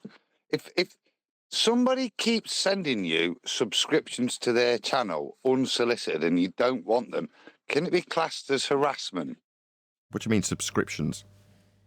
Bev, will you please stop sending me free subscriptions to your channel? I don't want them. I've no desire for them, but you send them me every month. Leave me alone, you stalking, creepy man. Who is that? The Adam Meakin. All right. I'm not aware of doing that, Adam Meakin. Somebody's doing it on your behalf, then. You're not aware of a lot, Dev. Oh, wait a minute. We know that. You mean when you get memberships? You become a member of my channel. No, Bev. That's right, isn't Every it? Yeah, month, yeah. Oh, I remember. Yeah, you remember buying it for me now, do you? No. You must have clicked the button to say that you wanted to receive the memberships. You must have done that, Adam. You must have done that. I don't go on your channel. Somebody's kindly sent it me. Said somebody's bought it you again. It's not. You've reviewed. You've renewed. I don't have channel, but somebody bought it me again. I just send it somewhere it's got more use because it's a bit of a waste of money. Somebody gets free memberships. They get handed out to whoever's clicked the button to say that they want to receive free memberships. No, that's not true. I get free memberships to Nathan's, and I don't have to click a damn thing. I didn't know about that either. You're a liar, Bev. I didn't want to mention it because it sounds like I'm ignorant of something Bev knows Don't about. call me a liar, Neil. I get free memberships given to me, and I don't have to click a damn thing. So what you are you must on have done about? at some point. You must have clicked it. Fair enough. Where'd you click that? I was unaware of that actually, Bev. I don't know. I can't see it. I don't get that choice for me to do it either. So how do you know it exists? Because other people have told me that that's what you have to do in order to receive these free memberships. Neil, he's not done with it. Neil, do you mind? Neil, I heard that 3 times. Yeah, he was about done giving us his hearsay. Go ahead, Bev. Apparently, there's a button that you click to say that you want to receive these free memberships. I see. Where is that apparent? I don't know. Sorry, what are you babbling about? My... Stop. You just said it apparently. Do you know what apparently means? Yeah. Do you not understand the words that you use? Where is it apparent? I don't know. Why the bloody hell have you just told me it's apparently then? Just use... Bev, stop. You don't need to yammer through me when I correct. Your poor use of English. You can contain yourself, son. We understand you don't grasp the words you use. What you mean is, someone told me something and I'm now repeating it without checking a single bit of validity about it, and I don't know and can't be questioned. Shut up, Bev. You heard somewhere some nonsense, did you, son? Is that what you heard? You don't need to give us this standard. It's shite. Your stupid audience may accept your stupid standard that you can't back in any way, shape or form based on hearsay. Yeah? Shut up, Bev. Here we go. Simmer down, you stupid pretender clown retard, with your stupid hearsay standard that nobody cares about. We don't care what you were told by some third party, Bev. You don't know about YouTube or how it works or how it gives out free memberships. You're basing this on some crap somebody told you, because that's your standard, son. That's not our standard here, son. It's in the membership gifting bit, and you click on a button to accept gifting. Is that? For anybody who wants Where's to the check membership on YouTube, gifting bit? Where's that a tab? Be specific. Where do I see it? Where's the membership click button? Please. On YouTube. Where is that? Yes, The Bev, I heard. people that are looking at YouTube now, I'm not, I'm in Discord. Where do I see this? So any of your members that are looking at their YouTube when they're watching this, when you put it out, they'll be able to check where the membership gifting bit is, where they want to subscribe. The button you press when you want to subscribe as a member, that button. No, you pay for that. Why if you are we subscribe talking as a about member, this? no, you because just have to Nathan pay. wants to do something. You just have to I don't pay. know. My bad. Do I not get to respond? If Bev makes his it's claim and then because just Adam keeps Meakin, talking, isn't it? for my audience, I'll just try and respond to Bev. But his delusionary ideas of just keep yammering through the top of something that he's not substantiated yet. All right. So you're saying it's part of the subscribe button. I wasn't aware of that. So when you press the subscribe button, you're saying if you want to become a member. My impression was that you just have to pay at that point. You're suggesting, by way of hearsay, you've not substantiated this yet, that there's actually a button that says, would you like a free membership, if it's available, when you click subscribe. Is that correct? I don't know. You accept gifting, and then if anybody gifts free memberships, you then are applicable for getting one of those free memberships. Where do you click accepting gift memberships? Where's that? Hey, I've only done that on your channel once. This is the weird thing. So I've done it on yours, and like 6 months ago, I did it because people were giving them out, and I got gifted one on yours, and that's the only time I've ever pressed the button. Who's yours? And I said, who's yours? Yours, as in Nathan Oakley, 1980. Yeah. So when I'm in the chat there, Oh, then so I got Adam gifted does know one. where it is. Then Hold on, he's just in the middle of telling us. Yeah, trying to get it out, mate. It's not a point of contention that you can score points on. It probably will make you look after like that again, but there you go. So I did that, like I say, a long time ago, and I've not done anything since. I've certainly never been onto Bev's channel in many, many moons. Never even opened up the Discord, and that's not just a cheap attack. That's just like a statement of facts. So I've definitely never been on and said, "Oh, can I blag a free membership from Bev's?" So maybe once you do it once, it opens you up to accept for anybody that's putting them out there for free. There you go. So what did you actually have to click on? Hold on mine, what did you have to actually click on? It was when I think Jardot's giving something and they're coming up, and when you see it, you click on it and it says click somewhere else to activate yourself for this option. Looking right, Bev, sorry, Adam, sorry, I'm really sorry about Adam, just 1 second. Bev, who has literally never experienced this, feels the need to tell you what he's heard via hearsay through the top of me and you explaining your first-hand experience of it. Bev thinks his priority is him and his hearsay over the top of your first-hand experience. Live chat, Nathan.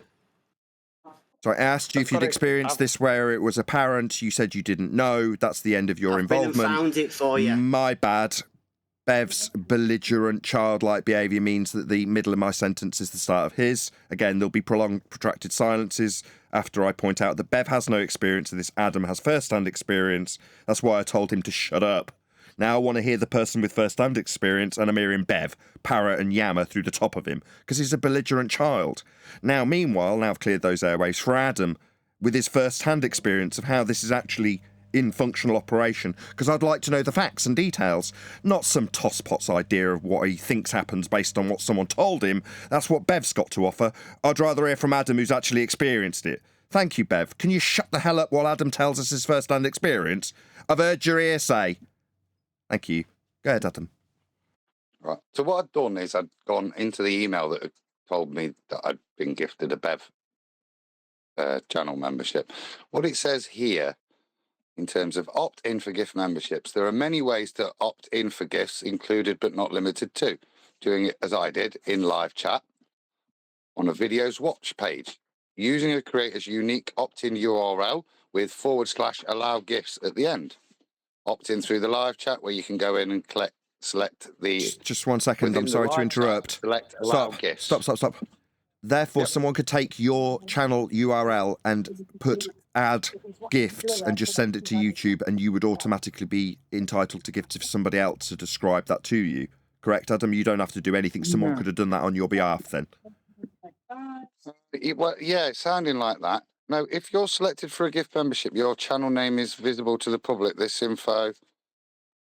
No, I don't know if I think that's just what I'm saying. I've never specifically gone to Bev's to beg for a membership.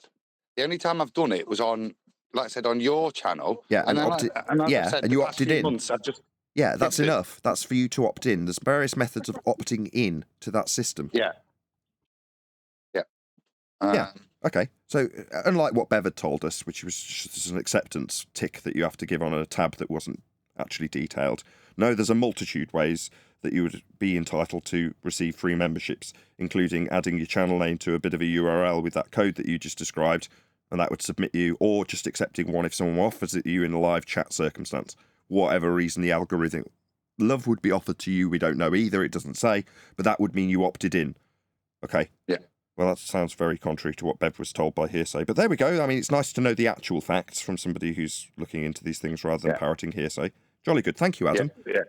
It's handy to know for anybody who wants to watch people Sorry, on the YouTube. guy who rumpused you with hearsay wants his words in now. Go ahead, Bev. No, just to confirm, I found it there, but it says by clicking join on any channel or watch page with memberships, it enables it. So there you go. Oh, just by looking at the channel, you're opting in. No, by clicking gifting, trying to gift from any channel. So when I went into yours, that's enabled the function for my YouTube account to receive any free gifts. Perfect.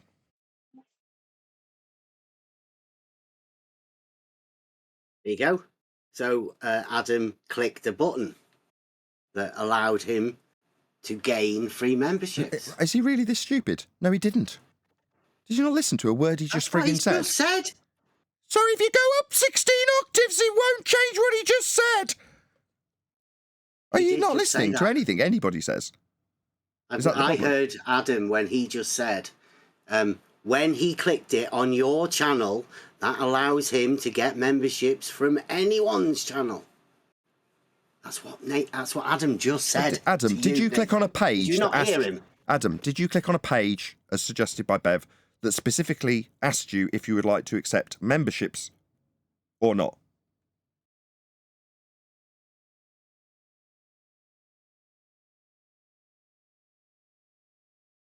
Well, glad we got clarity from Adam. Yeah, he did. He said he clicked it on your page. Not what I heard. He just read out. Everybody heard him say it. To be fair, it does work like that on what is it? I think it's Rockfin, where if you have a membership to just one channel, like you can have membership to all channels. So maybe it's something like that. Yeah, it's not really about that. It's just about Bev standards. That's really what the point of this is. The underlying point. Well, what standards are they, Nathan? Yeah, exactly. That Adam got a free membership to my YouTube channel.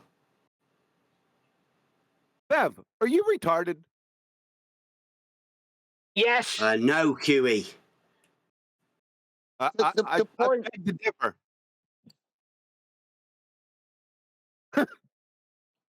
Is that a personal stop attack, wasting your QE? money, or get somebody else who's wasting their money on your behalf to just stop it? Yeah, it's not an Are you sure? Like, have you don't been waste tested? your money, Bev. Please give it to somebody, who may benefit or enjoy it. It just seems a bit daft repeatedly month after month. I know it wasn't. Give it to Alpha Bill. But maybe you could tell You one of answered your pretty quick. watchers You that's answered doing it QE that they should share it in a more productive way with somebody that would appreciate it. Okay, I think we got that, Adam. Flatman, go ahead. Sorry, you answered QA real quick, Bev. Are you sure? Have you been tested lately? How often do you get tested? Let's not do this, please. No. He's basing it based on his performance and inability to listen, just like I did.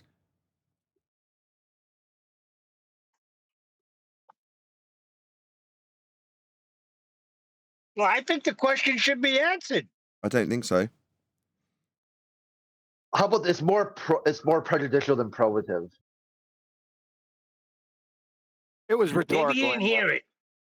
Shut There you up, go. Neil. He was rhetorical. It's rhetorical anyway. Where's the beef?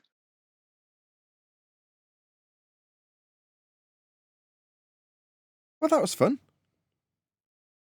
I'm glad we established that P is still P.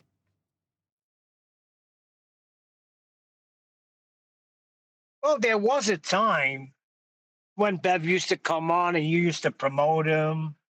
You used to say, join Bev's channel. He does good stuff over there. But I don't know what happened.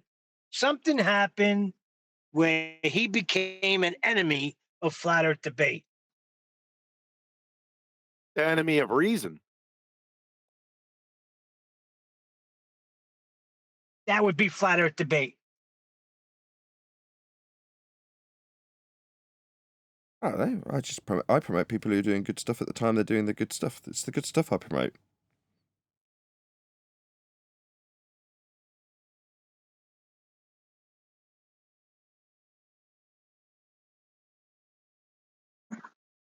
I got a quick question. Is my mic's working? Loud and clear. Does anyone in here believe that they live on a spinning ball and literally nothing? Thank you.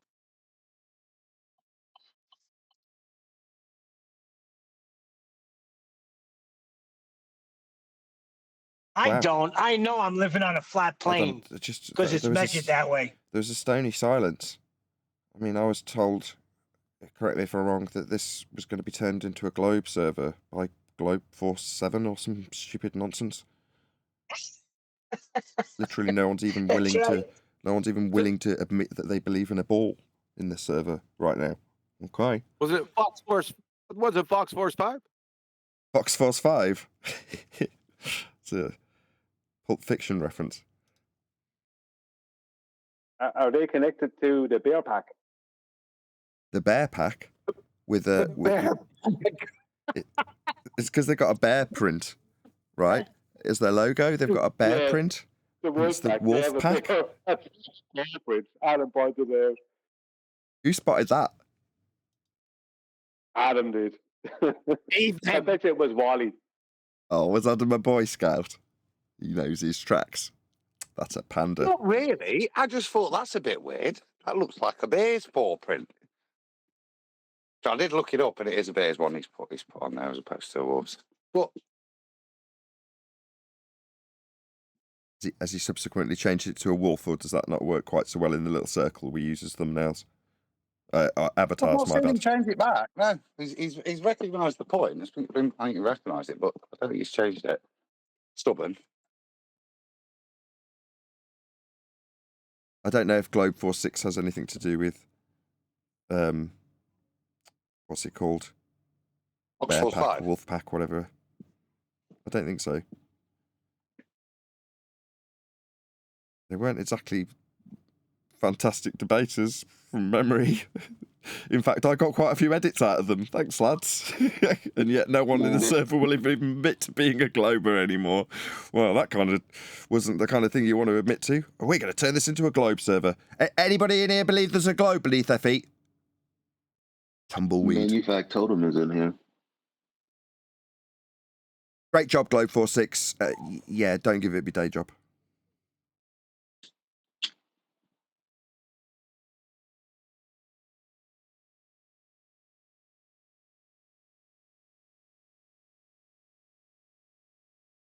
Always the stupid ones that have the most confidence, isn't it? Which server? No, we cleaned house. Shut up, Neil. Which server are we in? Say that with confidence, Nathan. Politics. Say what with confidence, Bev?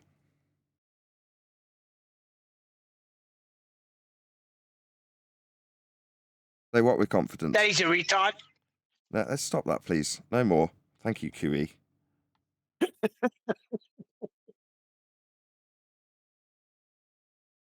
No, that's the level of communication with Bev, ladies and gentlemen. Say it with confidence. What's that, Bev? Say what with confidence? Total silence. Oh, He's waiting for you to talk. There any saltines? Anyone got any saltines in here? Saltines? What are you on about? What's the subject now? QE's gone nuts. Has anyone seen his camel? He does like weddings. You okay, QE? Yeah, I'll tell you after. You'll get it. Fair enough. When you say saltines, do you mean crackers? Well, Oh Well, God, we are no! is Now that, you've pointed it. Everyone, shut. Don't. Let's just no. Let's not have that joke. Let's not have a repeat. We don't want QE getting banned from anywhere. Well, you needed explaining to. No, I don't. You need explaining to. I need English me speak. So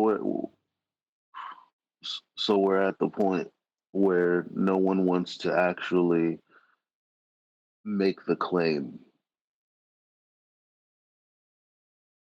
that they live on a sphere. Like, they don't want to claim it. Excuse me. You need it to be explained to you, Sir Nathan.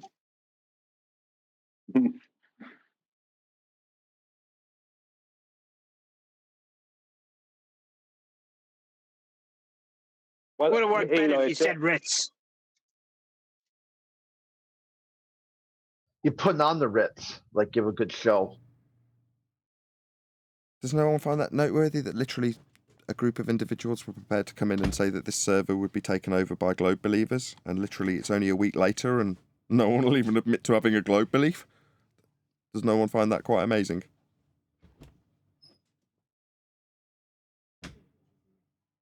Telling. Did Bev give up his globe belief? Well, considering he lined up with Brenda and somebody else, I can't remember who he lined up with, but it was another baller. So I think the question is fair. Aren't the Flat Earth debate crew the enemy of belief? Or is belief the enemy of the Flat Earth debate crew? What does belief mean, Bev? I don't know. That's what Nathan Oakley had to go at Mike Tyson. Oh, my God.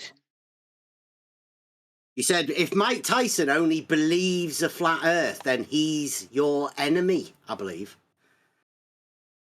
Isn't that right? What's belief mean, Bev? What's belief mean, Bev? It means you do not have any proof, QE. Just a faith. That's not what it means. That's only half.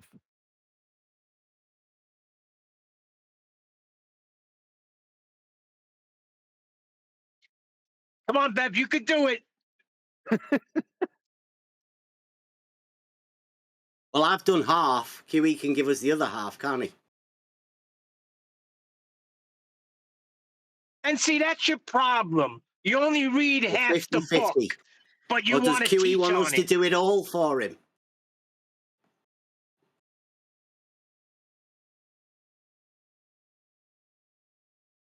It's all right, Neil. You answer for QE.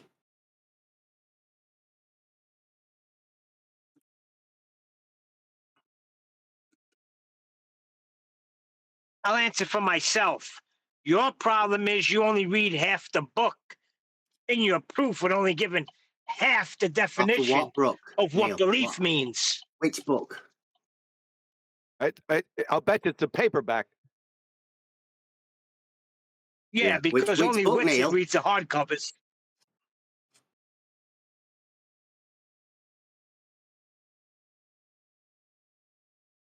If you know something, you shouldn't have a belief. You know, you should know the standard and know rather than believe. So when I say that people who go around talking about their beliefs in flat Earth are our enemy, it's because there's a higher standard that they can attain and they just don't realise it yet. And talking about stuff they believe in is detrimental to our cause. I know that Problem the with Earth beliefs is is they not can flat. change. Sorry, Beth. Oh, you know it's not flat because of elevation changes with respect to sea level. With respect to anything, really. Just elevation changes. Not respect to anything, respect to sea level. From a point at the elevation change. Sorry, sea level is not a point, another. Bev. Points don't give you levels. Levels are lines, they're not points. No. How high or low stuff is with respect to sea level, not just with respect to anything. Sea level. So you know how flat it isn't because of how it changes with respect to sea level. I understand that you, the belligerent child, hates how utterly stupid your assertion is, and when it's highlighted, you'd rather ramble through the middle of me. I know, Bev, share your pain. Your assertion's Just stupid. don't hate, Nathan. There's no point in it. Yeah, you know how flat it isn't because of how referenceable it is as flat. Gotcha. Thanks, Bev. Great standard. I just know it's not flat. I know. How'd you know? It's not flat. How'd you know? Because you can reference how not flat it is to sea level, correct? Because I personally measured elevation changes. Yes, Nathan. And then with respect to sea level. Done. With respect to, so you can say how high or low it is with respect to sea level, right? Sea level changes, Nathan. That's the requirement of a mean. So was it how high or low it was with respect to sea level? Or are we going to argue about sea level? These heights, how high or low the stuff you're saying isn't flat is up or below sea level. That's what it is, isn't it, Bev? Sea level is measured on the vertical datum, Nathan. It changes. We have to get a mathematical He's not mean. answering my question. So how high or low stuff is with respect to sea level, right, Bev? No, Nathan. No. Really? No, Nathan. Let's go have a look. I put that. Who names their son Bev? Let's not do that. Yes, round. I think I got it. So from Bev's Album Water Wiki, elevation is not to be confused. Oh, that's the wrong one.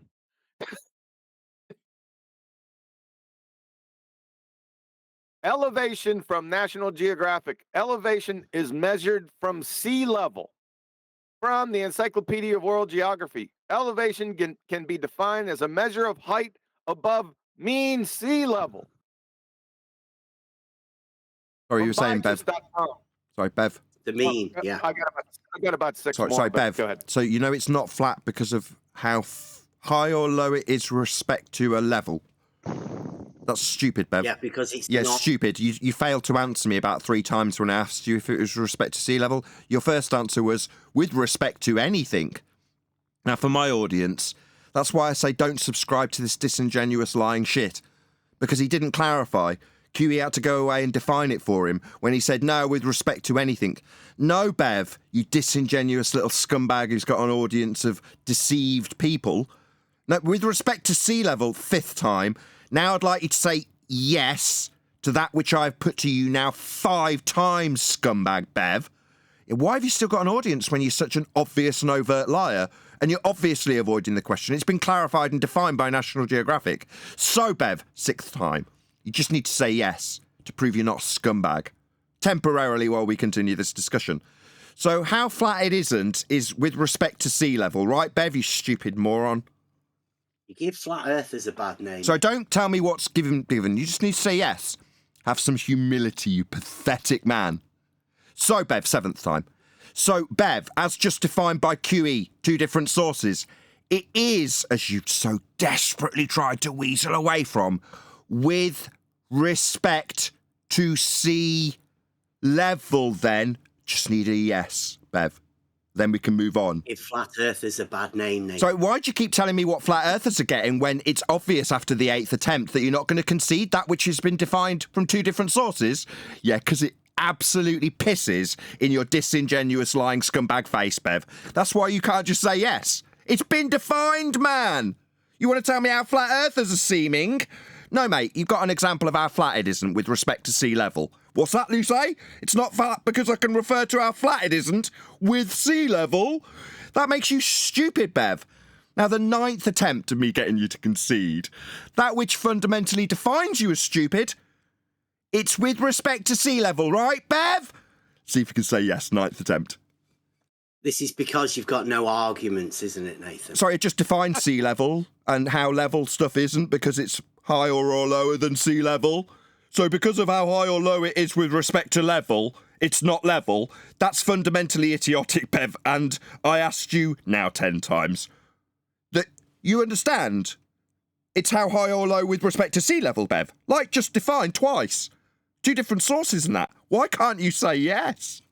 People are unsubscribing as we speak, Bev. from you. Sea level changes, Nathan. Sorry, and the height with respect to that level is how you'll define how flat it isn't, right? The height with respect to that level, by definition. That level of the sea level changes. Yeah, the one that how high or low it is. So you're saying that so when we define how high or low as defined by National Geographic, your inference is that heights of mountains change with the ebbing and flowing of the oceans. No, it's got an average, Bev, of I'm not level. saying that. Yeah, you're just chanting through me. Yeah, but it's still part of the definition of how high or low stuff's going to be isn't it, Bev? You just haven't said yes in 10 attempts. You've just yabbered through it. Still 10 attempts. Still 10. Still hasn't said yes, ladies and gentlemen. You just keep saying things, so you're odd. Yeah, I defined what sea level was. I've now asked you 11 times for an agreement, an affirmation you understand that how high or low stuff is defined with respect to sea level. You still haven't agreed. It's 11 attempts. Your arguments are, Nathan. Yeah, that's it, Bev.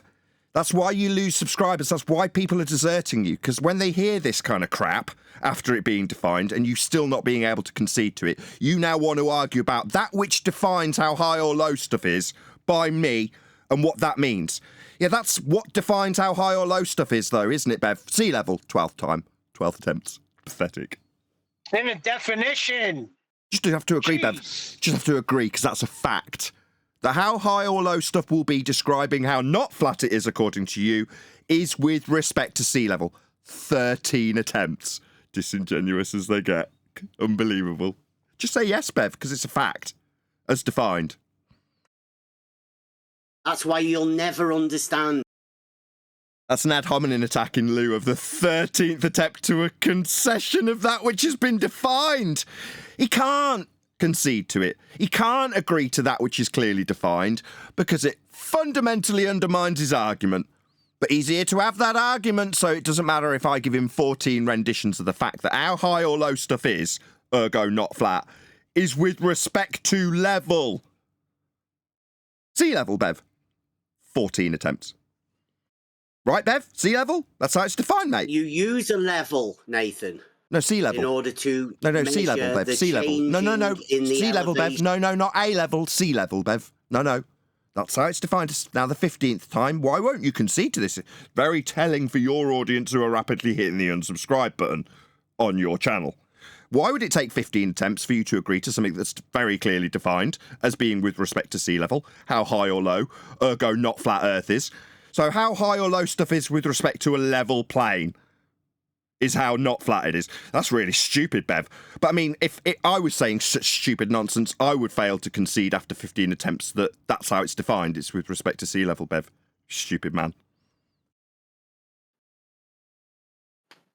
You can't substantiate your claim. It's not a claim, it's a fact. Sea level. How high or low stuff is with respect, it was just defined. No, your claim that it's measured flat. I state sea level. It's measured not flat. I've done it myself. Sea level, mate. I know you've never made a...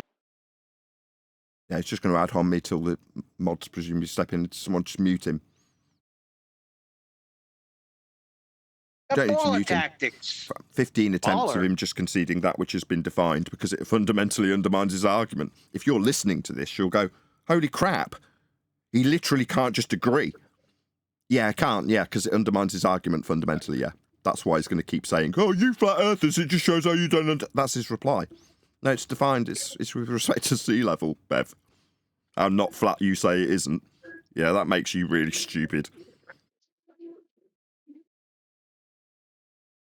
So it's okay. I just came up with something. Hear me out. So first off, is it nighttime? I'm a flatter, by the way. When it's nighttime, like in say Asia, because I'm in America, I'm in Florida. When it's nighttime in Asia and it's morning for me, is the moon always going to be like when it's nighttime in China? The moon should be over by China, right? Isn't it in the almanac where the moon will be? Not necessarily if it's. Say again? It's all tracked, right? The moon is also in the ephemeris, is it not? Unless I'm mistaken. Sun, moon, we're using these things for time. The moon has a GP just like every other celestial, yeah? Right. The moon, as you're aware, you can see the moon during the day. The positioning of the moon isn't necessarily translational to the time of day. We can have the moon out with its this connected cycle, can't we? It's got nothing to do with the moon's position to do with a 24-hour sun cycle. In fact, it runs separate to it. So we'll have the moon day, night in different places all over the plane. We do know where it'll be. That is to say, where it'll be above. Its GP is defined by its movement every 29 days between the two tropics. That's what defines where it will be. The position of the sun and how much sunlight has got no influence whatsoever on where the moon will be. Just because it's nighttime doesn't mean you always get the moon, does it?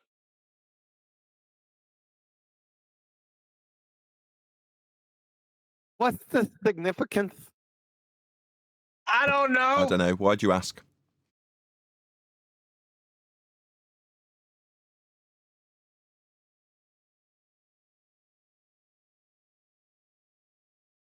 I don't know. Just one of those things, I guess we'll never know.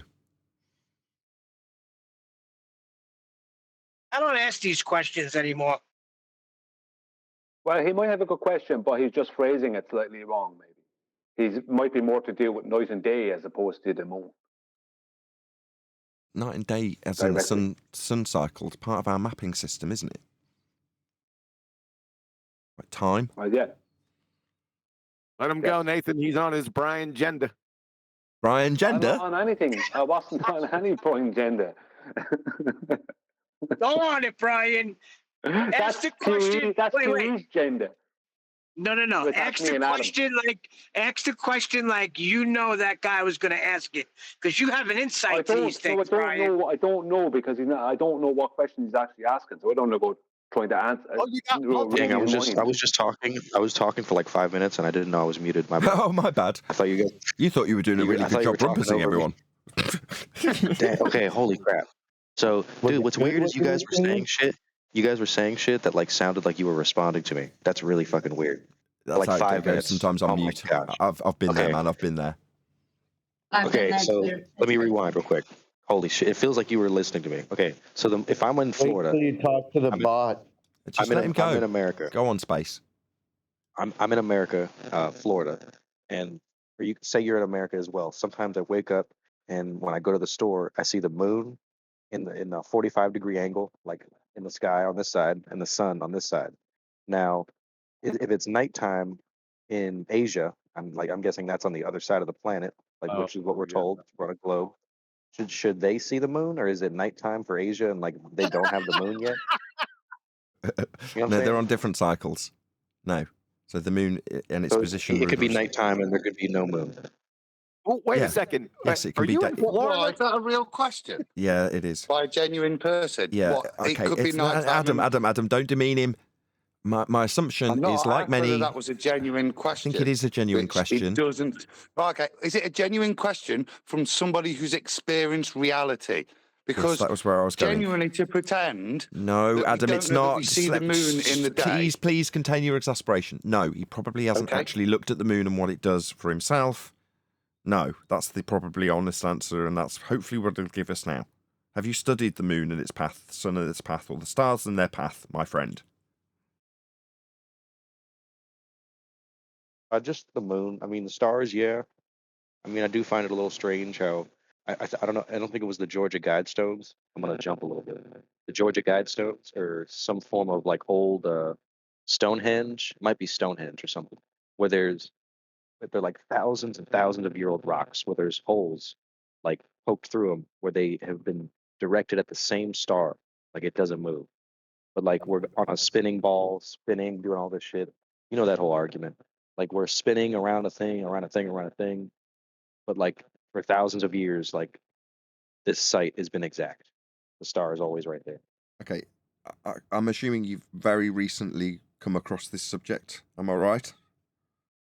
No, I just brought this up just because you were talking about star mapping. But that was my thing.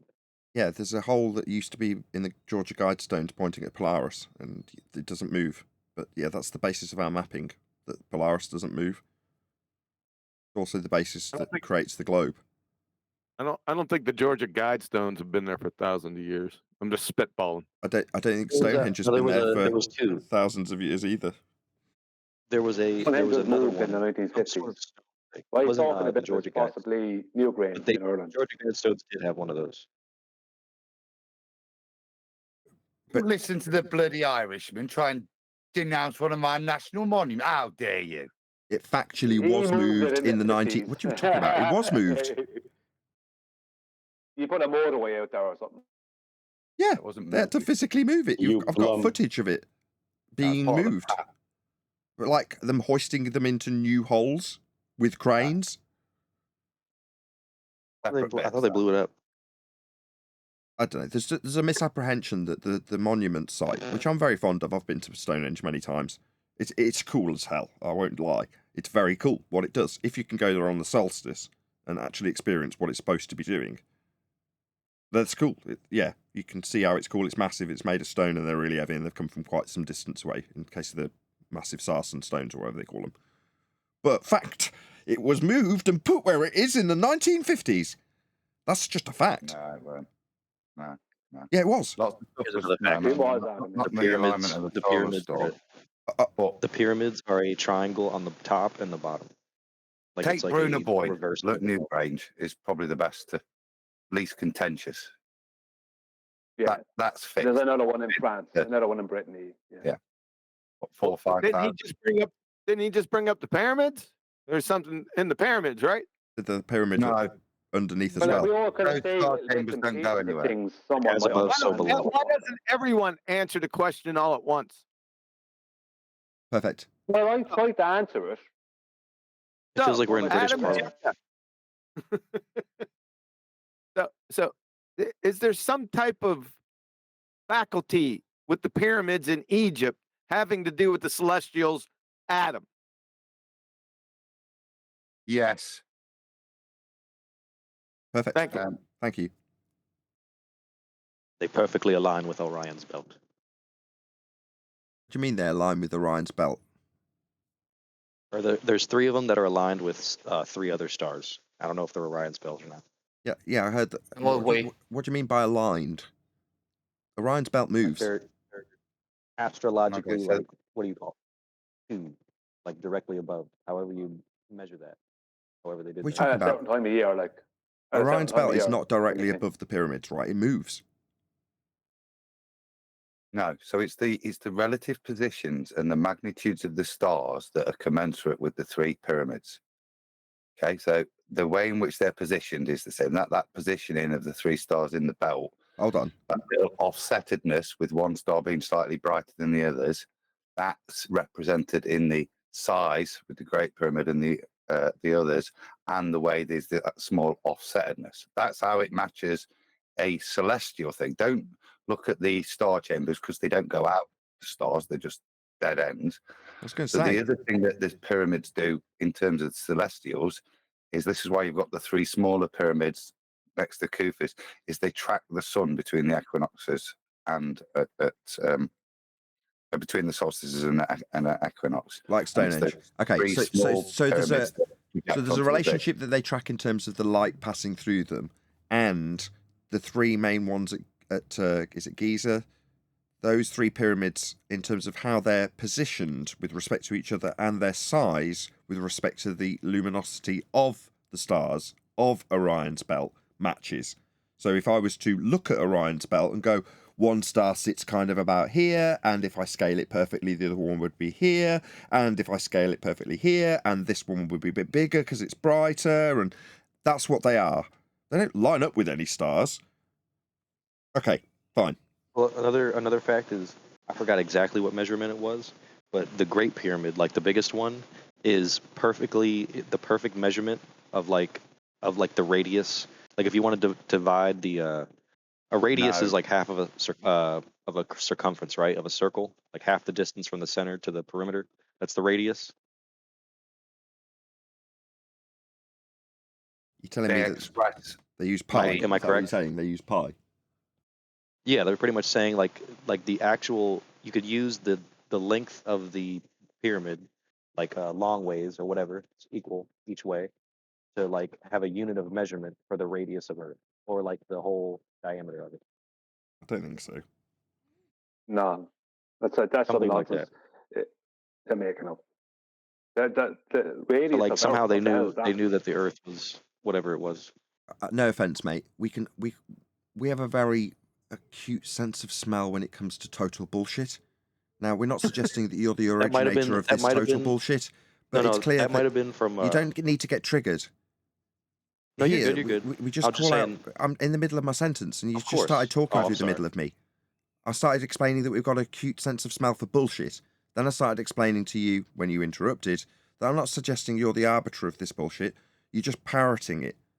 But it's pretty clear to us that you don't know why you've got the ideas. You're the guy that said the stars lined up with the pyramids.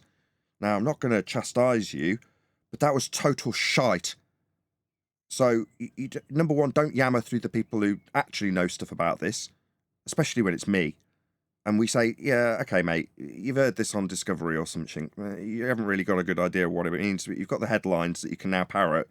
Yeah, we've sniffed that out now. So, thanks. Yeah, okay. No, we're not getting radial values from pyramids. So if you're talking in royal cubits, then one of the side lengths from the center to the edge is 220 royal cubits. You've got two of them, so that's 440 from one side to the other, and then you got another. You can double that because you've got two different sides. So you got 880 royal cubits. Now the height of the pyramid is 280 royal cubits. 880 divided by 280 is equivalent to 22/7, which is approximate to 3.142, which is pi. That's where that's derived from.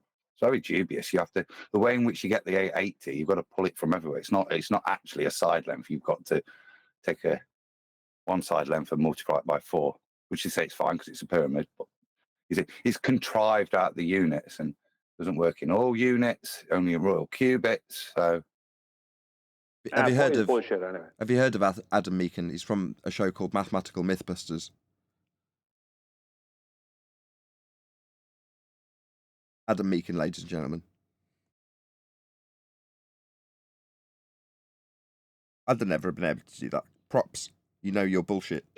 Oh, to respond to your other point, I probably found that on Ancient Aliens. I was going to preface that. Thank you. But I wasn't totally sure. No, that was from. I'm so glad you've admitted to it. I think it's bullshit. We totally called it. Yeah. Thank you for admitting to that. I didn't come up with that, but I thought it sounded cool, and I was like, I don't know where I heard this, but I want to see if there's the truth to this. But obviously, it's not. How to make friends like and influence people. I could kiss you. Thank you so much. Thank you. No, you're good. It is true that certain structures are aligned with celestial bodies, though, but maybe not the pyramids. Yeah, we covered one of them before it was blown up. Georgia Guidestones. They're aligned enough. I mean, when the people say aligned, hang on. When people say aligned, it doesn't mean that those, because outside of Polaris, the rest of the sky is moving. It doesn't mean that they're sitting right above them all the time. But they're aligned as in their construction was aligned with specific celestial bodies. That's why I brought up Newgrange earlier, because on the winter solstice in Ireland, that'd be the 24th of December, every year for, I think it's 12,000 years old, they're trying to say it is, I don't know how old it is. Every year on that morning, and on the 22nd, I think, but it starts on the 21st, the sun shines directly into that cavern. Now, there's another one that the same thing happens in France, and there was another thing, similar temple in Egypt in a valley, and they moved it because they were going to flood the valley. But before they moved it, on the equinox, the sun was shining straight into this temple or whatever, and was doing it for thousands of years. So yeah, there is structures in the world that are aligned with particular times of the year. Yeah, the light shines through the opening at Stonehenge, and at the pyramids, Mia Jokovic appears in bandages. It's awesome. You don't need to put it down, Nathan, because I mean that's unnecessary. I mean, it's unnecessary. It was a Fifth Element joke. What's your problem? They show that light going down the passage on a pyramid in the Fifth Element. What do you want? It was you're such a spoil sport. Dewey got my about Fifth Element islands. reference. I got, yeah. And Indiana Jones did it, that one with all the snakes. Yeah. Temple of Doom. Yeah. You were the one who said it was built in the 50s, which it was. What do you guys think the original face of the pyramid was? Hold on. Go ahead, Brian. Or the Sphinx, I mean. Like, what type of nose? Was it like a cat nose or like a person? Well, I think it was something completely different based on its proportions. I mean, I'm totally guessing. I've no idea, but I'm just saying, if you look at that monument or statue or whatever you want to call it, the head is like 5 times smaller than it should be in scale. So, in my opinion, someone's just recarved something. It was originally something much bigger and more akin to probably the body. But over the years, it's got changed. That's my only conclusion, because it's by scale. It just looks so wonky, doesn't it? But I've got no idea. I'm not suggesting that's the case. I'm just purely speculating. Have you guys ever seen the movie Napoleon Dynamite, where he draws a liger, and it's like a tiger on a lion, and it's like a giant like lion, but then it has like a flat face, like a really flat face? Are you suggesting that that was made by the Sphinx? No. Made It was by like that's what Napoleon it looks Dynamite? like. No, it's like someone. It's like misproportionate, was what I'm saying. But what another thing is, they say from Graham Hancock on a Joe Rogan podcast, he said that the Sphinx is apparently much older than the pyramids. I don't know if that's true. Yeah. I wouldn't listen to much of what that fella say, to be honest with you. He's a bit dodgy, like it. I once watched a video by JLB where he exposed some of the archaeology of the pyramids, and they showed some of the stuff that was coming out, and it looked like it was from a jumble sale, like all these wooden chairs and stuff, and you're like, really? You're telling me that's thousands of years old? Those wooden chairs that look like they'd be at your grandma's yard sale? Okay.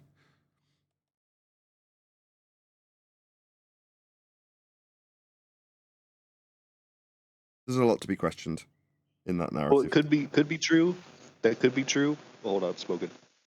Yeah, it could be true. It could be true, because they say maybe, or Joe Rogan also said, maybe the pyramids were built and then that civilization was lost, and then another civilization found it and then just settled in. They probably weren't as advanced, so they just probably had like basic wooden chairs in like massive structures built by someone else. I absolutely love a good ad hoc Joe Rogan explanation as much as the next man.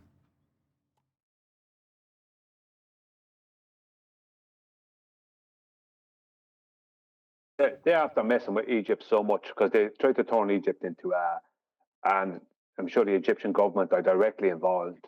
They're trying to turn it into a terrorism event, so much so that they've messed with things and moved things around, and they're making stuff up left, right, and center about Egypt. And this thing means that you know, like, how can you read hieroglyphs when you don't know what they originally meant? How would you know what they meant? How could you start telling someone this means this and this means that when you have absolutely no idea what they meant? And the people who put them there, you know what I mean, thousands of years before you. It's a total joke. It's called the Rosetta Stone. That's fake. How do you know it's fake? Oh God! What is that? The Rosetta Everything's Stone fake. is Is the whole three-part world just a movie inscription set? from the Is that what it pharaoh. is? Is the whole world just a movie set? Is that what's going on? I don't think anybody claimed that, no. Leave Adam. Say Adam. What was it? You were Well, going to is say? all Adam? of history fake? Is all of listen. history? Is every language fake?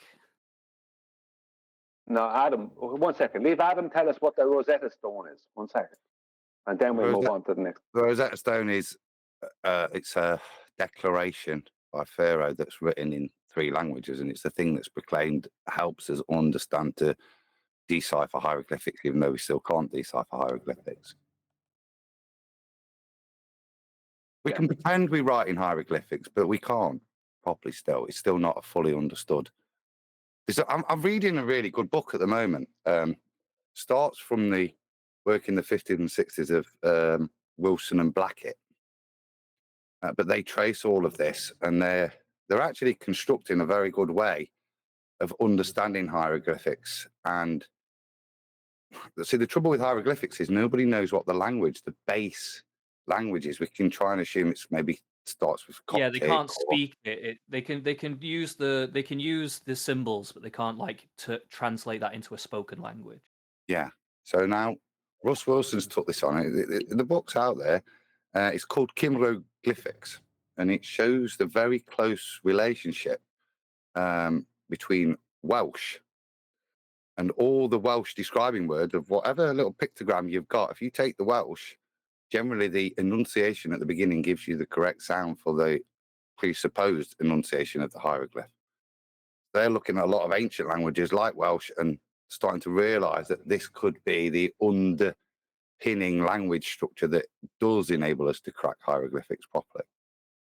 That's why I said it was false. I don't think that And is when I was saying what I was grounds saying, to call it false. I don't think that's grounds to call it false, like at all, because they've used it quite effectively to translate a lot of hieroglyphs. And just because they can translate into our language and not to the spoken language of the ancient Egyptians, I don't think that's still any less valid. Like, it's still pretty good that we can understand a lot of what is written on, like, the inside of pyramids and stuff like that. So there's the two points of understanding hieroglyphics. Yeah, there's the just straight enunciation and then the hidden meaning. So it's a two-step communication system, hieroglyphics. So you're not just writing with like letters to enunciate words within the script. So you can have similar symbols that make a similar sound, but if you use a different symbol within that, it has. So if you take the name of Cleopatra or Alexander, you might not got the exact enunciation correct, but the choice of symbols will indicate hidden qualities of that name as well. So yeah, you can write the same name different ways with extra additional powers or titles, per se, within the cartouche, as they're called. Yeah, I mean, there could be some esoteric shit to it. Yeah, I'm not going to discount that. No, There could be nothing some... esoteric, just language structure, yeah, and what the choice of characters will also intimate, particularly within names. I think Paula did it the other day. It's trunk. So within English, we can have one word with a multitude of different meanings. And this, sure, yeah, depending on the context of viewing it. of the sentence. And if you use a silent K on knock, or you use knock without a K, it would sound the same, but in terms of the way it's presented, it would present But different even if you were information. reading it, like when you read Old English, like even though it's not, it's some of the spelling is weird and like some of the phraseology is weird and stuff like that, but you can still pretty much understand it. You know, you understand. Yeah, Adam is talking about grammar, graphemes, and semantic range. Yeah. But you still, regardless of that, like that can be true, 100%. I'm not going to completely discount that, but they are still using it effectively, like pretty effective. It might not be 100% perfect, but they've used it effectively to translate a lot of stuff. But the problem is the pre-assumptions. They are pre-assuming stuff about ancient Egypt. Like when they show you a pharaoh, they're showing you the pharaoh that they want you to see, as opposed to what the real pharaoh would have looked like. It's all this pre-assumption and nonsense that they're selling you. When I said earlier on, they're basically trying to turn it into a tourism trap. That wasn't just me, just with an opinion. My cousin is an archaeologist, and he learned a lot about it. And he said the whole thing is a joke, because it was him that told me about that temple that they moved when they flooded that valley. When they moved that temple, they couldn't put it, no matter what they did, they could not get it to do the same for the equinox, for the sun to shine in it again. It was always a day early, a day late. It was never on the day. So, you know what I mean? It has been messed with so much. You know, there's so many nonsense documentaries out there on the likes of Discovery and Channel and National Geographic and all this, and so many claimed experts that were really only bullshitters. Sorry for the language. Abu Simbel. Go on. Abu Simbel. It's when they build the Aswan Dam, so they have to flood that valley, and it's the temple of Abu Simbel that they move. That must be it. Yeah, I couldn't remember the name. I've even gave it to me. I couldn't even say he gave it to me. But yeah, he told me about that.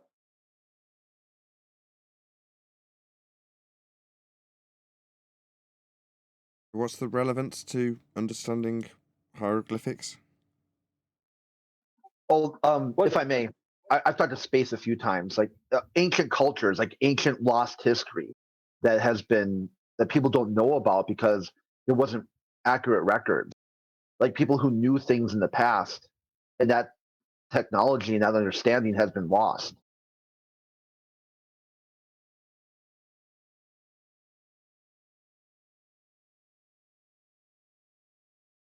Yeah, it's like. How do we know that?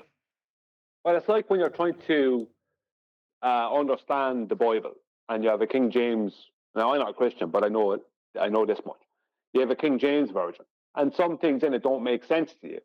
But when you go back to its original origin, like someone like Paula does in Greek, and you find out what a word actually meant, then things make more sense. But when you translate them over through a generation or through time, and they become from Greek to Latin to English and whatever other languages out there, you know what I mean? You're going to end up with things where people that doesn't make sense, or whereas it made sense, maybe the statement made sense in the original writings in the original language, but it doesn't make sense to somebody in the language they're reading it in. I was talking about this with my friend earlier. There's a line in a song called, and the line is, "His feet made no din." Now, what that means is his feet made no sound, or her feet. I don't know if it is or her, but the word din made no sound. But if you didn't know what that meant, and it's because that's originally, I think it's originally Gaelic. If you didn't know what that meant, it would make no sense to you. What the hell does this mean? Make no sense to you unless you bring it all back to its original language. So sure. It's like, it's awkward. Let's be honest. It's awkward to find out what they were talking about back then in that other language, in that other civilization. So, Brian, when in a Police song he says he has to shout above the din of her Rice Krispies, now it makes sense to me.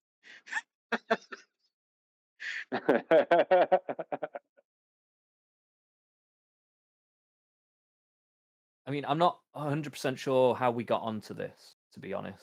I was kind of here with the flat Earth stuff. Yeah, space. I'm not sure how this relates to flat Earth, the pyramids and everything. Okay, because there's a member we have on a server called Space. He's a flat earther, but he's really interested in how the cosmology of flat Earth connects with the sky. And he dates it back to some things you've seen on social media or pop culture, trying to explain things that happened in the past as a record. Ah, that's something we're here to rectify. So when a glober asks, how does the sky work with a flat Earth?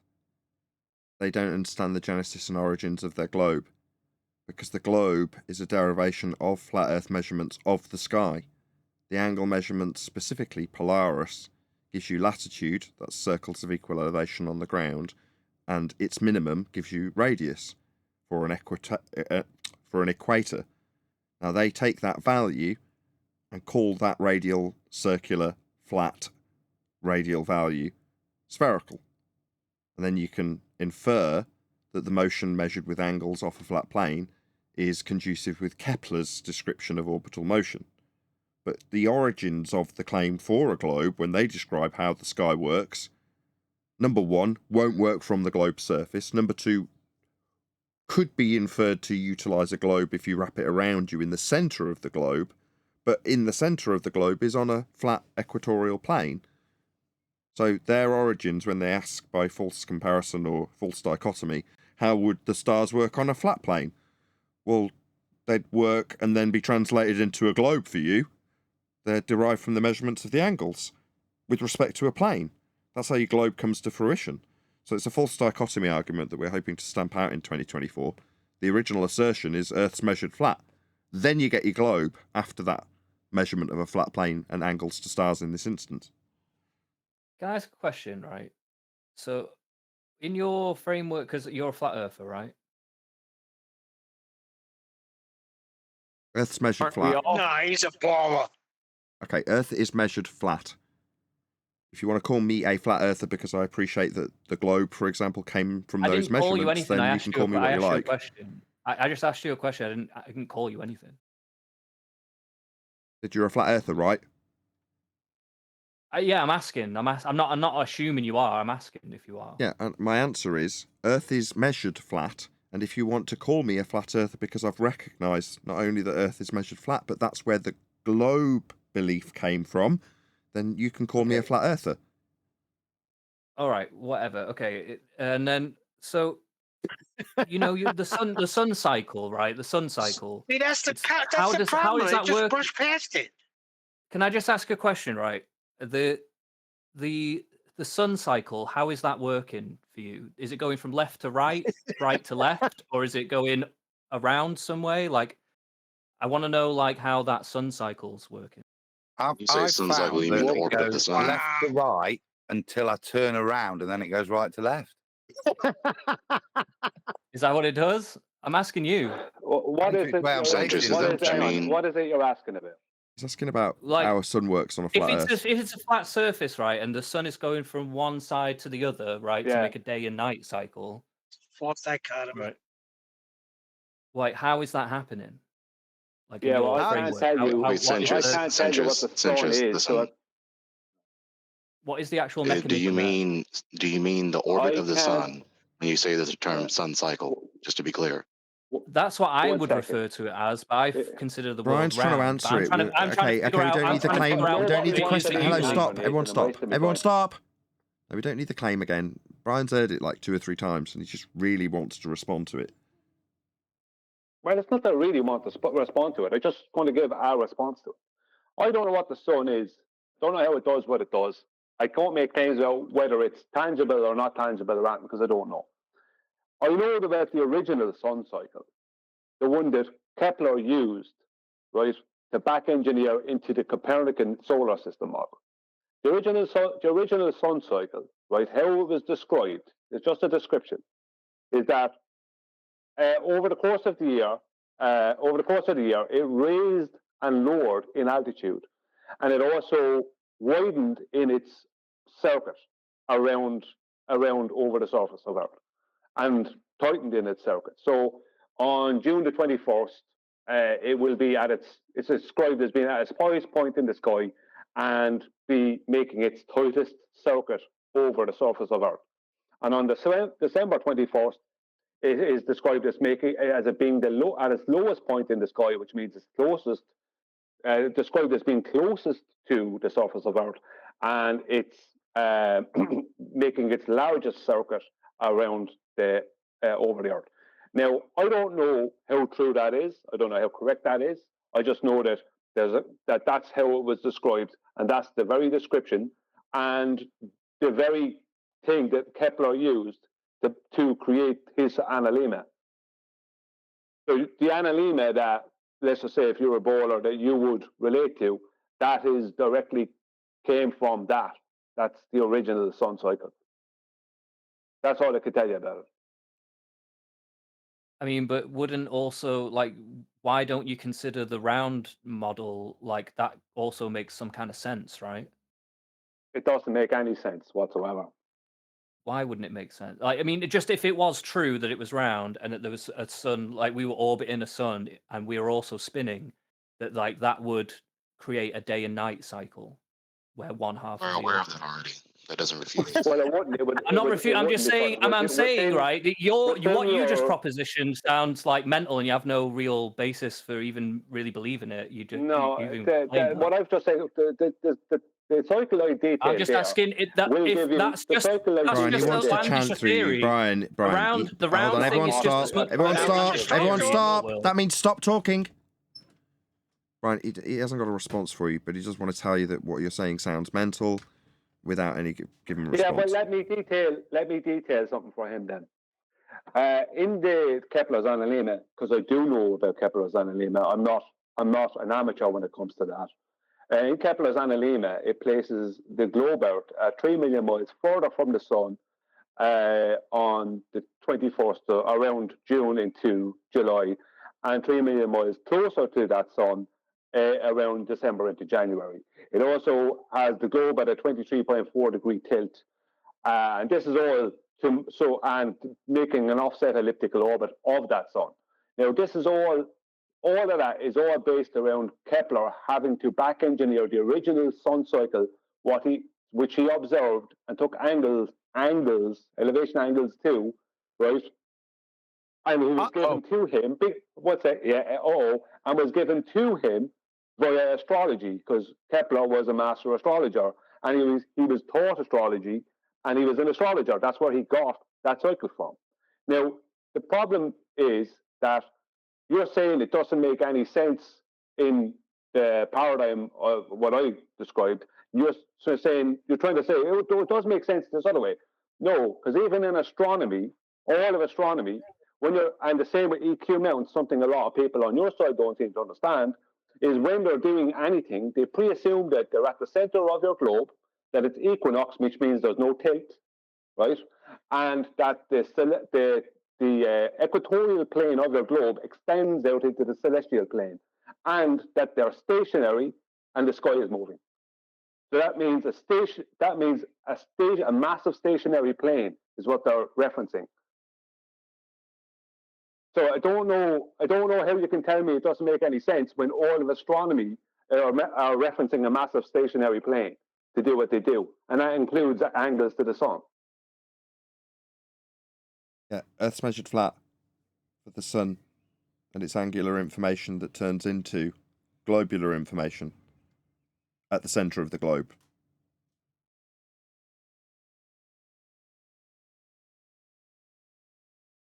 So the real question is, how would this work on an inferred globe surface when the measurements of the angles of the sun came from a flat Earth? How can it not work on a flat Earth? The angle measurements of it are on a flat Earth. Sounds kind of mental to describe it as a ball when it's always measured flat. It is mental. I can't do it anymore. It's really hard for me to what you mean by conceptualize. measured flat. Measured flat with the angles, the elevation angles to the sun. Were you not listening to what Brian just went through? But even wouldn't that still work from if it was a ball? If you went straight up from a ball, it would work in the same way. No, right? No. Hit another target. No. Have them define an elevation angle. Do you know what an elevation angle is? No. Okay. That's the problem. The way that the system that you think has a globular surface to measure from, and Brian's already explained that it doesn't get measured from the surface, it's working inside the globe, and the inferred angles that you suggest come from the surface are suggested to run parallel, so you can justify the angle measure being inside a globe. Because, and fair enough you don't know, elevation angle measurements are measurements off a flat baseline to the star. Ergo, you're asking how this could work flat. It only works flat. It's based on elevation angle measurements of the sun in this instance.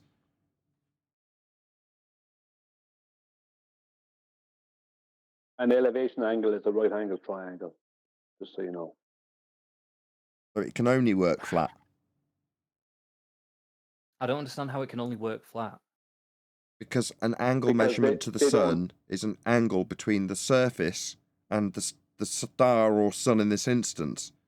So the angle measurement that creates the system to derive things like radial values and orbital motion from has its genesis in an angle measurement off a flat Earth. That's how all the stars are tracked.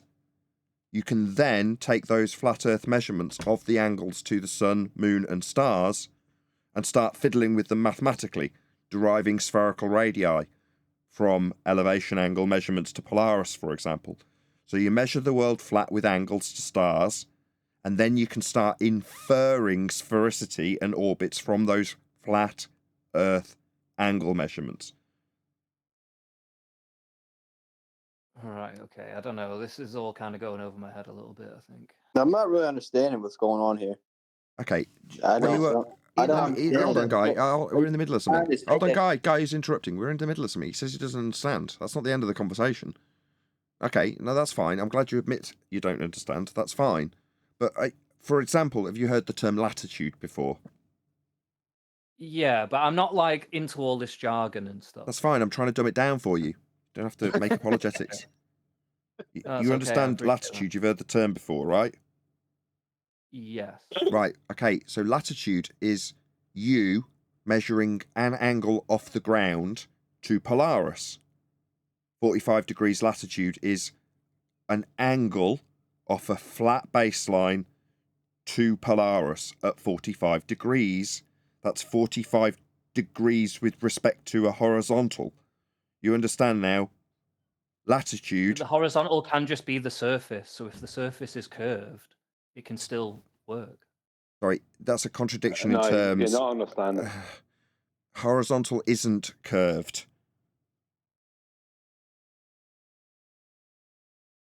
Number one, you've just given us a contradiction in terms as a rebuttal in the middle of the explanation. Fine. No, could you keep your contradictions in terms to the end of the explanation? Meanwhile, angles, that's an elevation angle to Polaris for latitude. We're going to say we're measuring an angle to it at 45 degrees. That's 2 straight lines for an angle. One is the baseline. That's the ground, because we're going to be using its ground position. But isn't this just a matter of perception? Ground, there's him interrupting. You're the one who didn't understand, right? But you feel the need to interrupt. That's called belligerence. Go ahead.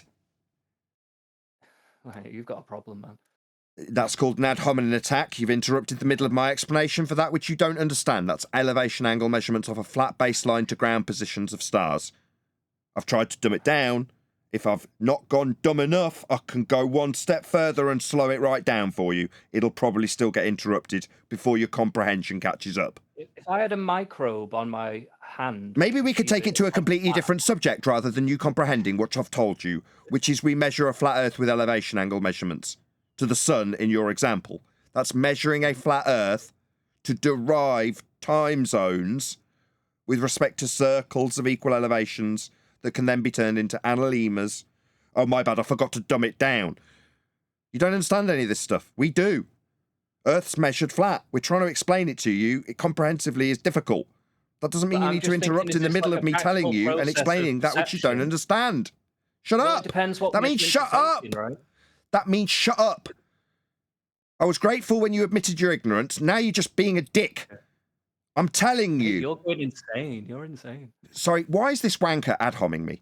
Wanker who doesn't understand how you measure elevation angles. Wanker who doesn't understand what angles are when in respect to elevation and star measurement. You are a wanker. You don't understand anything. Don't tell me I've got problems. Yeah? You don't understand this stuff and I'm taking the time to explain it to you while you tell me I've got problems. You're a massive asshole. That's what assholes do. Ignorant assholes who admit they don't know something, interrupt the explanation, maintaining their ignorance as a direct result. All you're doing by interrupting my explanation of that which you don't understand is maintaining your own ignorance. And for what? So you can tell me I've got something wrong with me? You people are nuts. It's projection. This is driving you bonkers. That's why you can't contain yourself. Your constant ejaculation is because it's driving you nuts. You need to tell me I've got something wrong with me. No, I understand how elevation angle measurements work, and I'm trying to explain them to a belligerent Dumbo. That's what's happening. It's tedious and irritating for me. You, on the other hand, you're just being driven nuts by this fact that we're measuring Earth flat with elevation angles that you don't understand. So you've got to tell me that I'm nuts.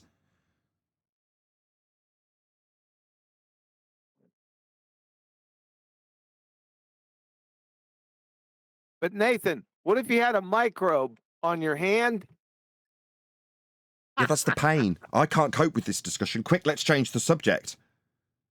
In his mind, he's doing well by subverting the... My finger is curved, right? But if there was a microbe on... Yep, that's him getting muted by one of the server operators, because literally as Q and I enter into a discussion after a prolonged silence, that's his time to talk. In other words, the pain must be stopped. And the way he's decided in his stupid pea brain he's going to stop it is just talking when we're talking.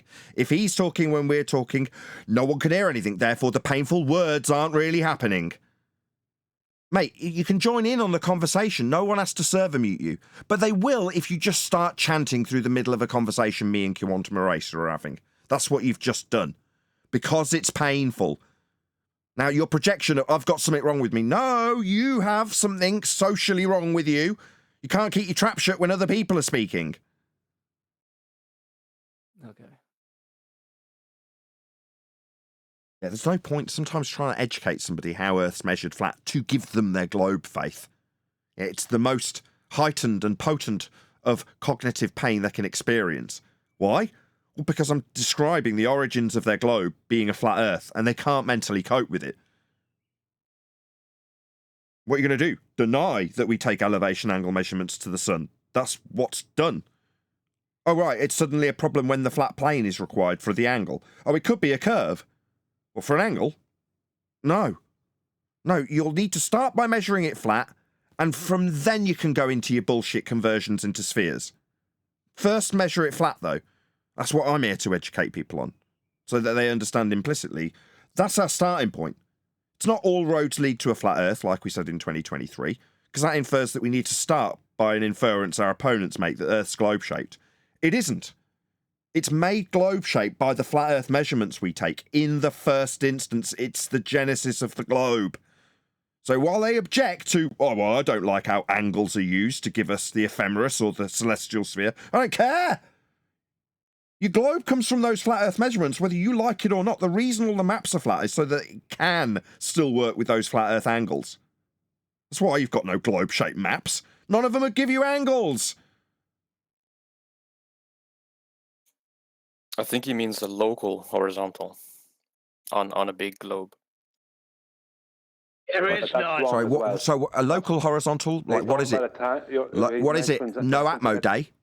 What is it? No Atmo day? Like he was trying. Just asking a question in response to that. Is it no Atmo day? Do we get a straight line to a tangent point today? Is it no Atmo day? There was me thinking only earlier we were told how there was holes in the Black Swan because of refraction.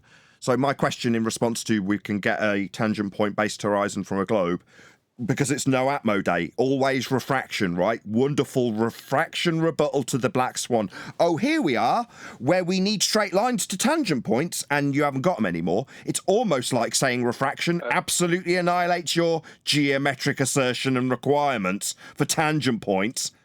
Yeah, saying refraction destroys the globe because you haven't got those requirements for horizons and straight lines and geometry if you say it's refracted.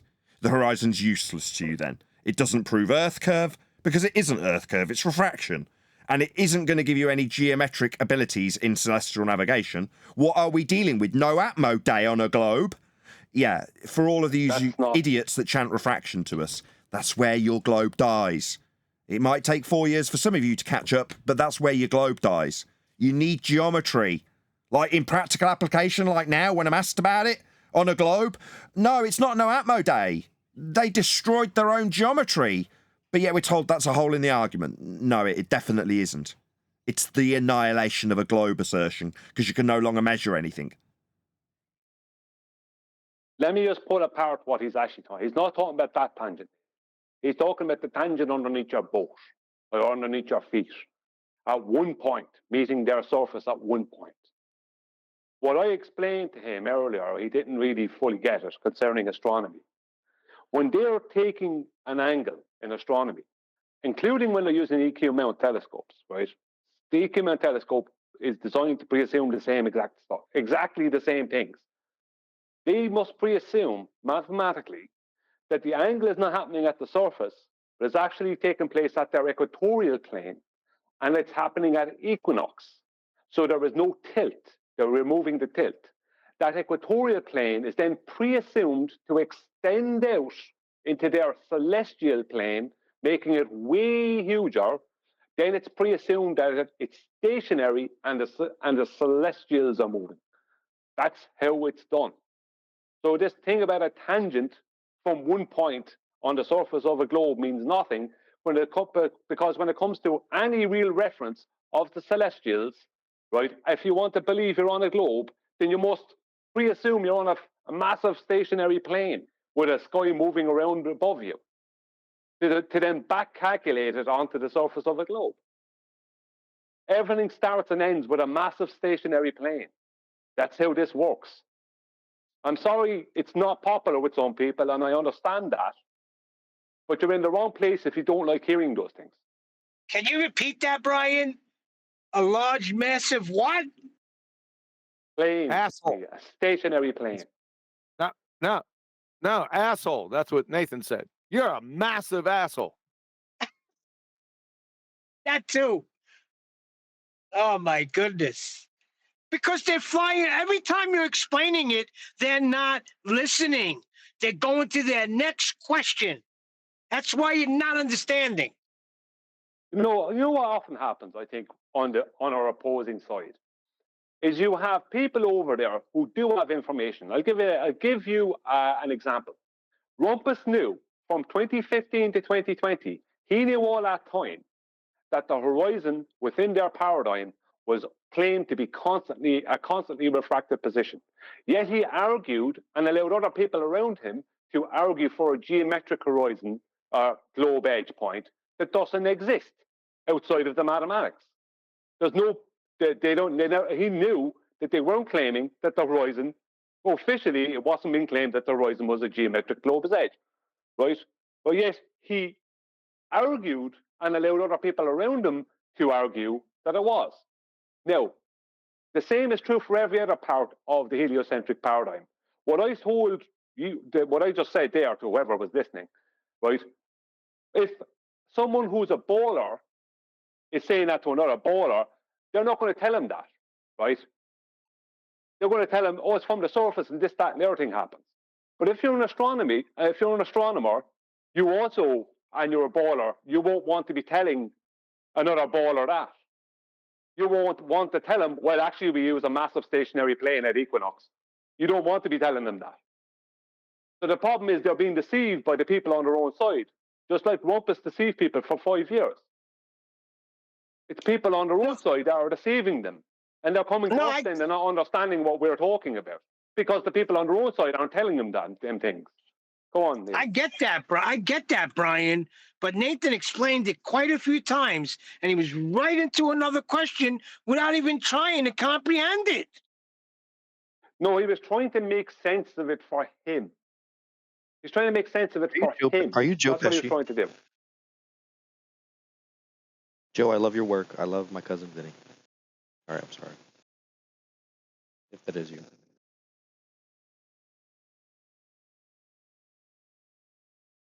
That's an at home. So if you're a microbe on your hand. I knew it. I knew you were going to come back with that, Cutie. Yeah, but that just shows he doesn't understand the measurement. I wasn't done yet. If you're a microbe on your hand, then all of a sudden right-angled triangles are no longer right-angled triangles. No, they happen at the equatorial plane of your hand. That's funny. Oh my God.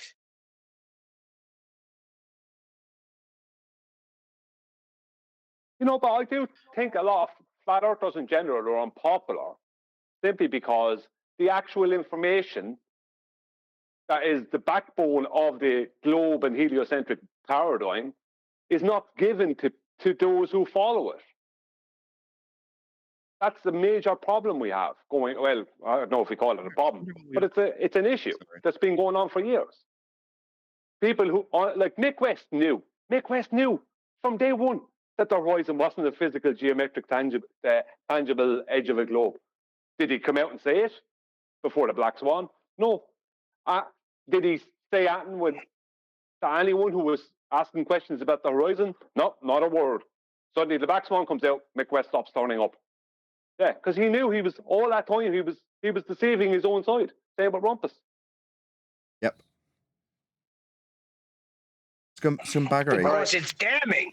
Yeah, scumbaggery of the highest order. You know there's a problem with your methodology and your belief, because at that point you can only recognise it as such, and you go about deceiving your audience by saying there's a physical Earth curve edge. Look, we all know boats and buildings get blocked by that physical Earth curve edge right up until 2020. After that, we actually got to have the rumpus over a barrel on it, not Mick West. But yeah, that's deceit. They knew better. They knew it wasn't a physical geometric spherage. They knew it's always refracted, including the horizon, paradoxically. Did they choose to tell you? No. Isle of Man's blocked by boats and blocked by Earth curve horizons. Right? We argued about it till we were blue in the face when we didn't know any better. What was Rumpus's exact words when we caught him out there, Nathan? We do. You know it's...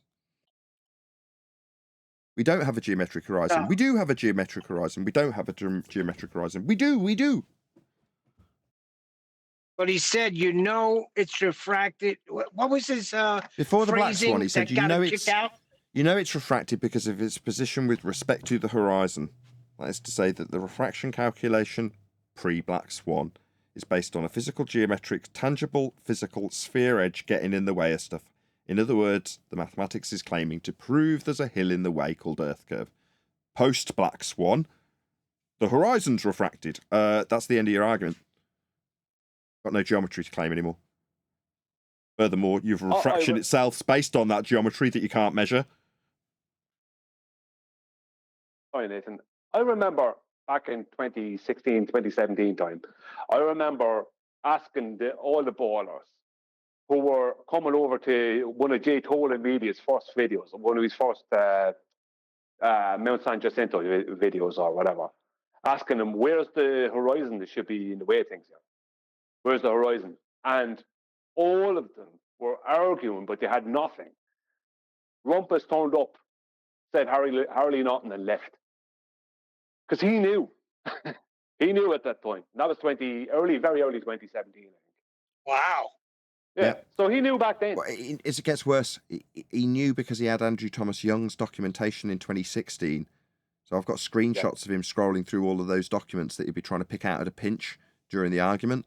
And he happened to have his screen shared, and he scrolled past Andrew Thomas Young's Donkey Dick Horizon in way prior to Black Swan.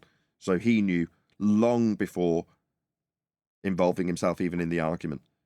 He knew where he was lying and where it was tactically advantageous to lie. And lie he did. About a geometric hill getting in the way called Earth curve. He lied for years and years till he was blue in the face. The moment the Black Swan comes out comes Andrew Thomas Young. Where did this come from? He had it all along. He always knew it wasn't a hill in the way. Then you into double speaking your way around. Oh, we have got a geometric horizon hill in the way. And no, it's always refracted. No, it's only in the maths. Oh, yeah, it's definitely the hill getting away at the Isle of Man. He's caught between a rock and a hard place and couldn't help but lie. Yeah, but then you're only lying to yourself. Well, he's lying to an audience. He's obviously a psychopath. He doesn't give a crap.